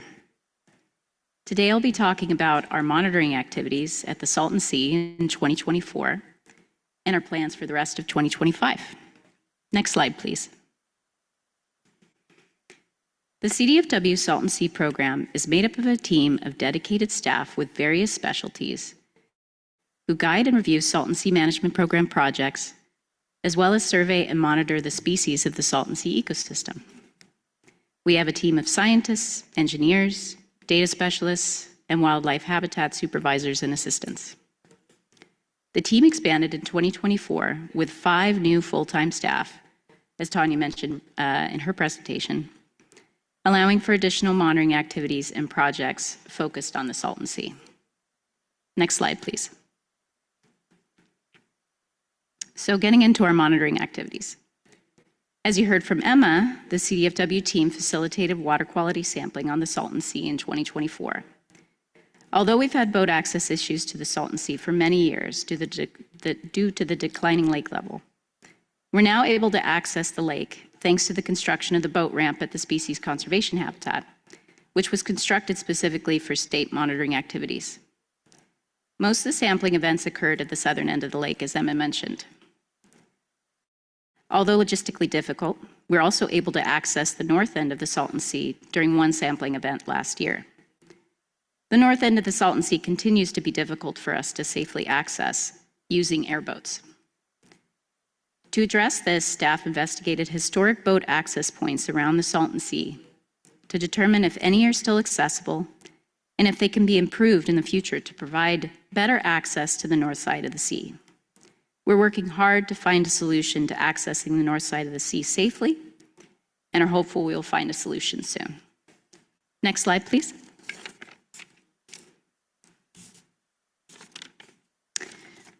In 2024, CDFW started to collect algal bloom samples to monitor for cyanobacteria at the Salton Sea. We collaborated with the Colorado River Basin Regional Water Board to share information and resources in order to collect these samples. We also worked on predator deterrence. Staff researched different methods of deterrence at the Species Conservation Habitat Causeway, experimenting with a scent barrier to try and prevent coyotes and other land-based predators from accessing areas where birds might nest. Field cameras were used to observe how wildlife reacted to the scent barrier. Next slide, please. Fish surveys were conducted in November of 2024 at 3 sites around the Salton Sea. These surveys had not been completed since 2018 due to boat access issues at the lake. Corvina, croaker, and other marine sports fishes were last detected in 2003 by CDFW. Tilapia survived, but efforts in 2017 and 2018 indicated the tilapia population had declined significantly.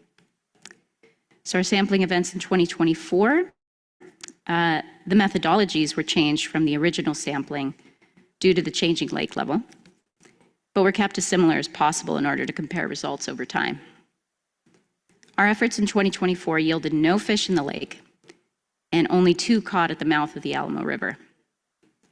However, there is still abundant life in the Salton Sea, and we'll be conducting monitoring activities to identify and enumerate phytoplankton, zooplankton, and macroinvertebrates later this year. We'll also be conducting future fish surveys at the Salton Sea. Next slide, please. The monitoring of desert puffish continued, with additional staff participating and trained in monitoring. On average, 25 sites are surveyed each year for this endangered species around the Salton Sea. Although generally tolerant of high salinity, high temperatures, and low dissolved oxygen, the sea is now exceeding the salinity tolerance of the species. With the loss of the Salton Sea shoreline habitat to connect populations in various drainages, desert pupfish populations have become isolated from each other. However, we are working hard to find a solution to protect pupfish populations at the Salton Sea with our partners. Next slide, please. Our staff devote a lot of time to bird surveys at the Salton Sea, and 2024 was no exception. The Salton Sea is a critical resource for many species of resident and migratory birds, mentioned several times today. And as the lake changes, it is important to observe how these populations change over time. In 2024, we continued to participate in shorebird surveys with our partners and to conduct marsh bird surveys. In addition, we added aerial bird surveys, which have not been completed in several years at the Salton Sea by CDFW. And we've also started nesting bird surveys at the species conservation habitat, as demonstrated in the picture on the lower right. Not sure if you can see, which features nesting birds at SCH. Next slide, please. Also in 2024, we reviewed our monitoring efforts with the intent on evaluating our priorities. This involved reviewing monitoring objectives listed in the Monitoring Implementation Plan, SSMP annual reports, MIP annual work plans, and other available information about monitoring occurring at the Salton Sea, and compare this information to our monitoring activities at the CDFW Salton Sea program. Out of this effort, we reprioritized aerial bird surveys, as I mentioned previously, and began planning for new monitoring activities in 2025.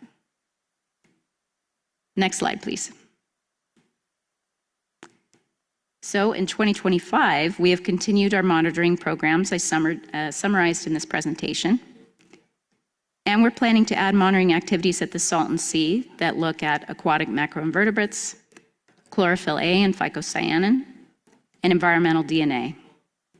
This information will help fill knowledge gaps about how the aquatic ecosystem is changing at the Salton Sea as the salinity rises.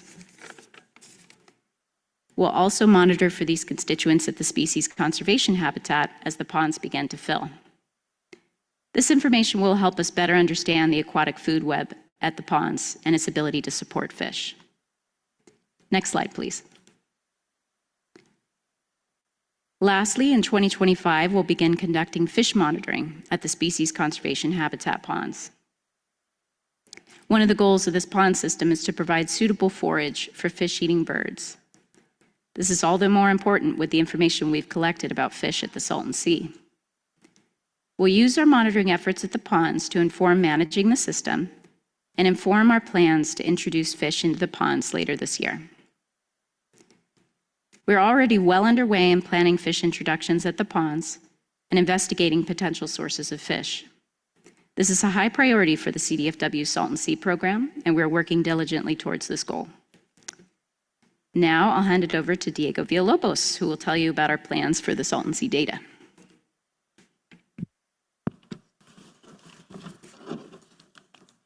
Hi, thank you, Barbara. Okay, so first, happy and excited to be here. We want to acknowledge the history of the Salton Sea to pay respect to the people, land, water, and the biological resources that occur there. 120 years have passed since the formation of the Salton Sea, and during that time, the Salton Sea became a natural resource for wildlife and a place for people to do recreation. People cared for and camped, boated, fished, hunted, and vacationed at the Salton Sea. It is no wonder that everyone involved with the Salton Sea has generated a great deal of information, data, maps, research articles, websites, and databases.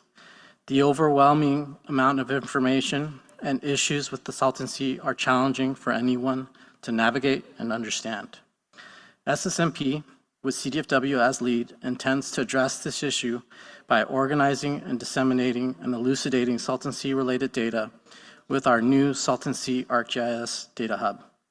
While this resource is not yet public, I am going to give a sneak peek of what we are working on because it is directly responsive to comments offered by community members and the scientific community about the need for more coordination as we work together to improve conditions at the Salton Sea.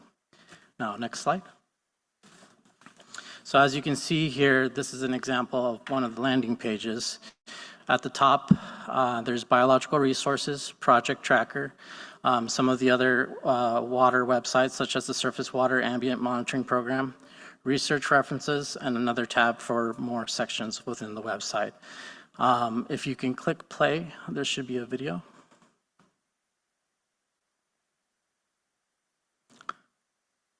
Just as you can search and browse, the great power with this is it has a data catalog that can connect other data sets within different agencies and different groups as well. As you can see, there's already some data sets that we've started to collect for shoreline of ancient Lake Coahuila and other stuff like the biological resources as we go along for avian survey data, nesting shorebird survey data, and other things that we can start to begin to develop, such as data dashboards with brown pelicans, white pelicans, and double-crested cormorants. So the Data Hub is an ESRI-based platform But that being said, it connects all the applications that are available with the ArcGIS online platform. Next slide. Okay, now I want to say a small thank you to Brett Daniels and Sharon Keeney.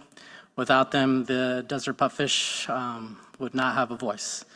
That being said, story maps can be a fun way and integrative way to share information about the Salton Sea. An example is the story maps on the endangered pupfish, which will help us understand the current situation that these endangered fish face. Why are they endangered? What are the survival challenges for the pupfish? What's the reduced habitat they're facing? Competitor and prey relationships, and so forth. And then what are we doing as a group entity to help these fish? Next slide. Now, videos can be a great way to communicate what pupfish face daily, as is depicted in this video where a pupfish is evading tilapia. So this is, again, one of those examples of a predator-prey relationship where you have a male pupfish start to see a tilapia in the background. And he's like, oh, wait a minute, I got to start evading this guy. It happens pretty quick, but again, this is a very significant challenge for these fish to face other competitor species out there. So what I really want to highlight is to say that desert pupfish should be celebrated and their struggle for survival highlighted because they're a unique biological resource to this area. CNRA, CDFW, and DWR are working towards developing and completing projects meant to help the desert pupfish and other species around the Salton Sea. Next slide. Now, an even more fun one. Story maps can also help educate the public and interested parties by showcasing the number of birds around the Salton Sea. If you can hit the play button again. It'll go through a story map where it's showcasing not only the shore birds and land birds all together. Now, these locations are non-specific areas, but we really wanted to showcase what bird species are actually here and want to show the public, hey, you have all these birds here still. You have land birds, you have snowy egrets, you have green herons. And this just highlights it in a way where they can start to look at it in a geographical sense. It keeps going. So story maps can help educate the public and interested parties by showcasing the number of birds around the Salton Sea, and which they currently rely on the Salton Sea as a wetland habitat along the shoreline. So shorebirds and land birds still utilize the area as a key migration site, and some birds still nest within the region during the nesting season. These birds may occupy different habitat zones, but are still quite near each other, such as the wetland habitat for the Yuma Ridgeway rail and the burrowing owls along the canals from the Sonny Bono Refuge. I want to note that, the data hub will provide general locations and non-specific locations again. And this is just in consistency with our monitoring best practices. Next slide. So connecting the geographical locations with actual surveys, the Salton Sea Hub site can also assist in streamlining data collection around the Salton Sea. Standardizing survey templates can be shared with multiple partners and individuals who can contribute to the same data set throughout the year and survey periods. Each user can have their specific account, or the survey can be made public for anyone to contribute the information and details about their visit to the Salton Sea. Salton Sea Hub site users can create surveys and use them to update the data dashboards to help inform project managers and the public about the current status of the habitat or dust suppression efforts. This is one of the examples of a nesting seabird survey. You can have information such as the survey date and time, notes and management action, taking information such as number of chicks with nest, and then even the type of avian behavior that's happening with those birds.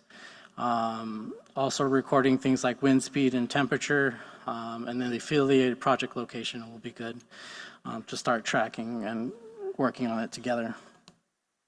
Now, connecting the data to the data dashboard. Next slide. Data dashboards can be a great way, or can be made and generated using the ArcGIS online platform. And collaborating staff can embed a dashboard on the hub site for everyone to access quickly and understand the current situation at the Salton Sea. So if you hit play here, here we have the Salton Sea and 3 birds, different types of birds, Caspian terns, gull-billed terns, and black skimmers from 2002 to about 2022. Showcasing timelines like this can really show what changes are happening throughout the years, not just in project locations, but in bigger areas than that. And you can see that there's a big incline for the Caspian terns and then the sudden drop off around 2016. Again, this is just an example, but it's quite powerful in showing individuals what the data will look like as a visualization and helping to understand what the actual situation is at the Salton Sea. Okay, so dashboards can display and showcase bird survey data, aerial surveillance data, air quality data, and water quality data. Salton Sea Hub site users can use pie charts, graphs, and timelines to showcase a project the public wants to stay informed about. Individuals can easily filter and download snapshots of the data to plan Salton Sea related projects and so forth. Now, my conclusive remarks for this, the goal is for everyone, no matter the skill level, to be able to use the Salton Sea Hub site as a source of information and as a platform to collaborate on projects related to the restoration of habitat and dust suppression efforts of the Salton Sea. We want to continue building this site so that important ideas, data, and information can be easily shared about the Salton Sea in one location. We are excited for the projects to mutually benefit the Salton Sea community and the species who call the Salton Sea home. And that's it. That's all I got. And thank you.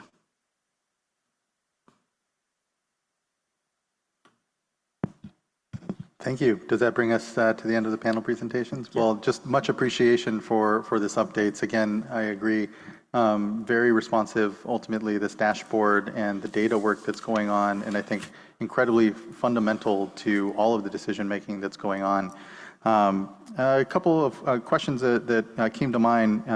When it comes to the water quality testing that's going on, obviously, we're looking to deepen that work, do more of it. Just wondering if you kind of have a sense of what the future is planned for here when it comes to maybe the frequency of testing. You had mentioned certainly that there's a need to get up to the north end of the sea, but just kind of wondering if we have kind of a sense of what folks can expect and what the limitations really are right now. Is it funding? Is it personnel? Is it the boat ramp issues? Which again, glad we have access now, but it's sounding like we need some additional points to get more of that sort of spatial representation of data. But yeah, just because it was also brought up earlier, concerns around the water quality, wondering just what we have in store on that side of things. And want to thank the leadership here of the Regional Water Quality Control Board for really stepping up, and the partnership with CDFW and the sister agencies. As you can imagine here, we're all doing our best to maximize the resources that are being put out there.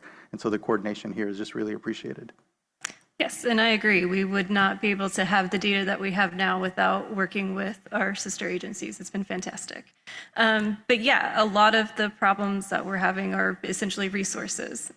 Funding for samples and analyses, which is why working with DWR and CDFW was so key.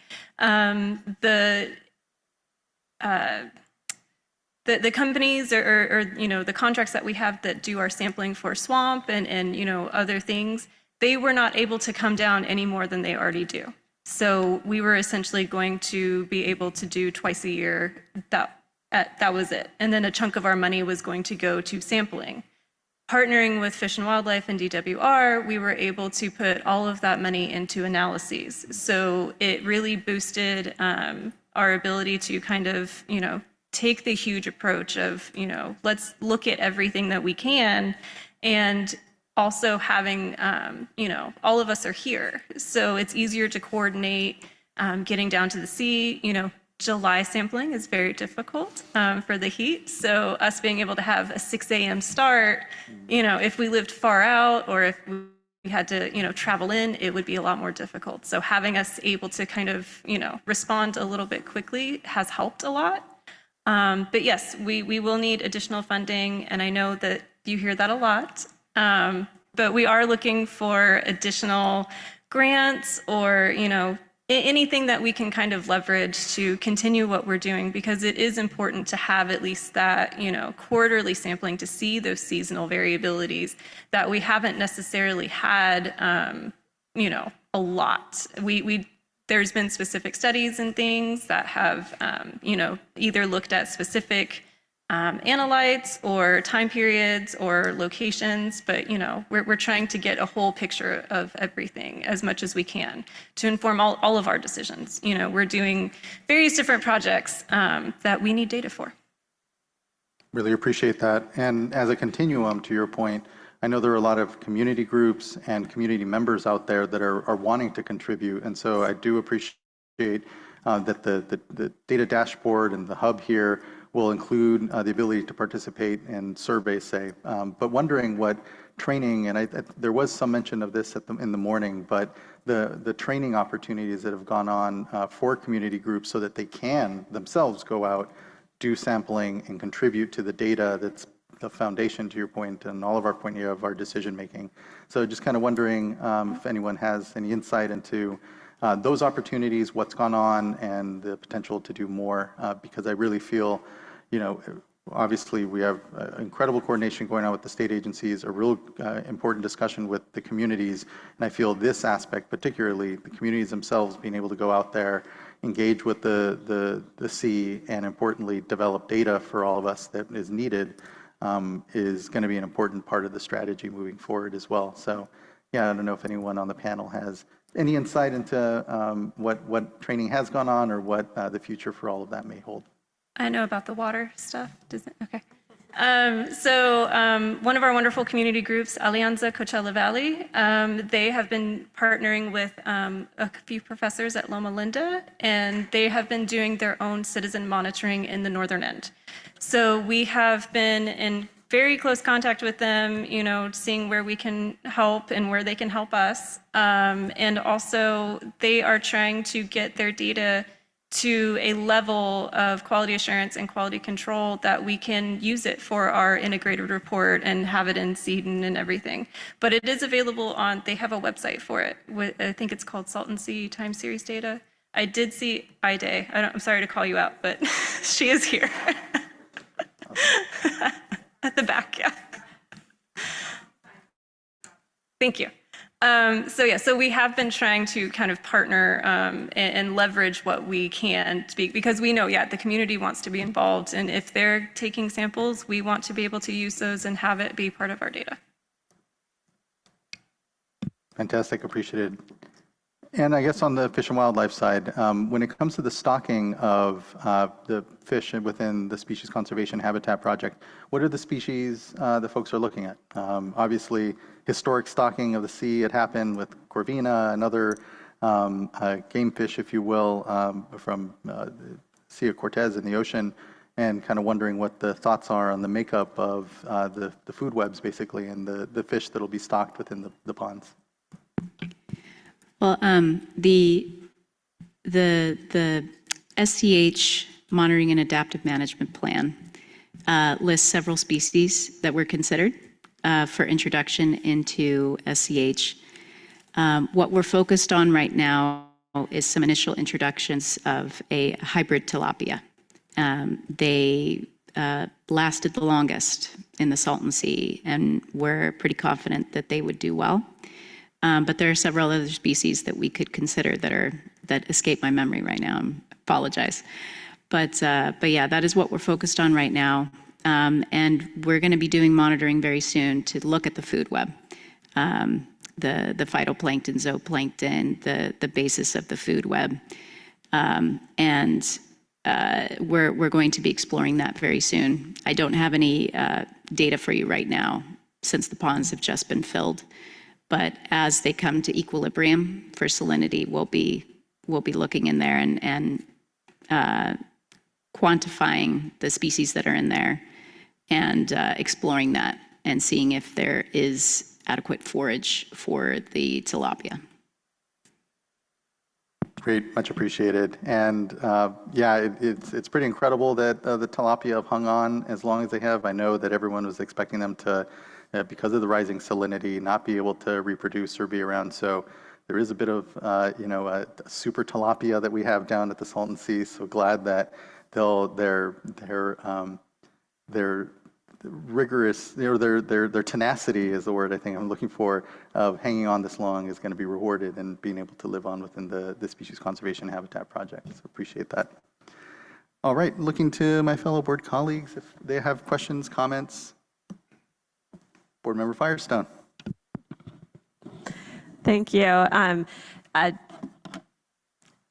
Just first additional kudos. This was, and I loved this panel. I loved each of the topics that you covered, and I find them so responsive to what we've heard from community groups and the public in terms of wanting to make sure that we can all understand what's going on, and are we monitoring? Do we have a plan, and are we coordinating? And pulling together the information to a single hub. And so just thank you, and thanks to everyone that has been working to get this up and running. I'm interested, let's see, there's, I think, for example, the air quality monitoring was a really, we've heard a lot of concerns, and there's obviously been a ton of asthma and public health issues related to air quality. And similarly with water quality, but one of the things that we're starting to do is continue to learn about understanding dynamics and change and evolving concerns in relation to climate change and changing conditions. And so one of those, for example, is harmful algal blooms, and this was being discussed. And in each of your presentations, or numerous presentations, there was discussion of adding in more HABs monitoring as something maybe going forward, or that you're already starting to do. And I'm wondering if you could speak a little bit more to what does that look like? And also, how are you, you have this, you have the MIP and you have an annual plan. How are you, what's the process for adding in new and emerging monitoring concerns? I think it's a good example. It sounds like you've already been doing that. And so can you just help us understand how you're taking in, public and scientific input into helping to craft, each year's annual work plan and priorities, and how that's evolving? Yeah, I think the MIP annual work plan is a fantastic resource that we're making available to the public. And this is the second iteration, and we're learning as we go to improve the process, to invite new people to collaborate with. But we plan on increasing the amount of people we try and encourage to collaborate with and include their information in the work plan every year. We had our first workshop to introduce the concept to the public that we made publicly available, and to show people how to give their information about their studies. And we're also using that information, like I mentioned in my presentation, to prioritize our efforts, to see what other people are doing, and to see where the gaps are in what was put into the monitoring implementation plan and what objectives are still unstudied. So we're learning from our process as we go along, but we anticipate to open it up to more community groups, agencies, whoever want to participate in studies at the Salton Sea over time. And I'll add in just a quick, the analytes that we're monitoring for in the water quality monitoring, they were influenced by, comments we've got from the public and what we're hearing at our meetings or, whenever we get comments on TMDLs and things like that. So we are trying to be responsive to what people are concerned about, and we evaluate over time and adjust where necessary. Thanks. And can you just add any more on what HABs monitoring we're doing already, or that you've started doing, and just a little bit more information on the HABs monitoring? Well, the regional board, what we've been doing because of limited funds is before holidays. So we've done monitoring for the upcoming Memorial Day weekend. I believe, I don't remember, you said it caution, I think. Okay. So I didn't get the results, Cassandra did. But yeah, so that, those will of course be up, but that's typically what we've been doing for the past several years. But I believe Barbara has been trying to instigate more. I'm an instigator, yeah. We've been collaborating with Emma and Jeff Grassi at the regional board to include harmful algal bloom monitoring as part of the CDFW process as well. And we've taken some samples just in response to blooms seen. So not a coordinated study, but the impetus for the phytoplankton, the chlorophyll A and the phycocyanin monitoring was also to be looking at HABs and compared to the SFEI satellite information that the water boards makes available to see if we can ground truth some of the estimates that are in there that could be very useful for the public in recreating at the Salton Sea, and also for looking at how the bird populations respond to that over time. And I'm hopeful that the environmental DNA study that we've started will also be able to enumerate some cyanobacteria and give us a little glimpse at maybe a little more powerful than some of the tests that we've done before. And sorry, lastly on this may be early because I know that there's work at UC Riverside and others around particulates or aerosols coming off harmful algal blooms and concerns around public health impacts of that. But is there a way that that we're thinking about looking at air quality monitoring related to HABs at this point yet, or is that still early and we're kind of going to be looking at how the science in that area evolves? Right now, our air quality monitoring is more focused on our projects, our dust suppression projects, and getting a better understanding and data sets of tracking what's happening at the surface level. So at this point, we haven't looked into that, but my first question is what type of instruments exist that can monitor for that? So that's where we would start with that question. Yeah, and I know that's an evolving area of science that there's a lot of folks, I think there's been whole conferences on, so.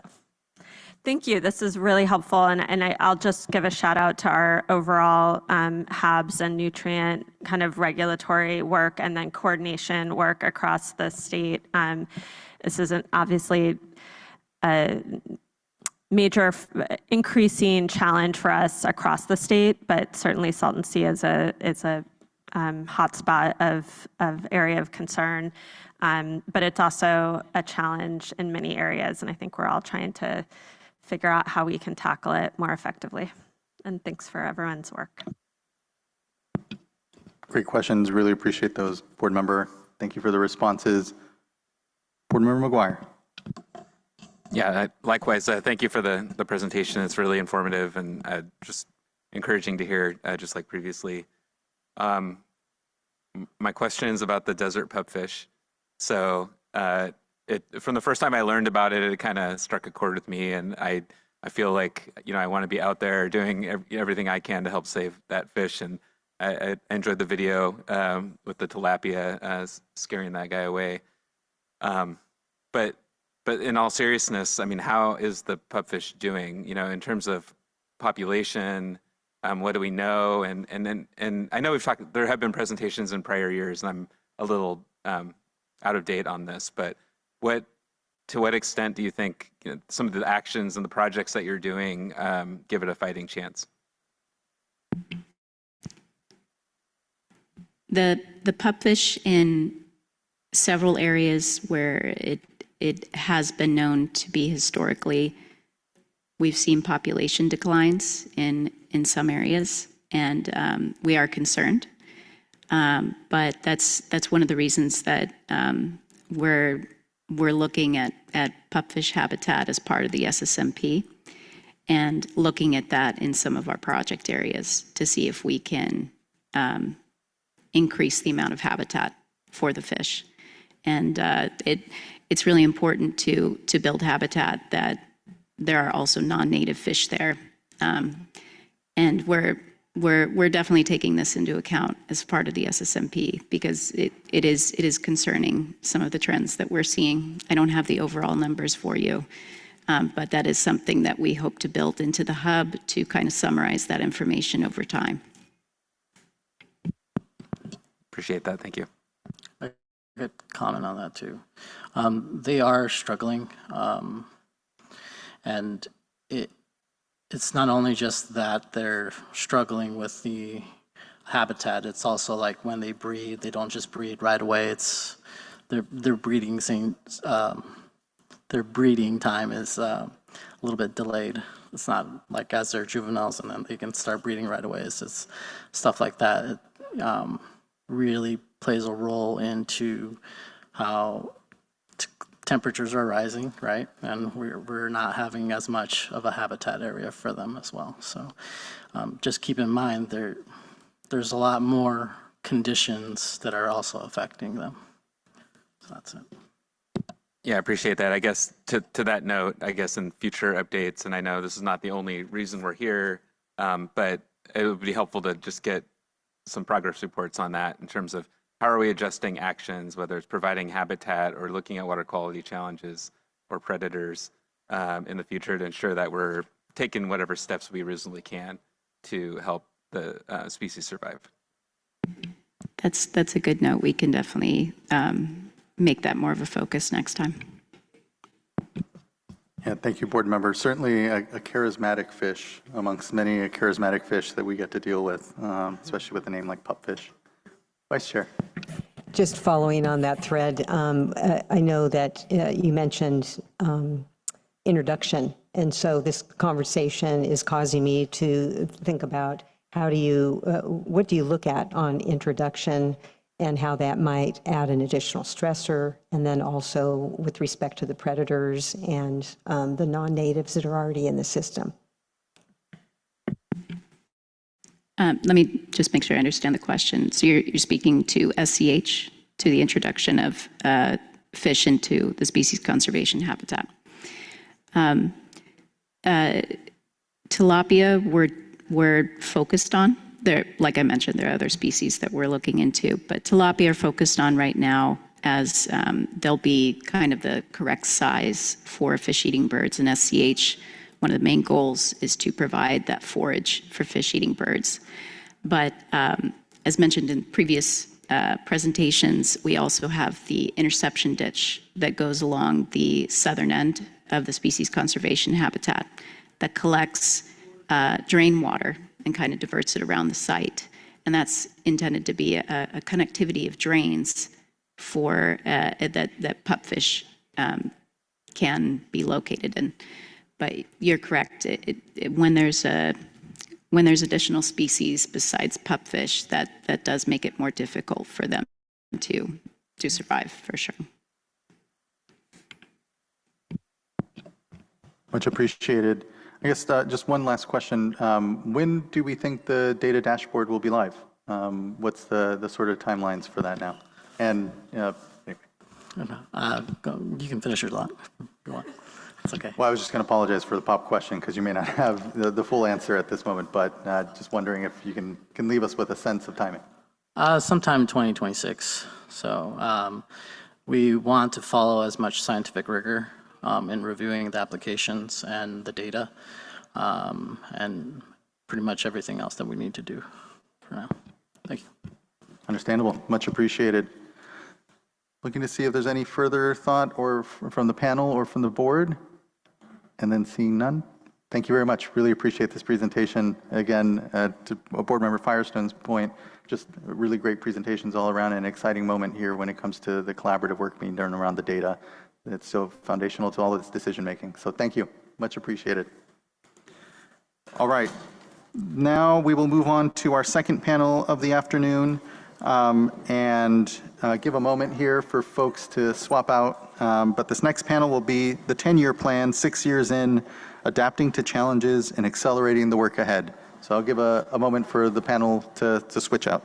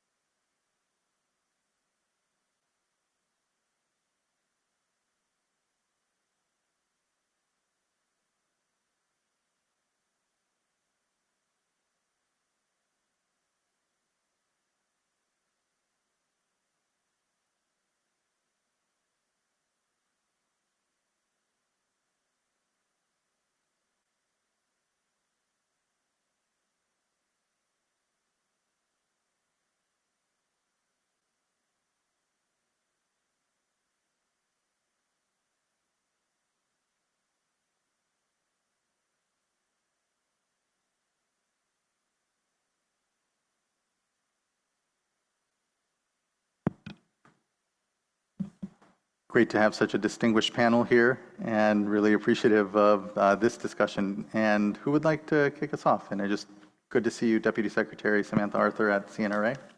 Thanks so much. Thanks for having me. I'll introduce myself again. I'm Samantha Arthur, and I'm Deputy Secretary for Water at the California Natural Resources Agency. Last year, I was here in the role of Assistant Secretary for Salton Sea, and as we've talked about earlier this morning, our team has been growing. I'm fortunate to be able to still be able to be involved with our team and the outcomes that we're pushing for. So I really want to take the opportunity here to kick us off and talk about the lessons that we've been learning. So, we come and do our morning panel where we really lay out, here's our progress from last year. And, we really want to have a level of consistency around how we're reporting each year, speaking to that kind of transparency and accountability piece. But we're glad to have the opportunity in this panel to actually reflect a bit more. And we're a little bit over halfway through our 10-year plan. And so we want to talk about how are we adapting and how can what we've learned lay a stronger foundation for accelerating our work and kind of speeding up our progress going forward. And in fact, I remember a question we had last year, I think it was from you, Vice Chair, about, how do we have to adapt and pivot sometimes in our projects? So that's part of what we want to talk about here today. So we're going to talk about how we track conditions at the sea overall, the inflows to the sea and the elevation and how that guides what projects we can do. We're going to talk about how we specifically adapt projects and have to change design to be responsive to conditions. And we're going to talk about what we've learned in terms of efficiencies that we can achieve in programmatic approaches, specifically around permitting. So we've got a distinguished panel here today, and I'm going to go next slide. Okay, we're going to start off by talking about the existing conditions at the sea and the overall tracking that we do of inflows, the elevation of the sea, and the acreage that therefore is available to do projects. What we found is that there's actually more inflow has been coming into the sea than we expected when we first embarked in this relationship with you all in 2018. So I'm going to pass it over to my colleague here, Sujoy Roy, who is with Tetra Tech. Sujoy has been working at the Salton Sea for a couple of decades, and so he's a bit of a gem here in terms of his knowledge around the Salton Sea. And I'm going to pass it to Sujoy to talk about what we've been tracking for conditions at the sea. Thank you, Sammy. Could we go to the next slide, please? So this, my goal in the next 3-4 slides is to basically provide some data context for what Sammy said. Here we're looking on the slide about the last 20 years of inflows to the sea. And the blue bars are the actual inflows. Many are measured, a handful are estimated, and it's the same protocol for estimating going back in time. So clearly the flows have been decreasing, and you can see that change, especially in the last few years. One other thing to note, there's 2 lines on this plot, and these were flow projections that were made circa 2017. And so the idea was, the expectation was that the flows would be considerably lower than they have been by about 100 to 200,000 acre feet. And it matters because the sea kind of accumulates that flow, and you can see that in the consequent elevations over time. But this is the actual observed flow, and then the projected flow back 6 years ago when the SSMP program kicked off. Next slide. Sorry to interrupt, and you may get to this, but just wondering if there's a sense of where that delta is. You know, it's great to see actually the inflows higher than what was modeled, but do we know kind of why, I guess? Is it water use? Obviously, I mean, so dependent upon the sea, water use within IID's service area, or was it, you know, just climatically saw, you know, cooler sort of temperatures or more precipitation? Just kind of wondering if we've been able to just parse out why we were off, which is, again, it's a good thing to see inflows higher than we projected, but wondering what accounts for the gap. Yeah, that's a good question. I think it's a combination of 2 big drivers. One is the IID flows have been higher than anticipated, and there have been a couple of wet years in the recent past that have also added to the inflows. So I think those are the big players. Appreciate that. Thank you. Thanks. So on this slide, it's the same top-level data that was shown on the previous slide. This is showing you the constituent flows for just the last 5 years, so 2020 onwards. The Imperial Valley flows are those are the flows from the New and Alamo River and many of the drains from IID lands. That's a big component of the flow.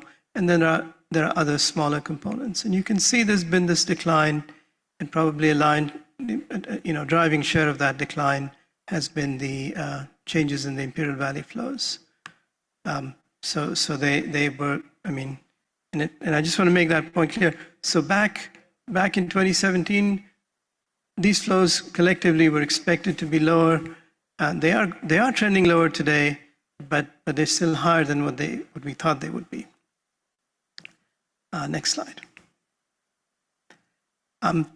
So as we've talked in a couple of other presentations, the salinity the buildup of salinity is a direct consequence of the flow, the evaporation. So there's a nice the volume of water in the sea, the inflow of water coming to the sea, and the salinity, they're all directly related. And you can see this is a data record. We're fortunate to have had a really good record going back at least to 2003. There's other data going back previously, but this is a particularly good data set.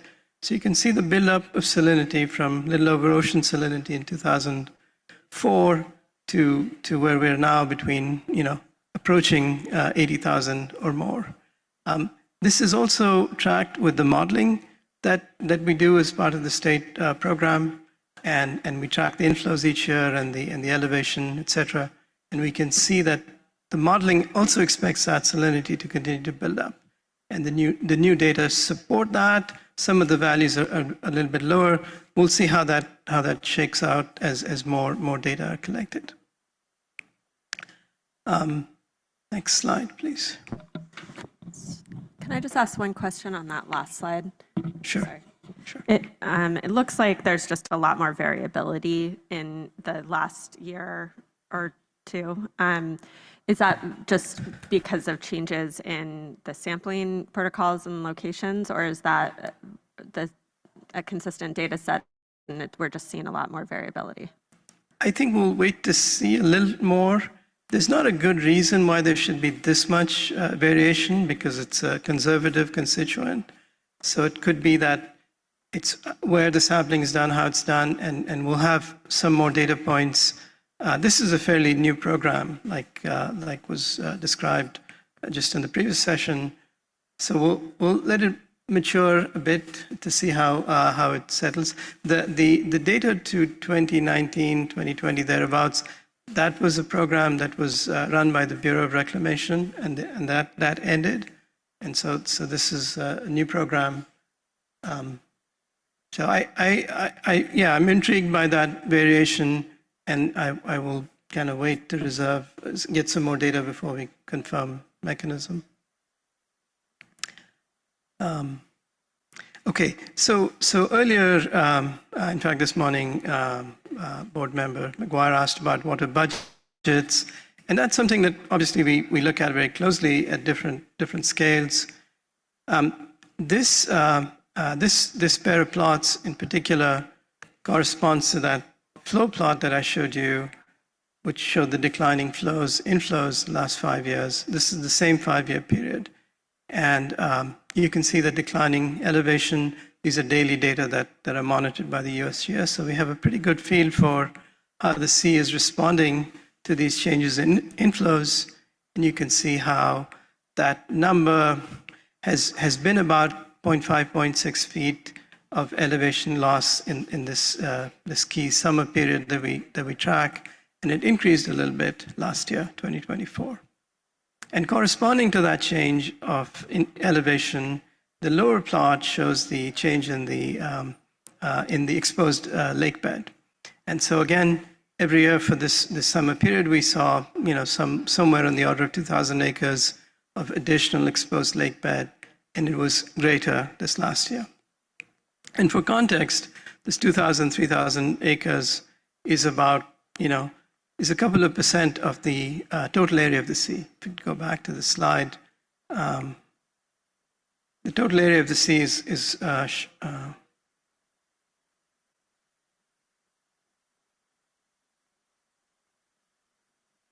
we'll get there.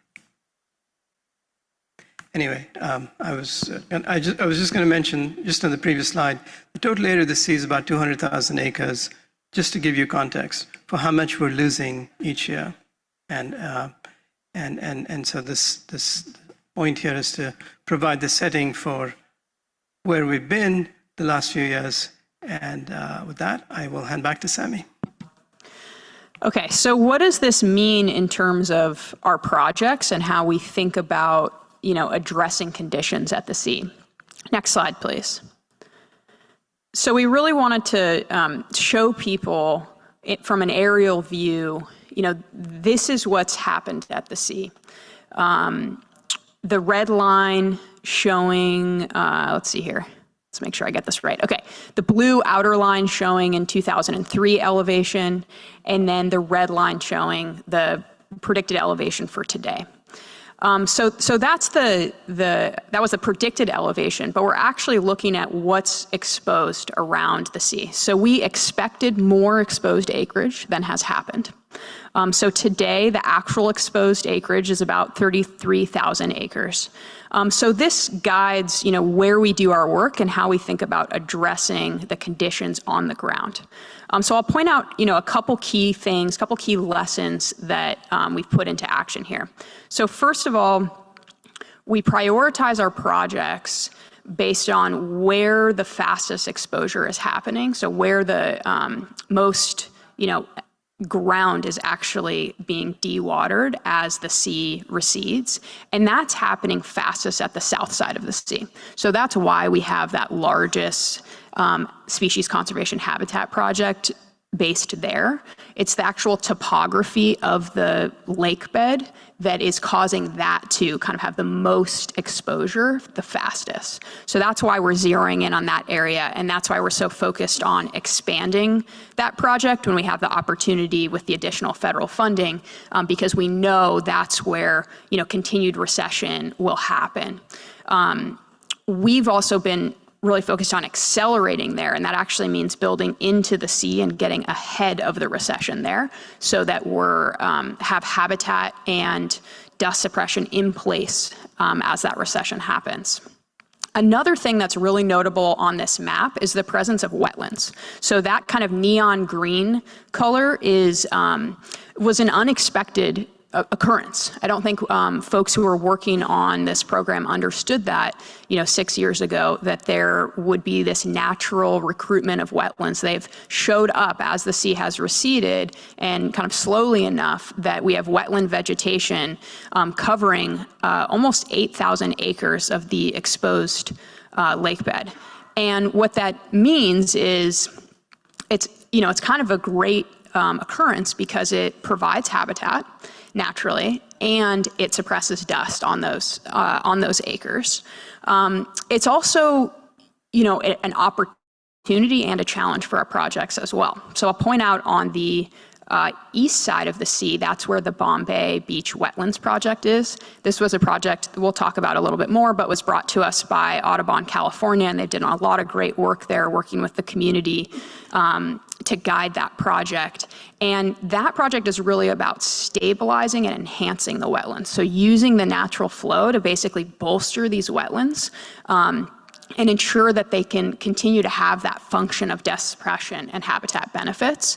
So we see opportunities to kind of work with nature and work with the wetlands where we can. We don't fully understand how the wetlands will persist or progress over time. We do expect them to move towards the sea as it recedes and kind of degrade a bit. So that's why, you know, these projects to stabilize them and enhance them are great opportunities. And then I'll point out on the west side of the sea, this is where we've kind of implemented a lesson around the actual exposed lake bed that we have to work with. So we've done a long, skinny project there. That's that Clubhouse and Thule Wash project. Those are our vegetation enhancement projects that we've highlighted, where you've seen the pictures of the vegetation growth. So these are long projects along the shoreline, and we're actually kind of, you know, up against where the sea is today and essentially waiting for that to dry out. It doesn't emit dust until it's dry. So we're waiting for that to dry out, and then we're going to march our projects towards the sea and expand to the sea.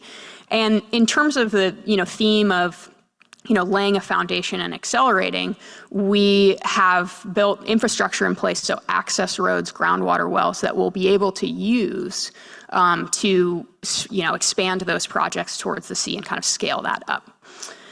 So those are a few lessons we've learned in terms of tracking inflow and how that directly relates to the decisions we make on the ground. And I'm going to pass it over to Yvonne Wilhoff to talk in more detail about project design.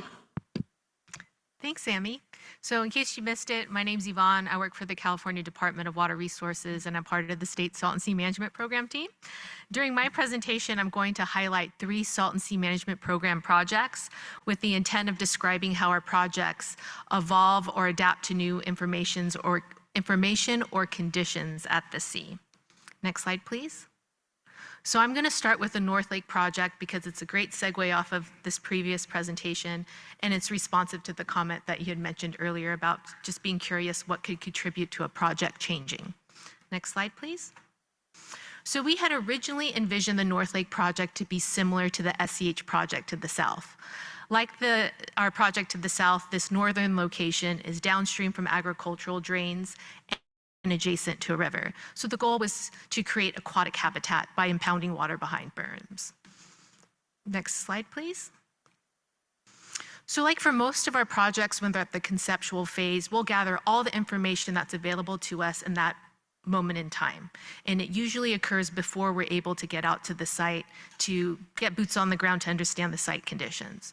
So for this particular project, we began with wanting to have a better understanding of the water supply availability. So we went ahead and gathered all the information that we could and coordinated with the Coachella Valley Water District to get a better understanding of how much water is available. What we did learn at this step is there wasn't as much water available as we had thought, but at this point it wasn't a deal breaker for the project, so we continued. Next slide, please. So we worked with several landowners to get temporary site access. And the site access at this stage of project planning is important because it allows us to have an understanding of what unique conditions exist at this location of the sea.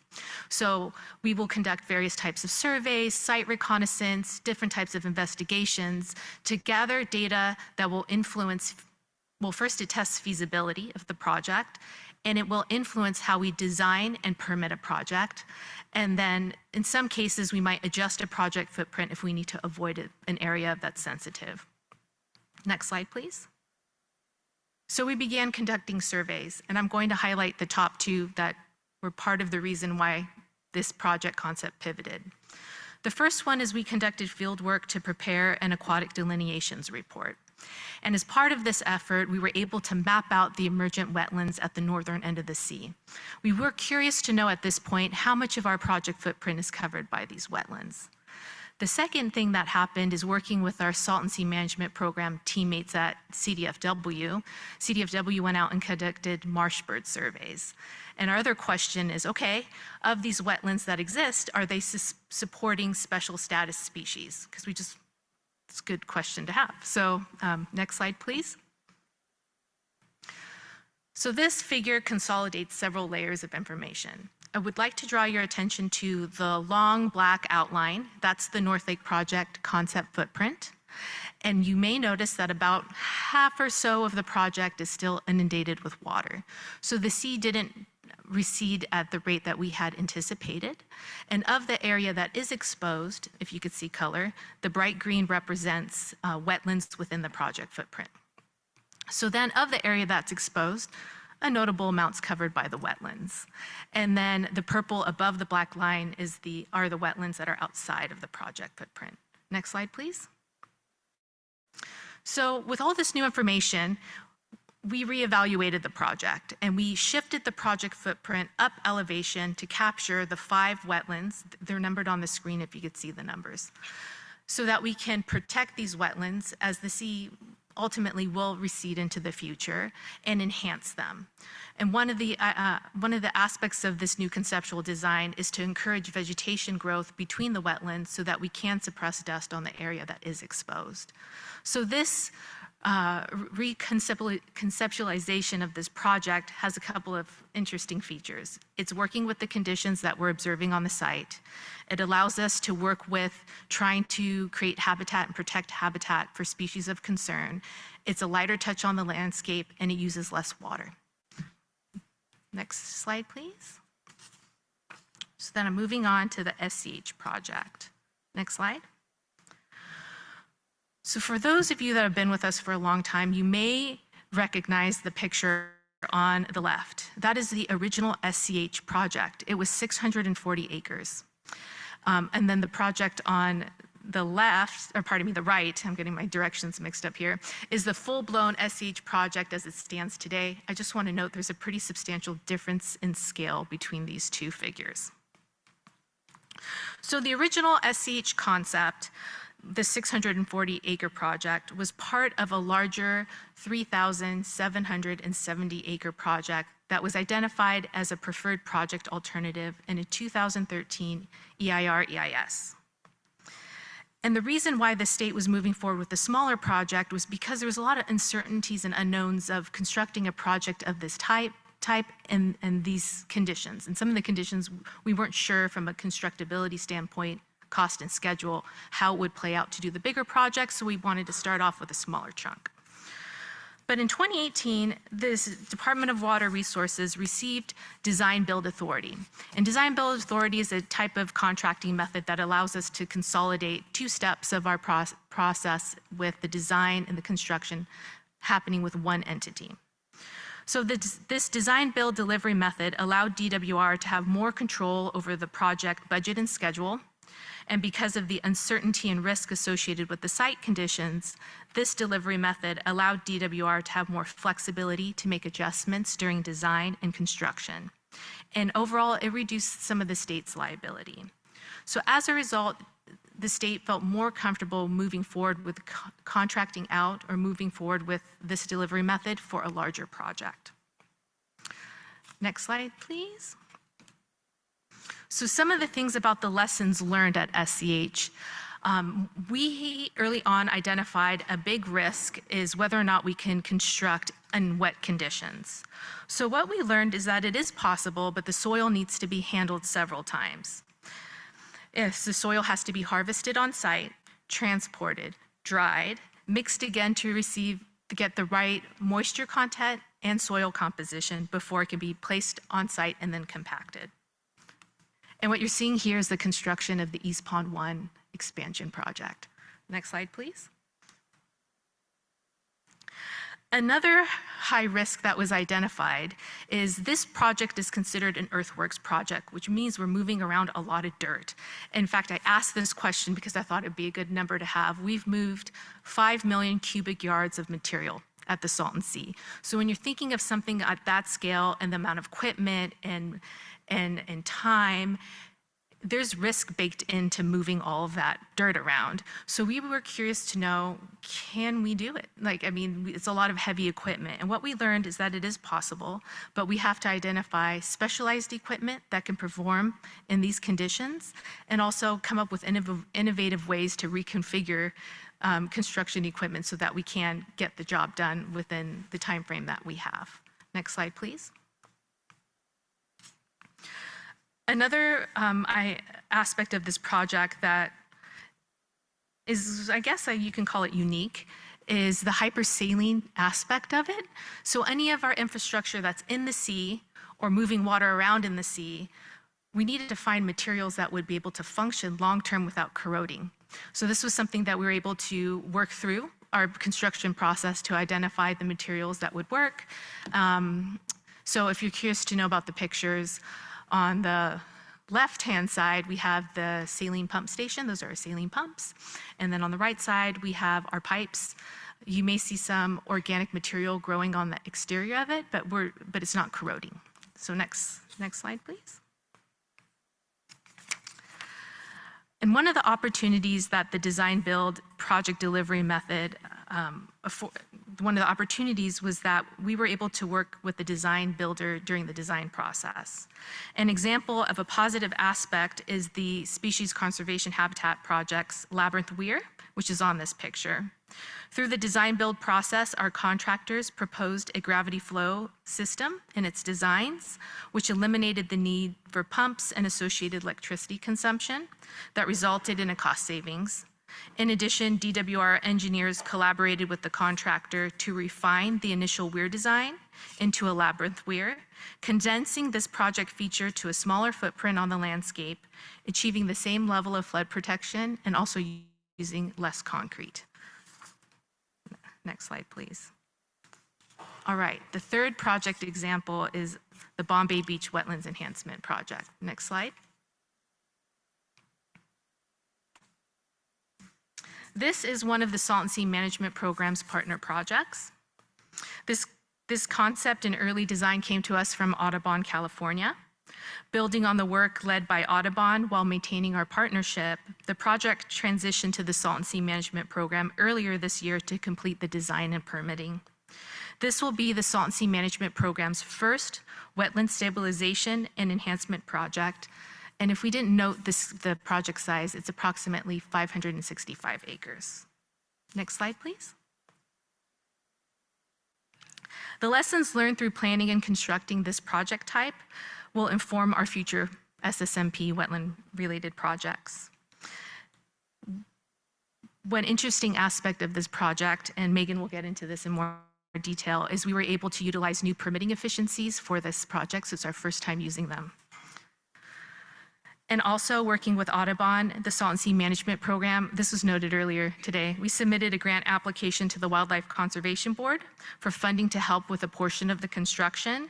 And the Wildlife Conservation Board is going to review our grant application at their meeting tomorrow. And the amount of the grant is $5.2 million. Next slide, please. One of the exciting aspects of this project is that it is responsive to the community feedback that we've received. Audubon early on led a lot of outreach within the community, and we, as a program, we were talking about this earlier, about the multi-benefit opportunities for SSMP projects, and this one's identified as one that has that potential. It's really exciting because it's close to the community of Bombay Beach. Based on the feedback we received, there's desire to include a trail and interpretive signs, and we're working on doing that, incorporating those into our design process right now. So this is a great example of a project that has the opportunity to have a more integrated aspect to it. So with that, I'm done.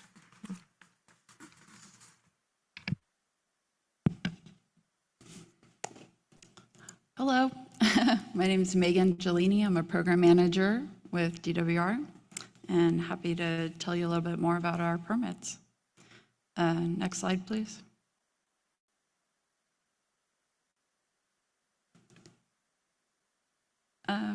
In order to construct our projects at the sea, our team must manage an array of complex environmental and cultural resources permitting requirements simultaneously.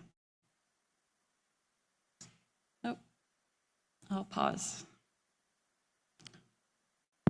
Yeah, I know the slides are up on the Zoom platform, but they're just not here in front of us right now, but they should pop up right now. Okay. Thank you. So just to restart. So in order to construct our projects at the sea, our team must manage an array of complex environmental and cultural resources permitting requirements simultaneously. Some of these permits have regular timelines that do not match the urgency with which we need to complete our projects.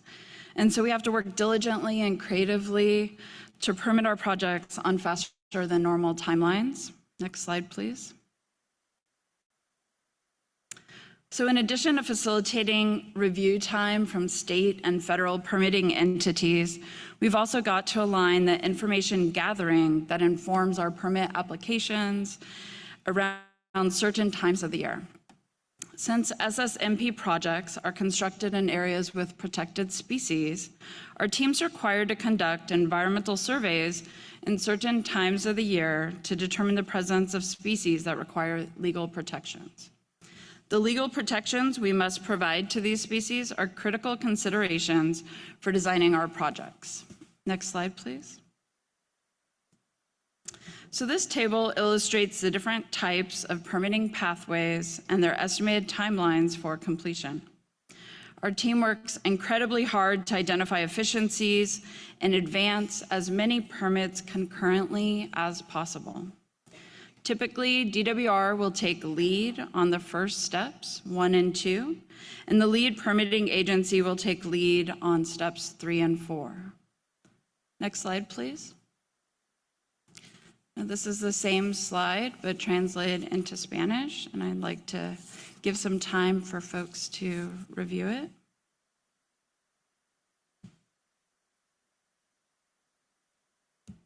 Next slide, please.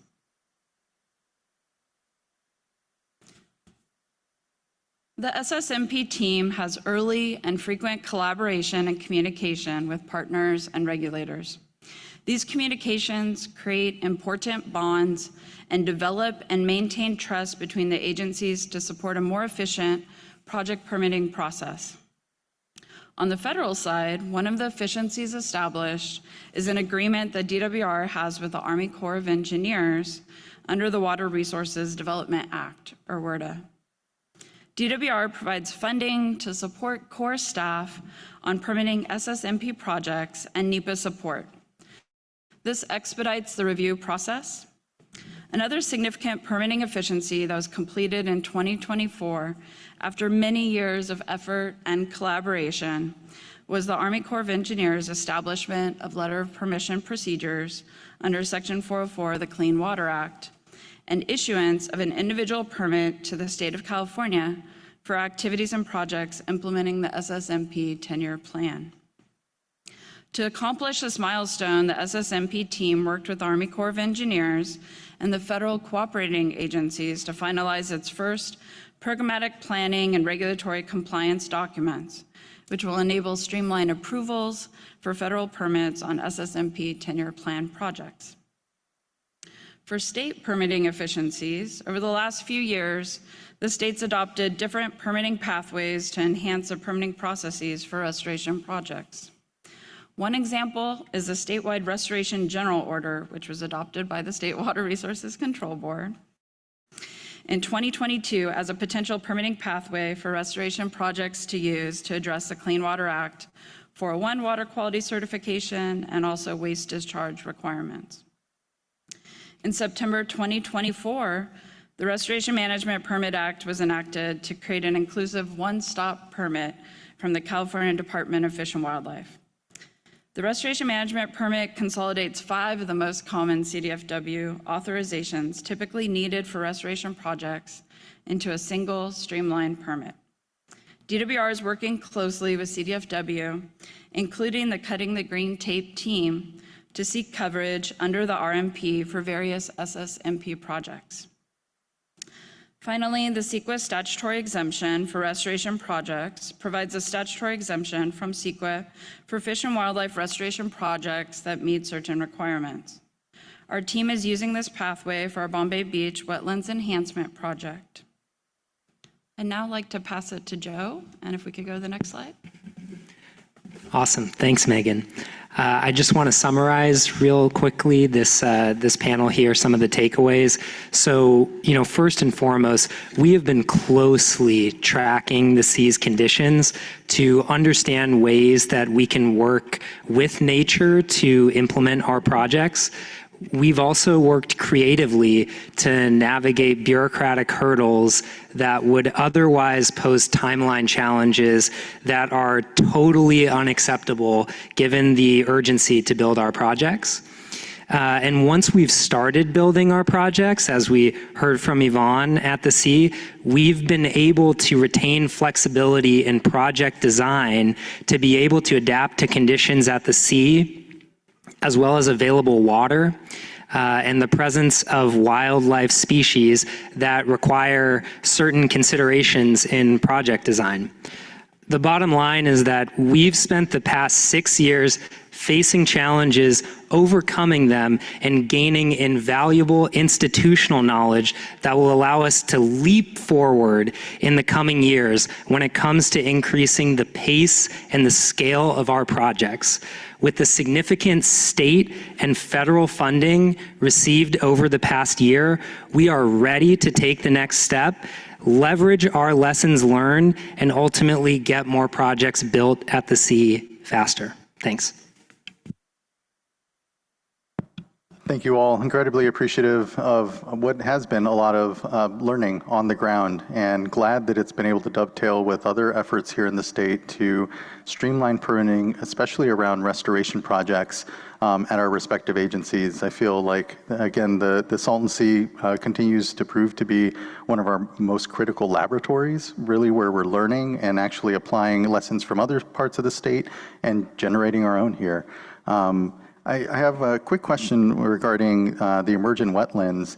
And one, I think what's incredible to see and part of this progress is actively managing the sea.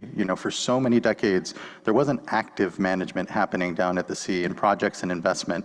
And so seeing that is heartening and is part of the progress here. But when it comes to these emergent wetlands, which again is less our active management and more our co-management with Mother Nature, just wondering what are the sort of challenges you're seeing there? And what comes to mind is salt cedar. Tamarisk is an invasive species. It pops up. It's hard to eradicate. So just thinking, trying to understand, I guess, when it comes to the management of those emergent wetlands, is some of the talk, removal of invasives or kind of, beginning to actively manage with Mother Nature what she's created, and just kind of wondering what some of those challenges or conversations are like.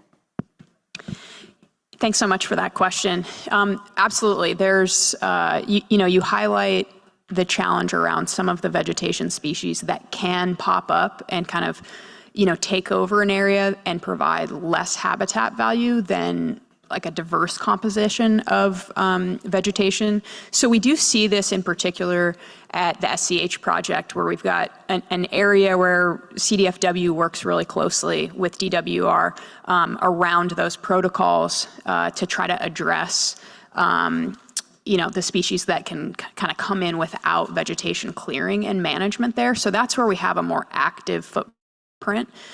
We also have one of our projects is at the Worcester unit on CDFW lands. And so that's another area where that's a kind of that's an active wetland management site.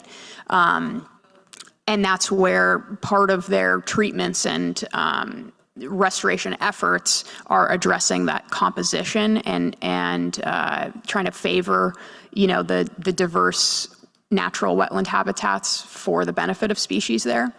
But when you look at the full picture of the 8,000 acres of wetlands around the sea, those are not all being actively managed. And so that's where they're really just kind of responsive to the inflows of largely agricultural, in some places natural drainages that are coming down and kind of trickling into the sea. And so that's where, we don't have active management until we come in with a project and, try to bolster those wetlands where we can. But we are still, limited by the water supply, and that's the future we're going to have to keep tracking as climate changes. And so we're trying to work with what's available and kind of stabilize, but be responsive to that water that's available. Thank you. Really appreciate that. And actually, what comes to mind as sort of a follow-up is, have we mapped those ag drains at this point?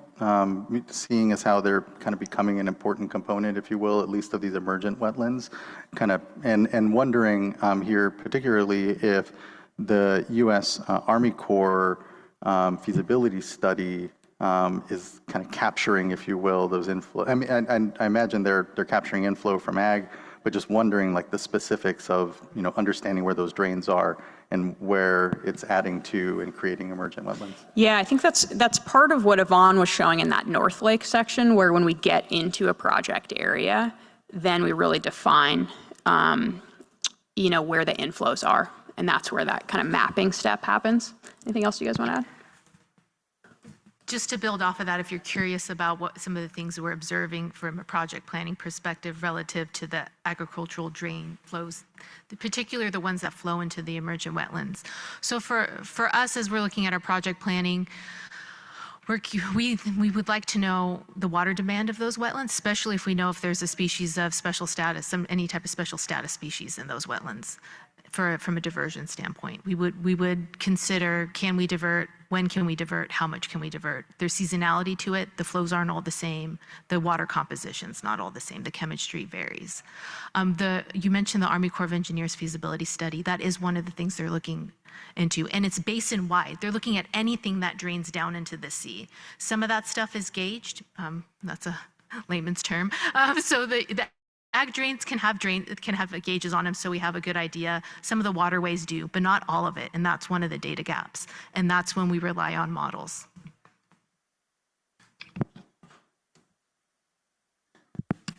I was just going to say that the drain flows are about 10% of the total inflow, so it's a significant amount of the total flow. That's great. Thank you very much. Really appreciate all that. Looking to fellow board colleagues for any question, further comment. Customarily, we'll kick off with Board Member Firestone.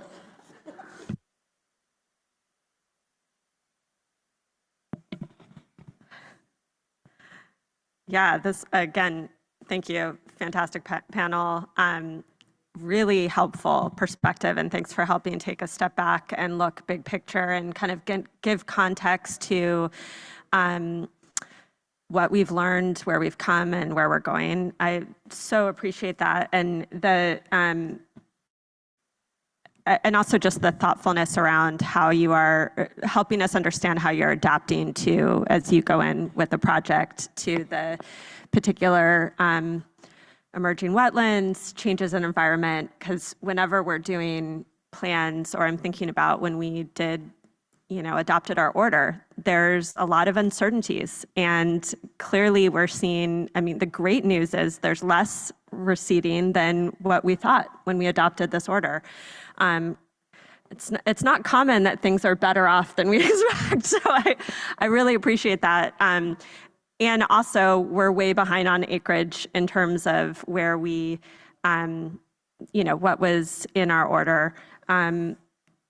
So I'm really interested in just speaking to, there's a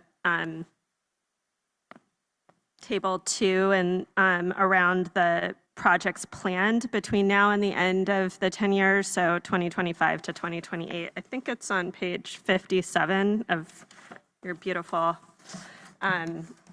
annual report. But that's really where you set out, how are you going to catch up? It's daunting. Those numbers are daunting to catch up on. And I am so encouraged by the momentum and foundation and work and examples of the thoughtfulness and adaptation that this program is doing. But I just wanted you to speak a little bit more to what is realistic for us to be looking at achieving between now and the end of the 10-year plan,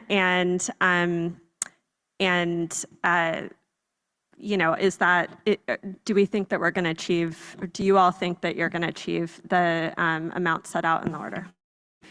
Yeah, thank you for that question, because I'm sure it's one that's on a lot of folks' mind. And just to be frank, we're about to find out. Seriously, I'm relatively new to this role, but that is the question that I had on my mind, as I was getting acquainted here. And, my current assessment is I don't see something that says for certain that we won't meet it. So from that perspective, I think we have a responsibility to continue moving forward as fast as we possibly can. And that's what's articulated in this table here, because ultimately that's going to ensure that's going to make sure that we're getting as many acres in the ground as we possibly can. And, as just going through the table, looking at the projects, certainly that's, it's much more of a workload than we've traditionally been able to get done. But what I would say is that, the acreage targets are laid out in a very linear fashion in the order. And my assessment is that in our program, progress generally just hasn't been as linear. We've got to really kind of grind out a lot of these, more difficult parts of the project delivery, some of which we don't have control over, and then continue to identify efficiencies, synergies, push hard on those. And then that's what ultimately allows, what I'm talking about in terms of making those gigantic leaps forward in terms of acreage. We're going to turn on, a project tomorrow that's going to, over the course of several weeks, put over 700 acres in the ground and put us at 2,000, around 2,000 acres for the year. Obviously, that project was years and years in the making, where it was just a big zero on the report. Well, I guess it was in planning or construction. It was at a different part of the report. So that's what I would say to that. Yeah. And I'll just add that, we've highlighted in our presentations the importance of funding to be able to actually deliver these projects. And I think a lot of the groundwork we've been laying over the last year has been in terms of funding. Part of that from our federal partners, first acknowledgement of their engagement in a really substantive way in terms of funding, and then from the voters of California that I think is really significant. So that funding is really important. But I will say that funding will not cover the full picture of every project that's needed to meet the order. So just want to be transparent about that. We're fully focused on driving forward with the resources we have that are significant, and then more funding will be needed. Yeah, thanks for that. And I think that funding piece is laid out in the annual plan as well. I just don't have the page number. But that's helpful. I think that is at the core why we have these, is to make sure we're understanding, are we going to really meet the commitments, and are we on track, and are we, do you have the plans and resources and permits and everything that you need to do it? So I look forward to continuing to get an annual update on that. I just lost my second question. Let's see.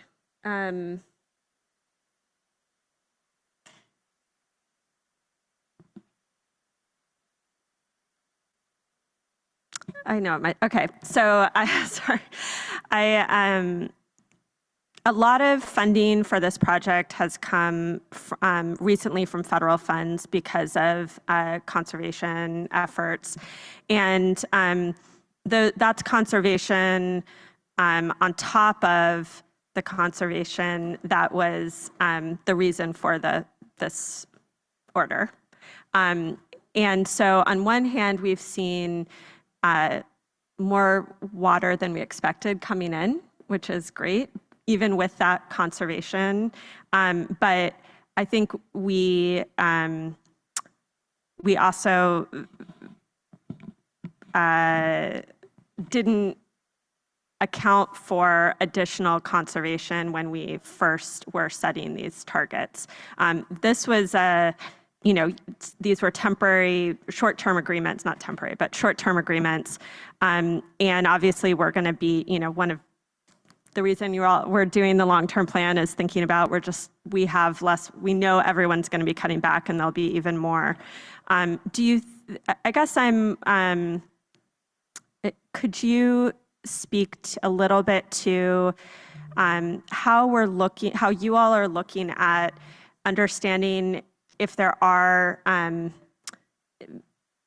long or significant impacts to maybe short-term conservation that is increasing, that requires additional mitigation or should be thought, or whether there's a need to, how we might be able to build that into future projects and long-term planning. Yeah, that's something we're tracking closely, and I think you could see that on our various graphics that show the overall, tracking of elevation at the sea and then acreage of lakebed exposure correlated to that elevation decline. So something we're tracking closely, and certainly there was additional decline in sea elevation in the last year. And really what that does is accelerate what was already happening. So it's an additional kind of faster exposure. And that's really what that federal funding was about accelerating our actions to be responsive there. So that's where we're really serious about and we're are implementing the speedy acceleration of that SCH project and actually building into the sea. And we broke ground on the first expansion area in about September and are filling it up tomorrow. So, just super proud of our team in terms of being creative and being responsive and the urgency that they have to, drive that work forward. And that's what we plan to do with the next chunk of that federal funding as well. So that's really how we're thinking about that, being responsive to conditions at the sea. And just to follow up on that, because I think, the chair asked about why we've seen more inflow than we expected. Is that something that we're going to be able to answer? I feel like one of these things is we modeled what we thought would happen. We've seen different results, and now how are we adapting our models or predictions based on our experience over this however many years it's been, so that we can more accurately predict things as we go forward? So I'll take a stab at it. I think we can look at the numbers as they played out. How much was delivered by the Bureau to IID and CVWD, how much land was irrigated, how much water flowed into the sea. So there is a tracking of that water. Now, what we don't fully understand is all the assumptions that were made back in 2017. What were they assuming the flows would be? So that things turned out a certain way, and we can go back to the old documents to say exactly what were they thinking in 2017. But I think we understand today, with fairly close look at these data, how the system will respond if you know what the Bureau will provide, right, which is a human decision, and then how IID will how much will be farmed, how much conservation will be implemented on IID lands. And that too is a part human, part economic decision. So we can make reasonable projections given a certain inflow from the Bureau.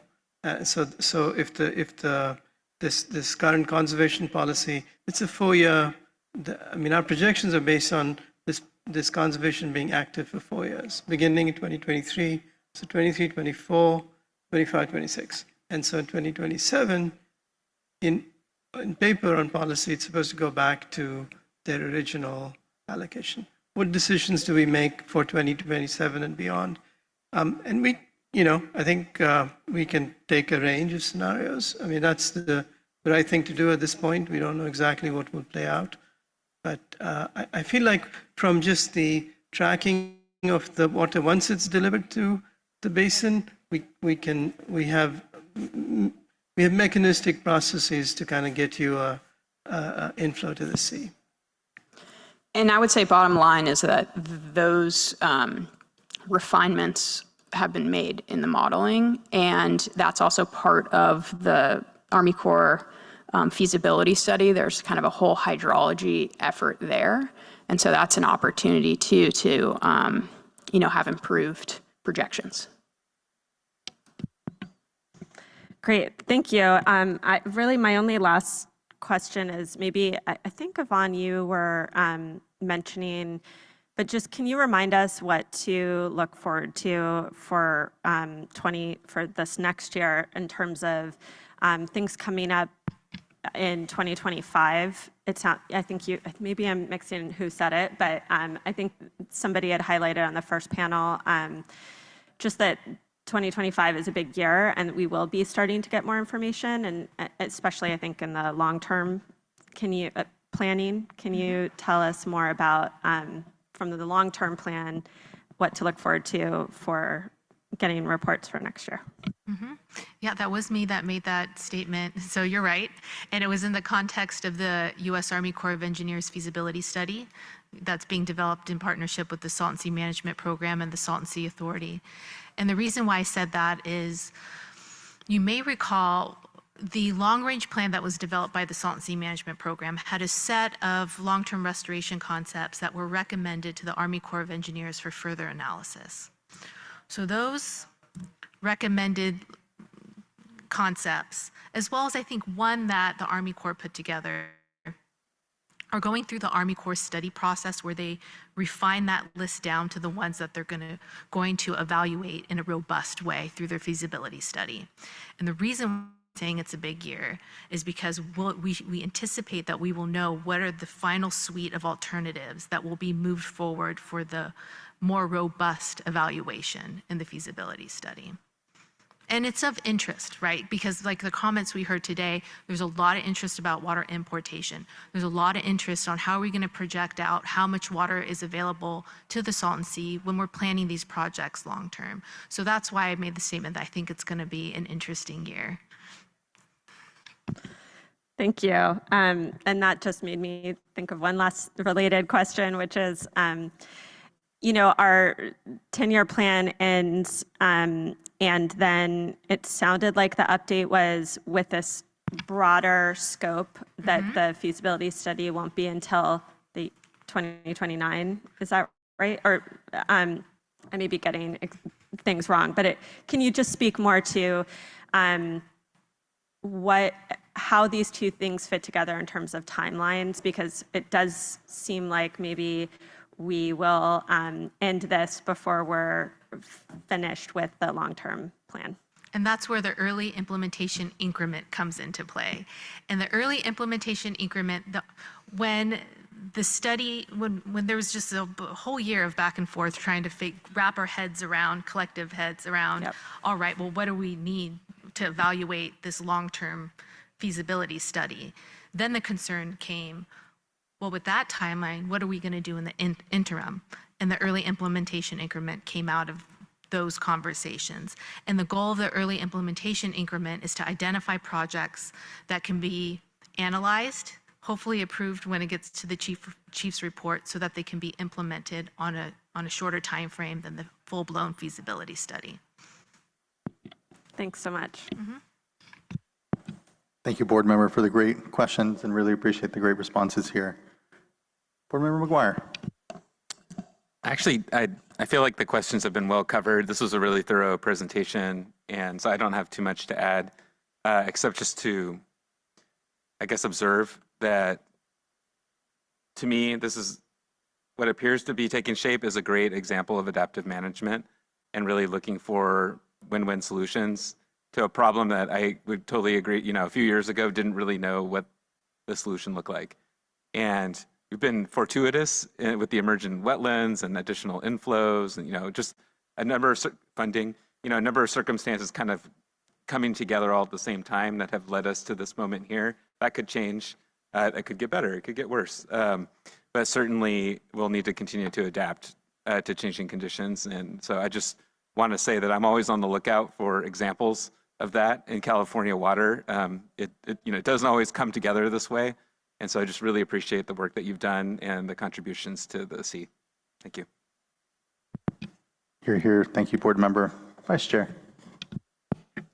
Well, that's a lot of what my comments were going to be. I'm sitting here thinking of how frustrated I used to be when we'd have these annual meetings. And I think a lot of the commenters were frustrated.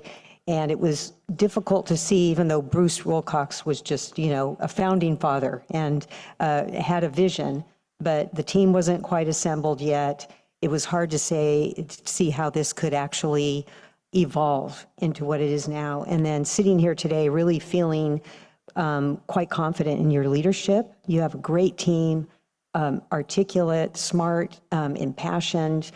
It's wonderful to see that interaction with the community, recognizing that we still have a lot of members in the community that are very frustrated. And I would probably be too if I lived here, but that's not stopping you. You're continuing to educate, you're continuing to get out there, and then interact with the community in such a way that you can make these adjustments. So there's the adaptive management that board member McGuire talked about, from a scientific perspective, but there's that social science piece as well, and looking for the ability to meet multiple objectives. And so I'm just leaving, here today very hopeful and looking forward to next year's report. I also just want to note, this I feel like our president would say, this is a big, beautiful report.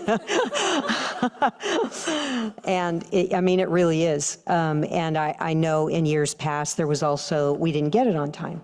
And it came after the meeting, and then that was cause for even more frustration. So I think it's great to get this information out, get it out early, and to be, just part of the observation at this point and looking forward to the years to come. I also think that your thoughtfulness, it's this balance between moving as quickly as you can, getting those dollars out. You have the dollars. That was really unknown a few years ago, so it's great to have money, but that thoughtfulness is so important because of that accountability piece. This isn't going to be anywhere near enough money, and so being able to show your work, show why you made adjustments, why you moved at whatever pace, so that you can be responsive to those funders in the future. Thank you. Great remarks, Vice Chair, and completely agree. Those early years, it was hard year to year, it was a bit of the same presentation. And what is a difference right now is year to year, we're seeing acreage numbers grow, we're seeing momentum. And so this is, really, we find ourselves at a critical moment. And to Board Member Firestone's point, the stipulated order goes to 2028. We're just, a few years out here from that. So I know we as a board are already thinking, okay, well, what does come next as well for the board's oversight and for, the continued work here. And what I came to mind, and I just want to kind of leave as a last question. We did have an update from Jessica Newworth, the new executive director of the Colorado River Board. And there is obviously a real healthy and intense debate going on the future of the Colorado River. And I feel what has really changed over these last years as well is that the rest of the basin states know that the sea, hydrologically connected to the Colorado River as it is part of that discussion and that fate. And so just wondering if you have any insights or just really thoughts here on how we maintain that attention from the rest of the basin states, because to Vice Chair's point, there's still a lot of funding need. And to my mind, what is a natural fit as the basin states understand what are the investments we need in the West to reduce that dependency on the Colorado River. There's also a critical opportunity for there to be additional funding to continue to advance this work at the sea and see the sea as a critical component of the Colorado River and its negotiations. So just wondering if, I know those conversations are ongoing and incredibly sensitive and fraught, certainly, but at least to this aspect of the sea and its future, wondering if there's any thoughts or any sort of commentary around that. Yeah, thanks for that question. And I think for, bringing in that kind of larger picture and context. I think part of my comments are mostly to echo what you said here about the importance of the sea in terms of its connectivity to the Colorado River. That is the primary source of inflow to the sea and the driver here. So I think this work around temporary conservation, and I think IID's leadership in that work in bringing, the Salton Sea to the forefront of that was really valuable, and the state's work in bringing that to the forefront in the temporary conservation actions that took place was I think an important moment to show that that connectivity and also see the federal government's investment in that moment and in recognition of the sea's importance. So, that was, I think, really an important step, and we will be tracking closely, how these policies play out. And I think continuing to show progress is really important as well, to show there's, an ability to be responsive and take actions at the sea. And so I think that's part of our job as a team. And there's a larger kind of broader policy context led by the Colorado River Board that we'll be closely tracking. Much appreciation. Thank you for that. Thank you again for just this incredible presentation, this discussion, and entertaining our questions. It's just really much appreciated, and it's been incredible to see the momentum that we're certainly in right now. So thank you, thank you, thank you. Okay, that wraps up our second panel and brings us back to our public comment period. We're a little ahead of schedule still yet here, so I think we had indicated this public comment period would start at 5, so hopefully we're not catching folks that were intending on starting at 5 unawares, but we'll go back to our list here of commenters and see if we can't incorporate additional voices here. So I'd like first to call up Michael Cohen as our first commenter. And I believe Mr. Cohen is joining us virtually here.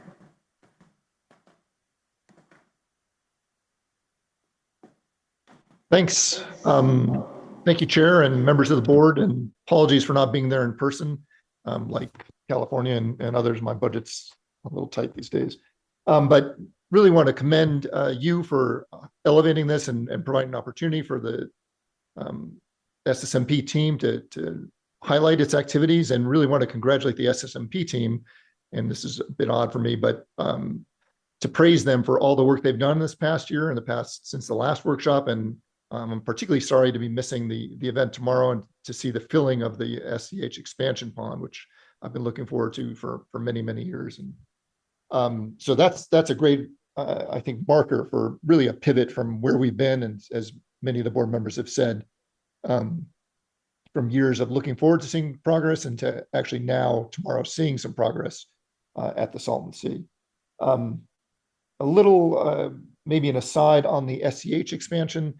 We heard a little bit about desert pupfish and declining numbers of desert pupfish, and looking at expansion on the west side and the west and central ponds might be an opportunity to incorporate some different design metrics to really look at different species. And I think what we're seeing on the east side and the east expansion is a continuation of protecting fish habitat and expanding fish habitat. And of course, we've lost essentially all the fish at the Salton Sea. So that's a critical resource there. But maybe as the design process continues for the west and central ponds, might be an opportunity to revisit what species are particularly targeted. And I'm reminded that back in, I guess, 2006 to 2010, USGS and Bureau of Reclamation had I think it was a 100-hectare, 240-acre or so series of ponds near the Alamo River.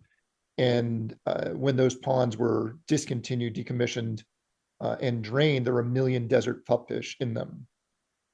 So certainly we know from experience that those kind of shallow ponds can be extraordinarily productive for desert pupfish, particularly at higher salinities, and maybe an opportunity as design considerations are reviewed for the western and central ponds to think about expanding the suite of species that those might be targeted to protect. I also want to commend your staff, Chair, for the State Water Board staff. We sent in a letter really looking at a review of public comments historically, and didn't, of course, give Stephanie very much time to do that, but Stephanie did a remarkable job, I think, of turning around a review of at least the 2024 written comments. And I think her summary of that is an excellent resource, and I encourage people to look at that. And particularly, it highlights the value of transparency for community input and responsiveness, and a recommendation to continue to evaluate those. So I'm hopeful that next year's meeting, giving her considerably more lead time, she'll be able to look back not just on the 2025 comments or the 2026 comments for next year, but to do a retrospective on the written comments received over the years. And if some of those, the oral comments were recorded, to capture and summarize some of those as well, because I think that's a really good resource. And I note, I think she mentioned there were only 2 written comments this year, and that may be a reflection of perhaps people's excitement about the progress that the state has made this year, or maybe a reflection of some frustration as to where those comments are going, and not getting a sense of how they're being incorporated into future efforts. So hopeful that giving her more lead time, she'll be able to do a longer or deeper dive. And again, to commend her on the excellent job she did with very little time for this past year's, or this year's comments.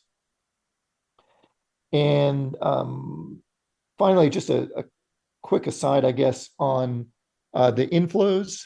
And I think what Sujoy was mentioning is really reflects inflows to the 2003 shoreline. And I think there's some comments earlier about water budgeting. So there's this, I guess, a delta between what happens to the water once it reaches the old shoreline, which I think is what those numbers reflect, and then how much water is actually reaching what maybe we can call it the remnant Salton Sea, or whatever's left of the Salton Sea now, because there's a lot of these 8,000 acres of wetlands are evaporating a lot of that water. The SCH ponds are going to be evaporating or consuming a fair amount of water. So it may be useful going forward for future years for the water balance to reflect, I guess you could call it, in-sea consumptive uses, or the delta between the 2003 shoreline and the current shoreline, because there's a fair amount of water that's lost there, and that may reduce the difference between those 2017 projections that Sujoy was mentioning and the measured inflows higher above that.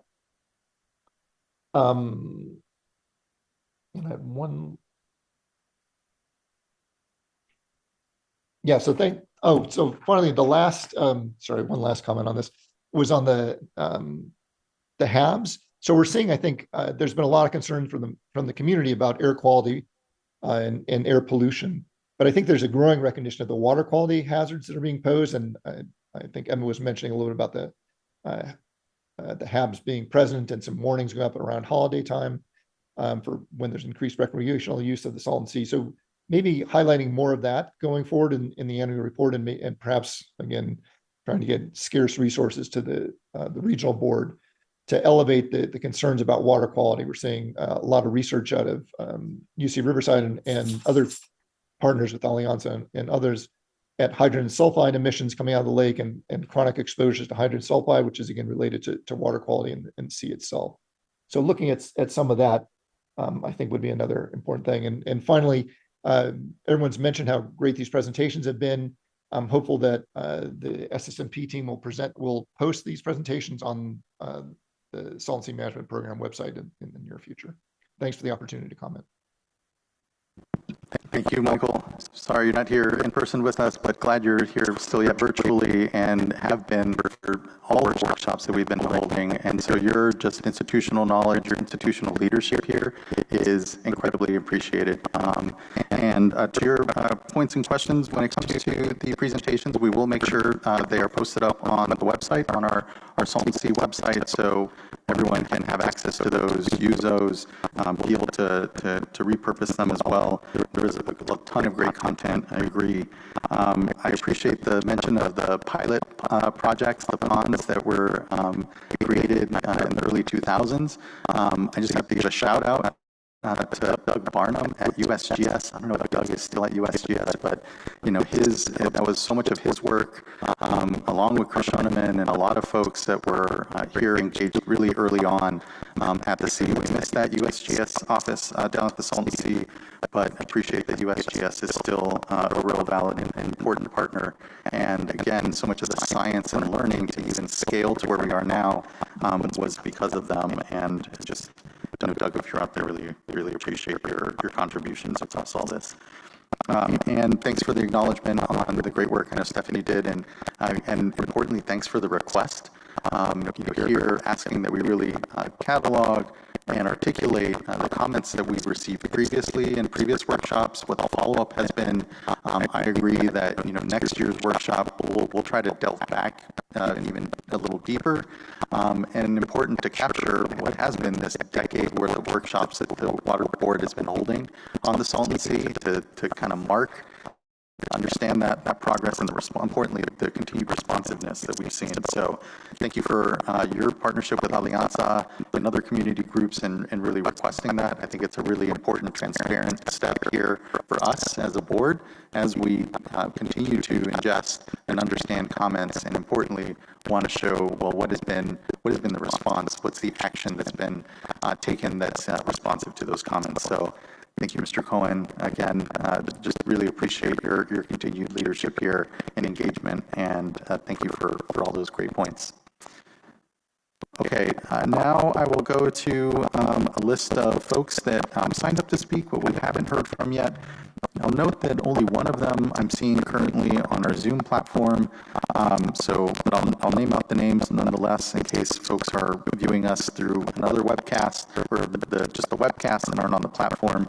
If you need to get on the Zoom platform, please do just reach out to the clerk of the board if you're having any challenges at board.clerk@waterboards.ca.gov. So we have still signed up but haven't heard from Rachel Ladwala, Zar Tide, Tuong Fu No, Shant Shiahian. I believe, Shant, you're on the platform, so we will go to you. And then the other name we have currently is Ramona Swenson. Shant, I believe you're on the platform, so we can go to your comments next. And if for any of those names that I called, again, if you're viewing us through another platform or through the YouTube Live or CaliPA website, please do get on the Zoom platform. If you're here in the room, please do pop up. And additionally, after we hear from Shant, if there's anyone in the room here that is looking to speak, hasn't signed up, please do. We'll just let you pop up and be able to come up and speak. And for now, we'll kick things over to Shant. And so, Chair Esquivel, we have given Shant Shailan or say aye on multiple opportunities to unmute, and it looks like they have done so now. Yes. Hello.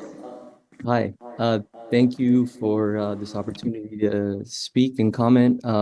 This is my first exposure to this whole initiative and what's going on. I am a newcomer to the Bombay Beach area earlier this year through the Mars College project, and we were learning about the desert ecology and the challenges that the environment is facing. So this was extremely informative and inspiring to witness the effort that's put forth, the coordination, and yeah, just the care to, like, you know, make a difference. You know, there was a lot of questions like, why is the water retreating so fast? And this had a lot of answers to that. So I'm appreciative of that. One question, I don't necessarily, I mean, there's a lot of learning for me here from a project management and environmental conservation side. I guess one lingering question that I just heard in passing was that the species conservation habitat project is breaking ground tomorrow or something like that. Is that an event or something that was, I was trying to look up things about it. I did see an Audubon article about something that happened yesterday. They just posted on I think related to that. So yeah, that's, I guess, my first question. Well, thank you, Shant, and I really appreciate you participating here in the workshop. Welcome, and just thank you for yourself being part of this, learning collectively with us. And to your question, tomorrow's event is the flooding up of the, I believe it's the western half of the Species Conservation Habitat Project. I'm not sure if it's a public event, though. Looking to folks, it sounds like it's not generally open to the public, unfortunately, but there will be opportunity to visit the Species Conservation Habitat Project. And actually, I see Joe Shea popping up. So instead of giving maybe wrong information, I'll let Joe actually speak to that. No, I was just going to say thank you so much for tuning into this meeting, and I'm glad that the information that we've provided has been helpful. We are going to turn on the project tomorrow. It's a little bit tricky because it's an active construction site, and we've got a bus going out there that I think is completely full. But if you want to send me an email or someone on our team, maybe I can get your contact info from the board and follow up, and we can just set up a tour and get you out to the site. We can definitely do that. Really appreciate that, Joe. And we do have your email, Shant, and so we will be sure and give that over to Joe. And so you should be able to expect an email on how you can go down and visit the project, even if tomorrow's event isn't generally open to the public. So first question answered. Yeah, thank you. Yeah, and this Audubon article that I was mentioning is water flows for the first time at the major Salton Sea Habitat project, which I think is the same one. So yeah, the other one, there was in one of the Bombay Beach group chats, there was something about like a letter that was put forth for the group as a resident that to address the Imperial County Planning Commission about the lithium draft plan. I'm not sure if that's applicable here. There's a whole letter, and they wanted to have like an activist kind of movement to have the voice of the community heard.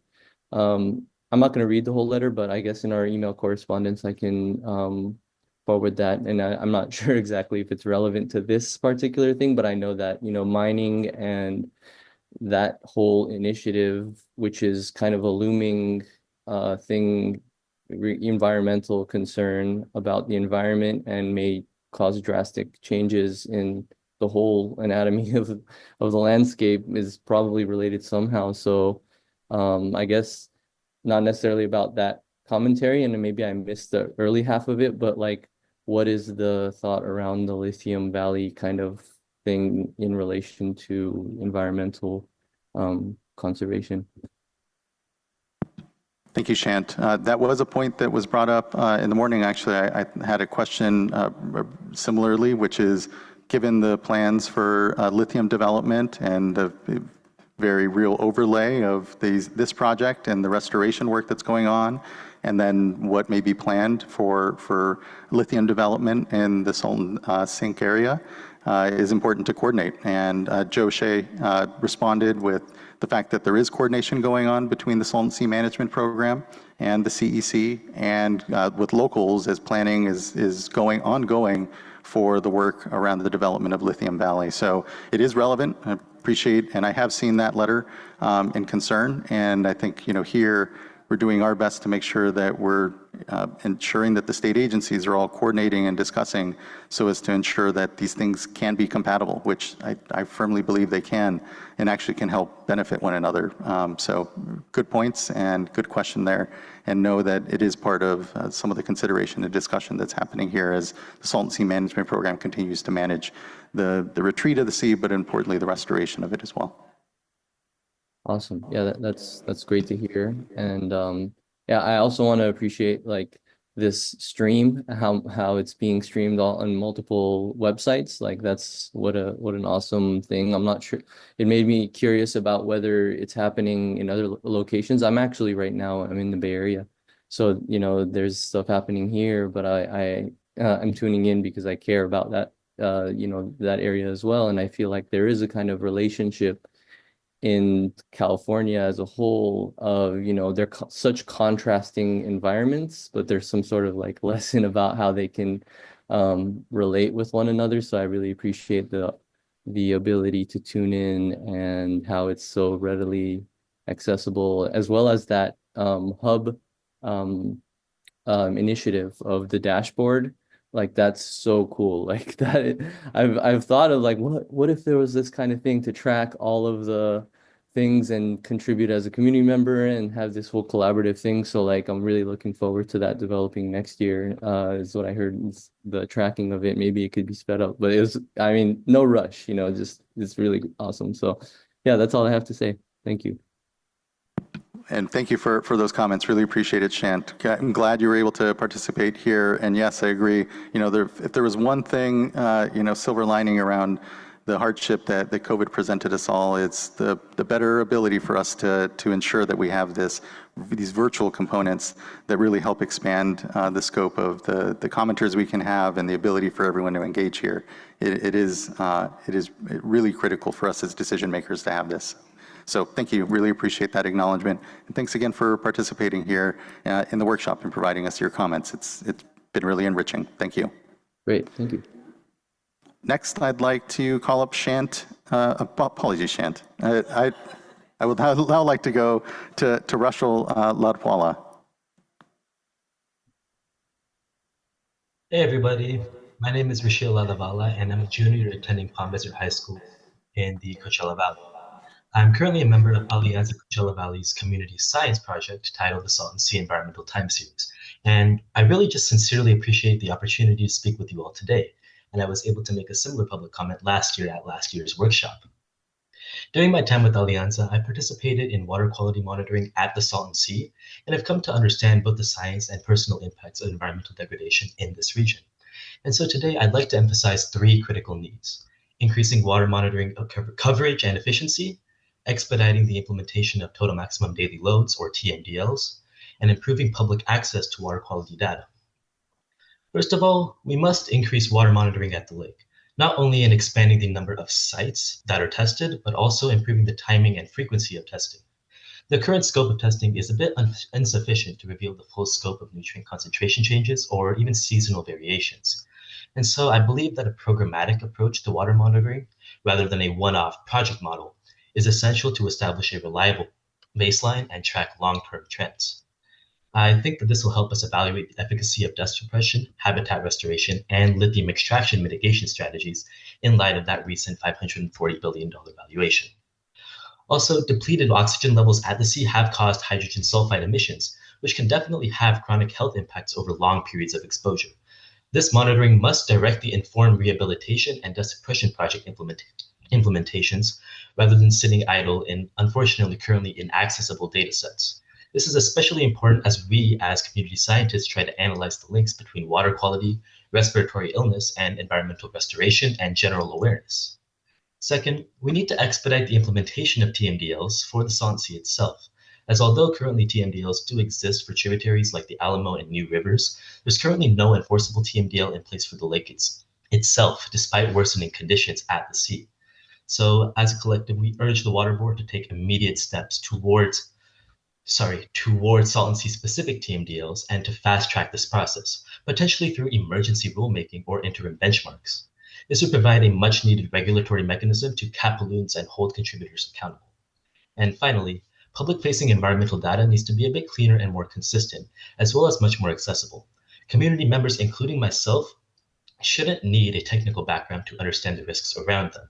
And so we asked the Water Board to invest in public dashboards and tools that communicate water quality and TMDL status in a transparent and intuitive way. Anyways, thank you so much for your time and your commitment to the health of Salton Sea communities. And thank you for your time and commitment as well, Rachel. It's really good to see you again this year. Your engagement here as a student is just so critical. As we talked earlier, there are holes and data gaps and a need for community science. And so your direct participation, your leadership, and importantly, vision here is a critical component of this discussion. And so just thank you for engaging. I really appreciate the recommendations here. Do know, and I'd like to acknowledge, our executive director of the executive officer of the Colorado River Regional Water Quality Control Board, and one of the board members, Nancy Wright. The executive officer is Mike Sensia. Just want to acknowledge their presence here.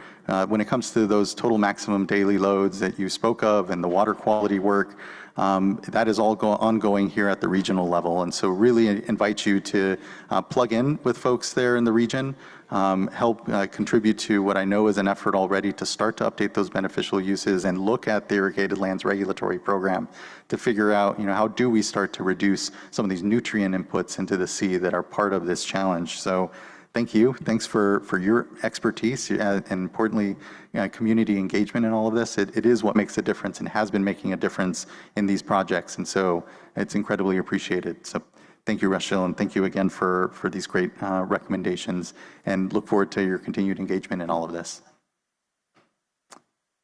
All right, I think our next commenter will be Ramona Swenson.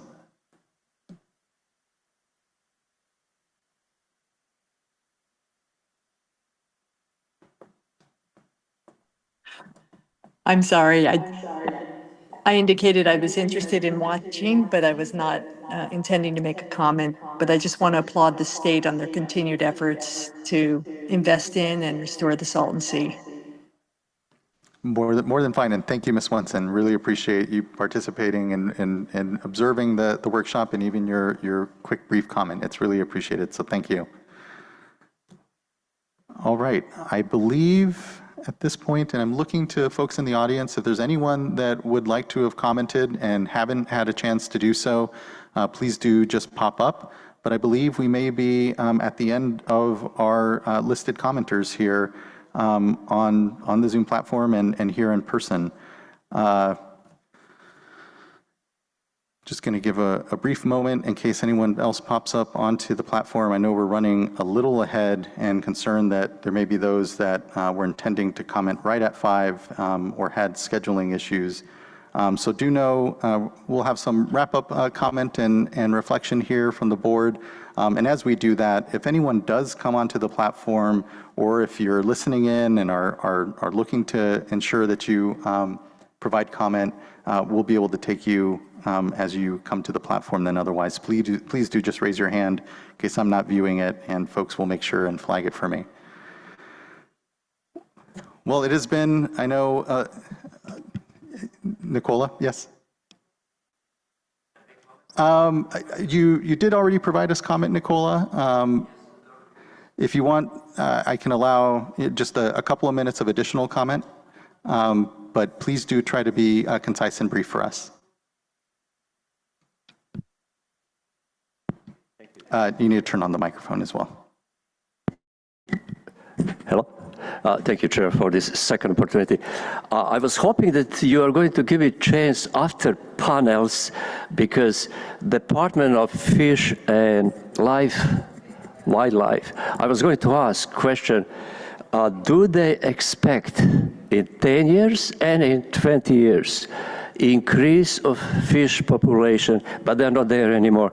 And it's not sarcastic question, although it could be defined as such because we all know the answer. But I wanted to hear that for the record. But they're not there anymore. But I was going to, since there is a lot of time, but I don't want to bother you with this, my question was really, I was going to ask following panel 2, Mrs. Berry, but it's okay right now, I'm sorry, they're not there. But if we have a little time, I know I already spoke earlier, if you want to give me opportunity to explain, to summarize a little bit more, I know people are waiting for opportunity to speak, because I doubt that you who make decision about this still understand what I'm proposing. It's very, very serious. So that was my, if you can give me later on, if there is any time, I would be glad to kind of summarize in 10 minutes or 15 minutes, would be important, or even less, but I was going to just ask you, is that possible? But it's my understanding 6:30 we will have, so in that case we will have a little time, but not, if not, it's not. I appreciate that offer. I know you've submitted quite a bit of written materials as well, Mr. Nicola. I think that is something that folks can reference if they're looking for a thorough explanation of your proposal at this time. Okay. So thank you. Okay, thanks, thank you. And to your quick question, I do look to Fish and Wildlife in case, we want to just give a general response as to the expected trends on fish populations. So, can they answer that now? We'll see if they would like to. Ms. Berry, great, is that okay? Thanks. Thank you very much. Thank you, Mr. Nicola.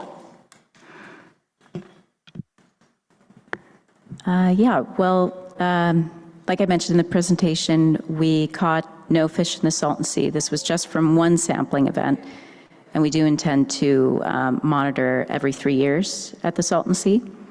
But the salinity is, I believe Emma mentioned, is around 80 parts per thousand. That's more than twice the salinity of the ocean. And at those salinities, and if the trends continue, I do not expect any additional fish to be populating the Salton Sea. The sea itself, but the species conservation habitat projects will then have additional fish, I believe, right? Yeah, thank you for clarifying that. Yes, so that was the trends at the Salton Sea, but that is the whole intent of developing the SCH as replacing habitat for fish-eating birds, is to maintain the salinity at a lower level between 20 and 40 parts per thousand around marine salinity, so we can establish fish there and allow that habitat for fish-eating birds.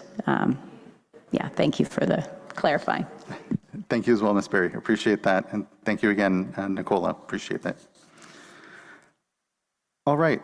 Well, again, we'll leave time in case there are new commenters that either come into the room and are looking to comment or pop onto the platform. But I just have to start with a lot of thanks. I know there's been a lot of thanks already given, but really appreciate everyone's time today. It's been, a nice chunk of time that we've had together here within this auditorium.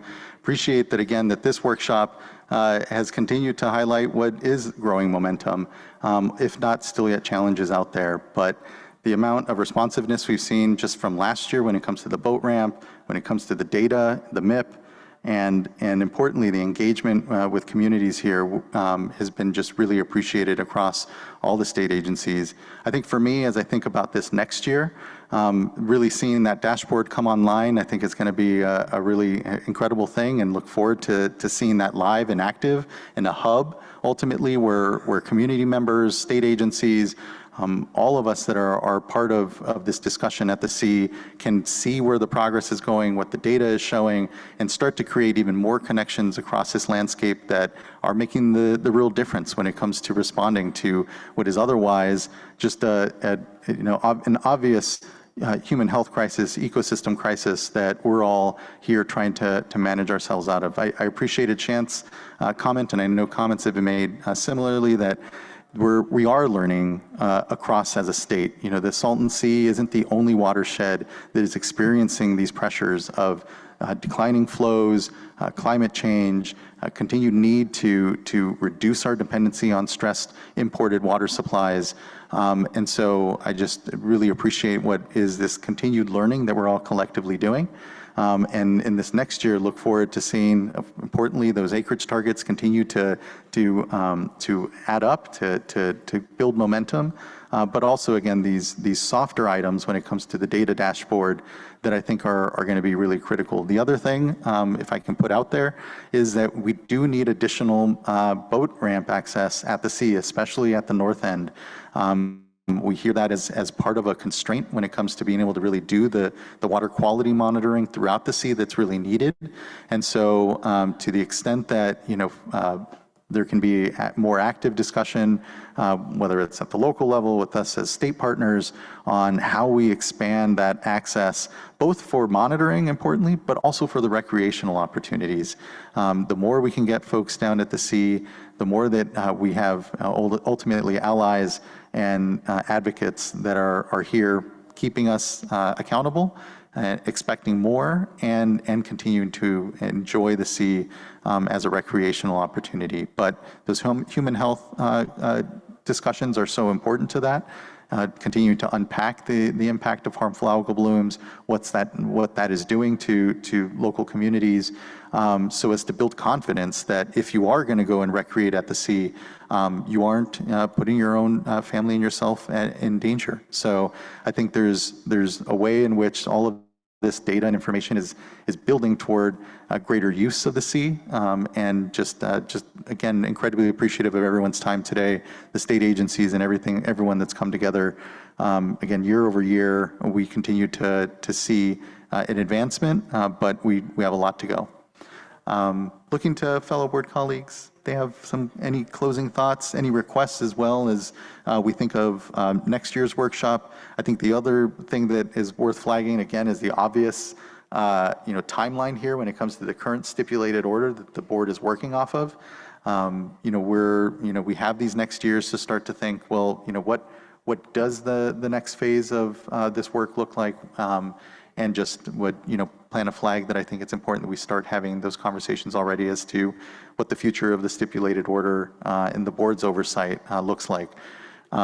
This next year, as a conservancy stands up as well, I feel that we are in a different mode than we were 10 years ago. We have verifiable programs, funding, and here increasing agencies that will be part of this oversight and work.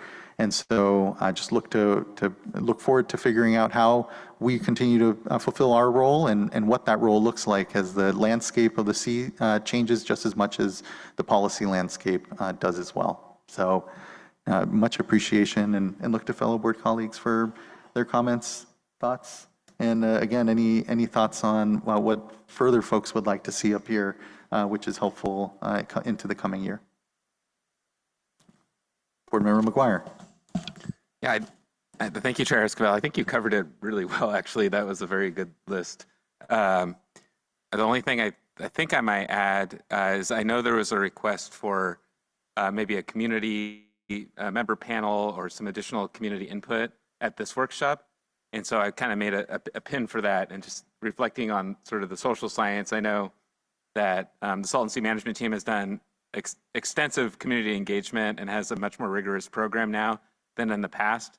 So perhaps next year is an opportunity to hear some of that reporting out at this event to just get a better sense for how that's been going, and also where and how you're adapting to the input that you're hearing in terms of incorporating some of that community input into the projects that are on the ground. I know you did weave some of that in. I think it's there, but I would definitely be open to hearing that more from the local community members themselves. That's all I had to thoughts. Thank you, board member. And actually, before we continue with other remarks, closing remarks from board members, I did want to acknowledge, I see Zar Tide has been able to join the platform. And sorry to put you on the spot quickly, but wanted to be able to provide you an opportunity to provide public comment here. Hi, can you hear me? We can. Thank you. Good afternoon. Okay. Good evening.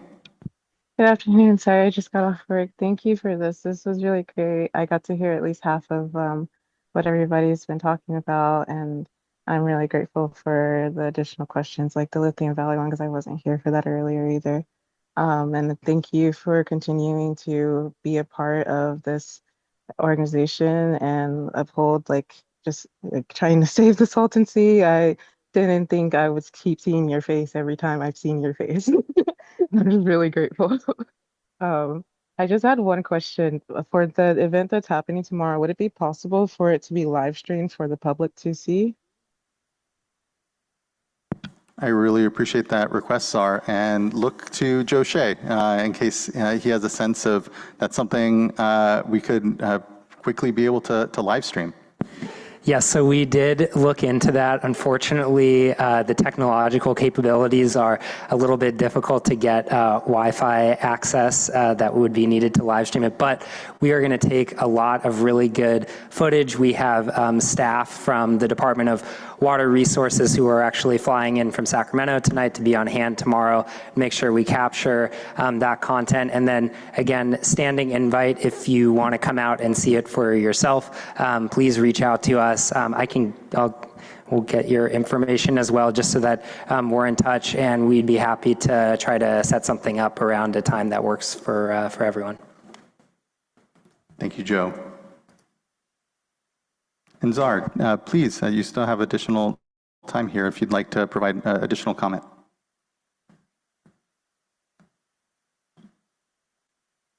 I have no additional comment right now, but I look forward to speaking at other meetings. Thank you. Thank you. Really, really appreciate it. And thank you again for participating this year. It's good to be able to have your voice and participation in all of this. Thank you. All right, I'm quickly glancing here to make sure, see if there's anyone else that has been able to join the platform, and glancing in the room. And okay, seeing none. Board Member Firestone. Just echo everything you said, and I really, another thank you to all the folks that put this together, and the panels and report. I think we're really responsive this year in particular, and I think we should build on that for next year and agree. I think the highlights you already said, Chair Escobar. As you said, we're entering a wind down phase of our 10-year plan oversight with just a few years left. And so I do think that the focus now is really on performance at this end, and truing up what all the work that's gone into allowing us to make the progress we need to in these next few years, and then and doing it in a way that's responsive and adaptive to what's going on the ground and community needs and multi-benefit and new science and all of that, but also really looking into what's next. And so I look forward to getting updates on what we're learning from the feasibility study and interim and long-term plans. So many different, and just thinking about reflecting on how things are changing. One of the things we didn't spend as much time on is on funding, and excited about what the state the voters approved, and the start of a conservancy. But there's a lot of uncertainty with our federal partners, and so I think one of the things for next year will just be to see how that evolves. And I'm really hoping that we can be in a place where we can really count on the vital partners that we have on the federal level and some investment there to make good on the commitment and prioritization that we have for this region. And then, I think we'll be keeping an eye on how long-term management of, or decisions on the future of the Colorado River shapes up, and how we're making sure that what we're learning from this is factored into mitigation that we know is going to be necessary for any long-term future of the Colorado River. We need to make sure that we are being realistic with how much money it takes, what types of impacts are happening. And so there's just so much learning going on.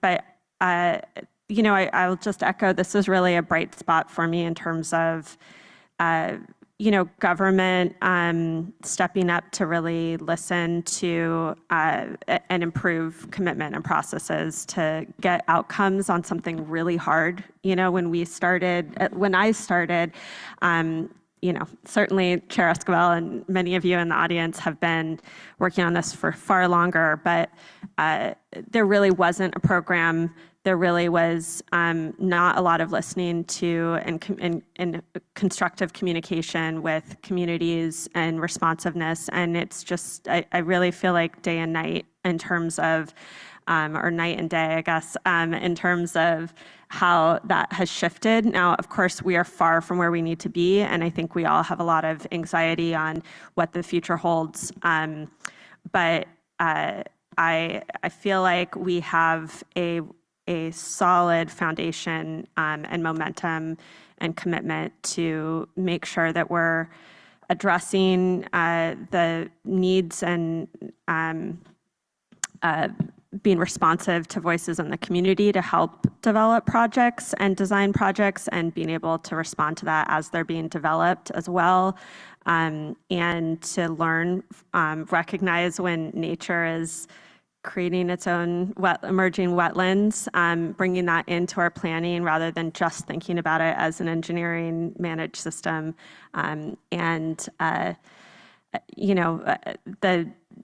The data hub and just having coordination and more transparency is really what we need to be doing if we're going to tackle such a challenging issue. So excited about that, and thanks for everyone's time. Hear, hear. Thank you, board member. Vice Chair, anything to add? I have really nothing to add. I think that you all wrapped it up real well. I did want to just take an opportunity. We've had many compliments going around, but wanted to compliment our staff also, because I think that, really targeting this agenda, it has been very helpful. I think the more targeted approach helps us to be more targeted, and now in, maybe looking to the future and being targeted with what we expect for next year. So thank you, job well done. And then I would just say ditto on the Colorado and on federal funding. And so I think next year a lot of those issues are going to be much more front and center. So hoping to have the agenda somehow incorporate those pieces. Thank you. Thank you, Vice Chair. And just thank you again to everyone. I really want to appreciate the clerk and staff that helped pull this together. Thank you to the school district and, importantly, Coachella Valley High School here for hosting us. And for those of you that traveled to come down here to the Coachella Valley, welcome. I hope you enjoy your time here. I know some of us are going to get a date shake after this. I recommend them. They're fantastic. And for all the community voices and those in the community that were here and present today, just appreciate it. I know you're all busy. You have jobs, lives, families. So the opportunity and space for you to be here, to be part of our conversation, is just incredibly appreciated. Look forward to what I know will be a lot of discussion even before our next workshop, but certainly look forward to the next workshop. And thank you all. Thank you for a really productive day and discussion, and look forward again to the continued progress here. We will see you all, at least for a workshop, in about a year. But for many, we will see actually on June 3rd, which is our next board meeting. So this board meeting is now adjourned. Really appreciate it. The next time we'll all be together as a board will be on June 3rd. We'll be back up in Sacramento. Thank you all. Be safe, be well, and much appreciation for today's discussion. So thank you. Travel safe, and see you all very soon.